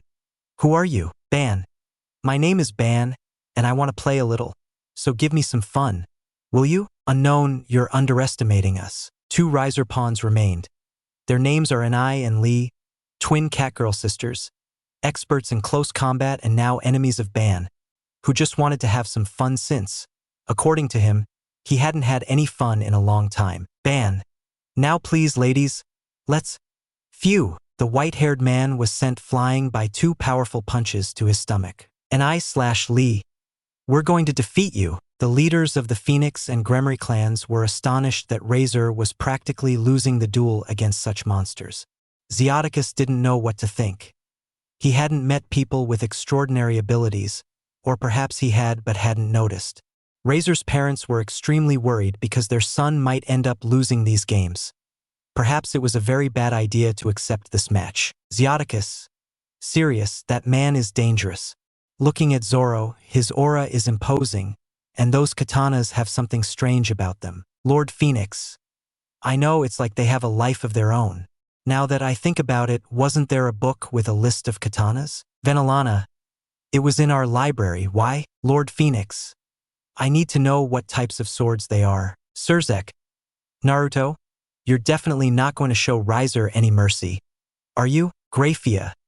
Surzek-sama? Surzek. Yes. Grafia? Grafia. You know the nobility of Naruto, don't you? Surzek. I don't know what makes you think that. Grafia. Playing dumb. Grafia. Looking at him suspiciously. With KFC, he was furious and at the same time worried because most of them were being massacred by these subjects. They didn't even give the members of the Naruto nobility a decent career. Beside him were his queen Yubaluna, his 2 bishops, and one of his towers. Razor. Useless. All of them useless. How is it possible that they can't defeat those inferior beings? There was only one. One, damn it. Revel. Brother, please, we are still here, we can still win. Razor. And they still have that monster with them. I'm not going to expose my little sister to someone like him. Isabella. Let him go, teacher, we can still. 2 pawns of Razor Phoenix have been withdrawn. Razor. What were you saying? Isabella. Shit. Razor. No. I'm not going to lose Rias. She's mine and mine alone. Even if I have to kill everyone, I'm going to win this game, and if this doesn't work, I'll do something to win. Revel. Worried, brother. In the battle, Sila had returned to the copy of the occult club where Naruto was smiling upon seeing her arrive. He was undoubtedly very happy with the outcome of his mission, or rather, his fight, if you can even call it a fight. Sila. I've returned. Naruto-sama. Naruto. Good job, Sila. Ban has already finished his battle, so there are only 5 members of Riser left, including himself. Itachi. Who will be next? Naruto, honey, could you? Arturia, of course. Ace. Then I'll go relieve some stress. Naruto. Standing up. Well, I'll go get the Yakitori. While I'd like Issei to kick his ass, I also need to show why I'm his leader. It'll be fun. But let's all go, since I'd like Zeoticus and his family to meet everyone. Arturia. You know you're going to give them a heart attack, right? Itachi. Shaking his head. That's definitely the same Naruto from a while ago. Naruto. No, Itachi. If I were the same as before, I would have already killed everyone. But let's leave that aside and go get that shitty KFC. With the nobility of estuaries and company. Aquino. Era. This isn't a rating game. It's more like, run, KFC, run, Sona. Honestly, I've never seen such people in my life, and I don't want to interfere with their bad days. Issei. Nobody would want to do it. Trembling. Asia. Naruto-san is amazing. Even if we haven't seen him fight, he must be very strong. Rias, you have no idea. Aquino. My question is, if Naruto-kun wins this game, then he's the one who will marry you? Ria. But what the hell? Aquino? Issei, what? You've got to be kidding me. Kaneko. Don't get your hopes up. Aquino, think about it for a moment. Naruto asked to fight Razor for you, which implies that he will be responsible for your hand now. And since Razor accepted, I imagine that your brother is already arranging this fuff-uff. Although it's unfair since I wanted it for myself. Issei. Crying comically. Damn lucky blondie. Rias. Blushing. Onisama had better not do that. Although it wouldn't be so bad. In the Kuo school field, Naruto, Arturia, Itachi, Issei, Urza, who returned, Sila, and Ace could be seen. Ace knew that once they left the club room, they would be targeted by the rest of the Phoenix nobility. Isabella. Damn. I still have to eliminate all of them. This will be difficult. Maihi. We will do everything in our power to defeat him or at least take several of them with us. Naruto, ladies, would you be so kind as to let us through and talk to KFC? Please? Isabella. TSK. Don't underestimate us. Maihi. Your arrogance will fall with you. For the honor of the Phoenix clan, we will win. Naruto, well, I think I tried. Arturia. I'll take care of the bishop. That only leaves me with the tower, oh well. Isabella. Who the hell is he? His flames burn even from this distance. Maihi. Powerful and imposing. Swallowing hard. I don't think I can handle her. Urza. One-chan. Don't hold back. And don't underestimate her. Ace. Thanks for the support. Sarcastically. Arturia. Well, there's nothing more to say, let's finish this now. Maihi. Whatever. We'll end up with Ugh, the blonde, using her relentless speed, elbowed her in the stomach with the hilt of her sword, sending her crashing into one of the school buildings. Arturia, I'll finish quickly. I hope you do the same, Ace. Ace. Hi. It seems Naruto hasn't told you why you're in a bad mood. Arturia. Blushing, idiot. Ace. Do what you have to do. I'll take care of her. And who the hell are you? Ravel, you're lucky to know me, guys. Ace. I'm not interested now. Lighting his fists. Let's finish this. Ravel. Impossible. Only members of our clan can use the flames. Are you a phoenix? Of course not. I'm better than that. Isabella. Don't speak to the phoenix princess like that. Attacking. Ace. Oh, sorry, ma'am. Please excuse me if I hurt your, you know where, Isabella. Insolent. But what the hell? The fist of the riser tower had pierced the freckled boy who was smiling at the sight of the woman's face. What's wrong? Surprised? Isabella. What kind of ability is this? Only Razor-sama and family can do this. Heck, I'll show you that a phoenix isn't the only one who can use these abilities. Isabella? TSK. Ace returned the punch to the woman who had covered herself by crossing her arms but received severe burns. However, that did not prevent him from attacking the dark-haired man who only received the blows and distorted his body in flames from the blows. Oh, come on, make it fun. Isabella? Damn it, Naruto. Sighs. Finish it already, Ace. Turning to look at the blonde. Oh, Captain, let me have some fun, Urza. First of all, you're gonna get bored since he won't be able to hit you. Second, you must not disobey Naruto-sama. Yeah, right, you're saying that because he's screwing you, Urza. Shut your mouth, idiot. Blushing, Iskaner. I feel that Mr. Razor, is on his way. Sila. I say the same, Naruto-sama. Zoro, Ichigo, and Ban arrived with the rest of their companions only to witness the funny scene of Isabella trying to hit Ace and him completely ignoring her. Ichigo. Are you finished yet? Ban. Well, with his hands behind his head. This was boring. Zoro. They are weak, however some of them have potential. Naruto. I know. Razor hasn't done anything for them. Raven. Swallowing hard. Is this the nobility of that boy? They're monsters. Ace. You know what? I'm already bored. Heiken. Isabella. What did you say? Ag. Sleep well, little dove. Razor Phoenix's tower has withdrawn from the battlefield. With Arturia, Maihi. I can't lose. Floating with her wings. Arturia. Please give up. I don't want to hurt you unnecessarily. Maihi. I don't intend to do it. Casting a fire spell. Arturia. I'm truly sorry, but Naruto-sama trusts me to save Rias-sama. So I'll end this quickly. Maihi. Then let's fight because even if I lose I will give it my all. Arturia, so be it then. The Bishop of Riser increased her demonic aura and therefore her spells were also powerful. However, they were repelled by the beautiful Arturia who took advantage of her speed to approach the bishop and try to knock her out. But the girl was agile, there was no doubt about that, but she delayed the inevitable. Maihi. I'm not going to fall. Arturia. Deflecting the attacks. Then I will demonstrate what Naruto-sama has taught me. The blonde began to conjure a cape of wind that swirled around her like a shield, and raising her hands, she said, Arturia. Wind wave. Great drill. I don't give a fuck. It's my own invention. The Phoenix Bishop could only watch in surprise at the attack and could only cover herself from the attack of the beautiful woman who was walking towards her master, knowing the results of the fight. The Bishop of Razor Phoenix has fallen. Ravel. Impossible. My brother can't lose. Naruto. I'm really sorry, little one, and I don't want to hurt a little sister. So why don't you quit? I promise not to hurt your brother. Ravel. I don't. Reveal. Ravel.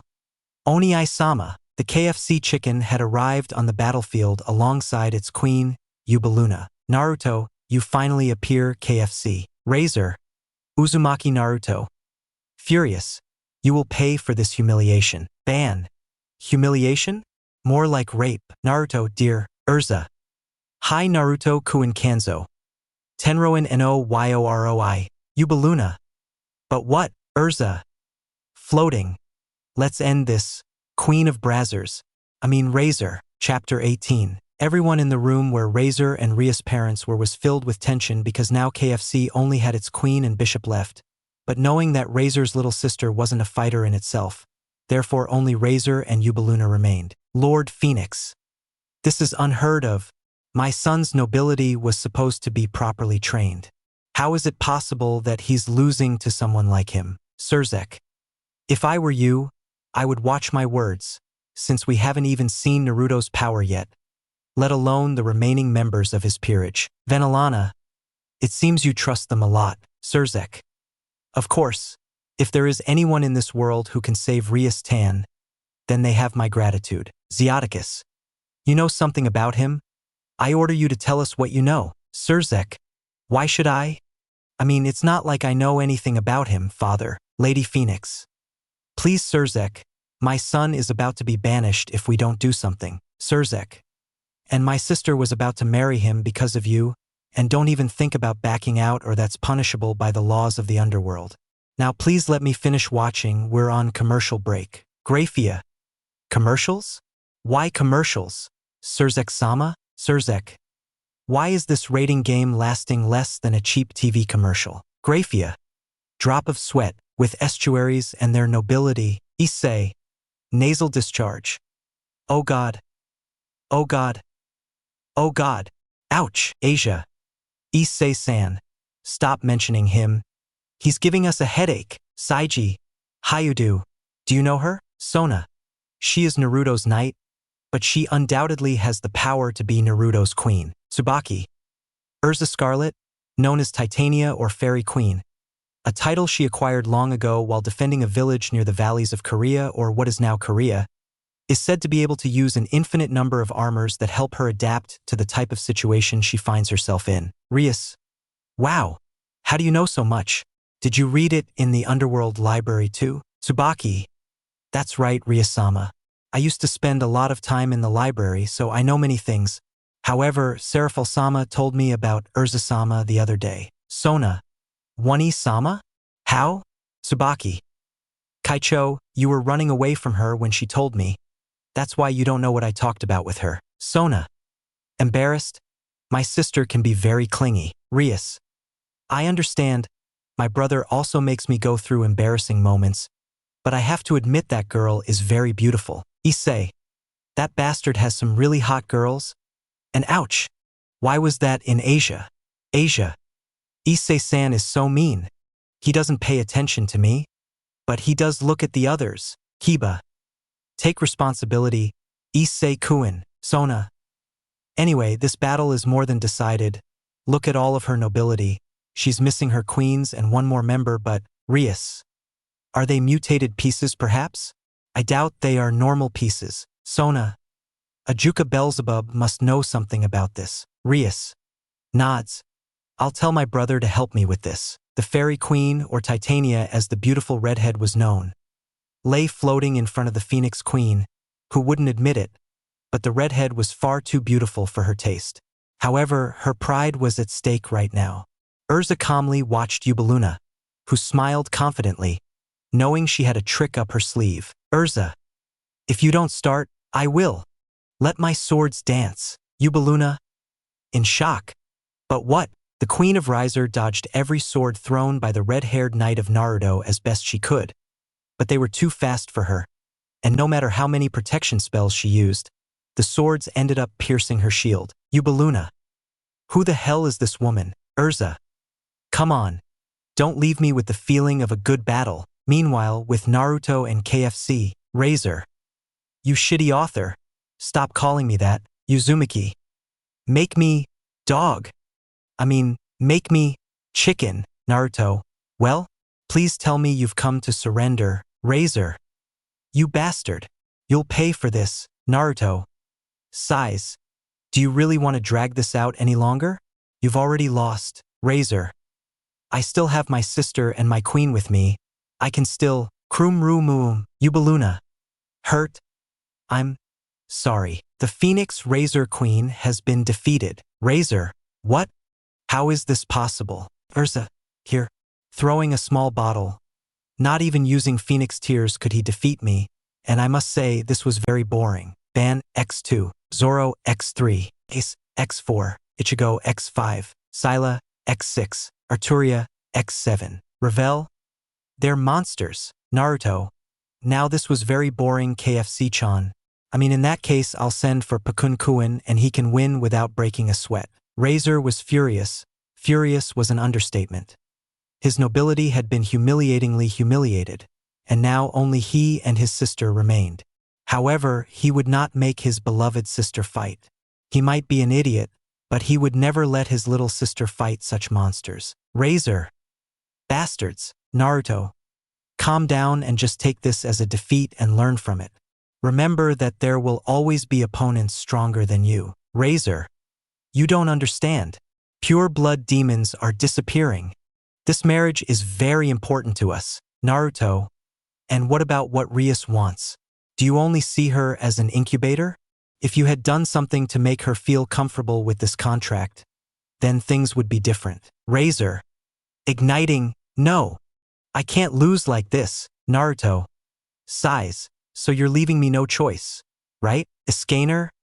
Do you want me to? Naruto. No. Anyway, I have to do it, you guys rest. Sila. By the way, Naruto-sama Death-san is upset because you didn't let her participate and said she wanted something in return. Naruto. Sweat drop. I already imagined it. Razor. Don't ignore me. Naruto, well, now it's my turn. Can I ask you one favor? KFC? Razor. Which one? Naruto. Just don't die. It was then that Naruto began to unleash a considerable amount of energy, causing the dimensional rift to distort due to the sheer amount of pure energy emanating from the yokai. Except for Naruto's peerage, who were accustomed to feeling his powerful presence, they were immune or nearly so. The yokai began to transform under the terrified gaze of the phoenix, who lay on its knees from the intense pressure emanating from Naruto. A few minutes later, Naruto's natural form emerged, complete with fox ears and 9 tails waving from side to side. However, his eyes were blood red, staring at the phoenix like a predator stalking its prey. Razor. Scared. What are you? Naruto. I am a genius yokai, but I am different from the rest. I am the first yokai to inhabit the earth. I am Naruto Uzumaki, Kyuubi no Kitsune. Lord and Lady Phoenix's faces were a picture when they saw this boy unleash a bit of his true power. Even they, protected by a barrier, could feel Naruto's power. Zeoticus and his wife both looked worried. This guy was extremely powerful, and to make matters worse, he turned out to be a yokai. They just hoped he didn't hold a grudge against them for the massacre of the Nekashu. Surzek. Well, this is over, Grafia.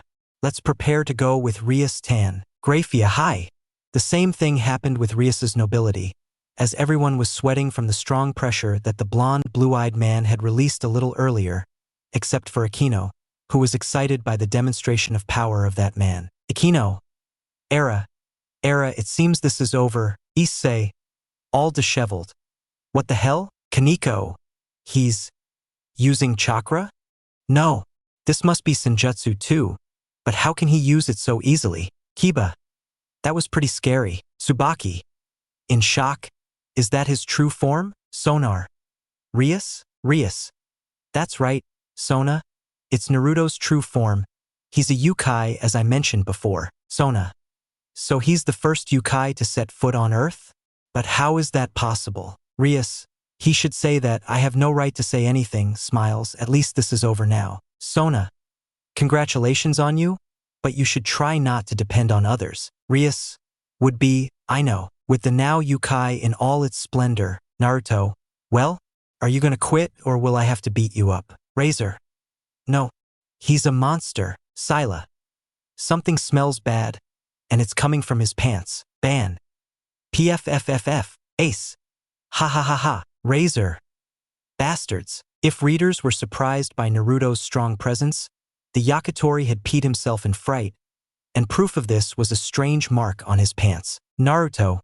Razor Phoenix, I really don't want to hurt you, so just announce your defeat. Razor. No. I can't lose. In a fit of rage, the Phoenix charged with a powerful burst of fire against the yokai, who only sighed and let himself be hit by the flames of Razor, who seemed to have gained a little more confidence. Razor, you deserve it because, Naruto, covering himself with one of his tails. Well, it seems you don't understand. I gave you the option to withdraw and you didn't want to. It's out of my hands now. The Yukai closed his eyes and that was the end for Razor, because when Naruto opened his eyes he felt like he was being crushed by the gaze. His strength was lost and he fell into unconsciousness along with his little sister. Naruto, I rise, you fall. Sigh. Razor Phoenix has fallen, as has his bishop. This encounter belongs to Naruto-sama. With Rias's nobility, everyone had a smile from ear to ear, but especially Rias, who was free, or so she thought, and jumped like a little girl shouting that now she was free. Sona. What was that? Tsubaki. That was Haushiko Haki, or Presence of the King. With it, the opponent can disarm you with just their strength. As its name says, it is pure presence and is given to those who have a strong will. Sona. Hey Tsubaki, you're practically an encyclopedia now. We won't need Google anymore. Right, Rias? Huh? Where did everyone go? Tsubaki. They went to see Naruto-sama. Sona. Damn it, in the occult club room, Surzek and Grafia were waiting for the rest of the group, and they didn't have to wait too long because Rias rushed in with a huge grin. Rias? Nii-sama. Surzek. I see you happy, you laugh so, Rias. And it's no wonder. I'm free, Surzek. As it should have been, I regret not being able to help sooner. Rias. It's not your fault, Onii-sama. Ziaticus, so you did have something to do with this, Surzek? Surzek. So what if that's the case? I wasn't going to let them marry my little sister off to a bastard. Lord Phoenix. Do you know the consequences of this? Lady Phoenix. Do you know you could be accused of treason? Venelana. Your position as current Mao is in danger. Don't you think? Surzek. Screw the title. I couldn't do anything for my little sister before, but now I can and I don't regret it. Rias sad face happy. Onii-sama. Surzek. Everything will be all right now. Rias, I assure you. Lord Phoenix. No, that's not right. This game is invalid. Therefore, Naruto, train so you shut up. Great KFC. This was a game your son decided to accept? Or do you want the other clans to find out that the Phoenix clan doesn't keep its word? Lady Phoenix. You're a Yukai. What are you doing here? Naruto, with all due respect, but those are my own business. The leader of Kyoto will be interested to know about this. Ziaticus. You have no right to interfere in this. You're not part of the family. Surzek. Oh, but he will do it very soon, father. Ban. I have a feeling this is going to get ugly. I think the same too. Urza. What are these people thinking, marrying off their own daughter without consent? Sila. They're disgusting. Rias. Naruto. Hugging him. Naruto, whoa. What's this? Rias. Thank you. Thank you. Naruto. You don't have to give them. Rias-chan. Akino. Era. Don't leave me out. Kaneko. Pulling Naruto by his pants. Don't forget me. Lady Phoenix. What does this mean? Surzek? Surzek's. Hey Naruto, can you help me? Naruto. Nervously. Better not. Surzek. Why not? Anime tears. Besides, now you're my little brother. Naruto. I'm older than you and you know it, right? Surzek. Okay, Aniki. Naruto. Otudo. Surzek. Aniki. Naruto. Otudo. To everyone's shock, a terrifying scene unfolded as these two began to hug and shed tears of joy.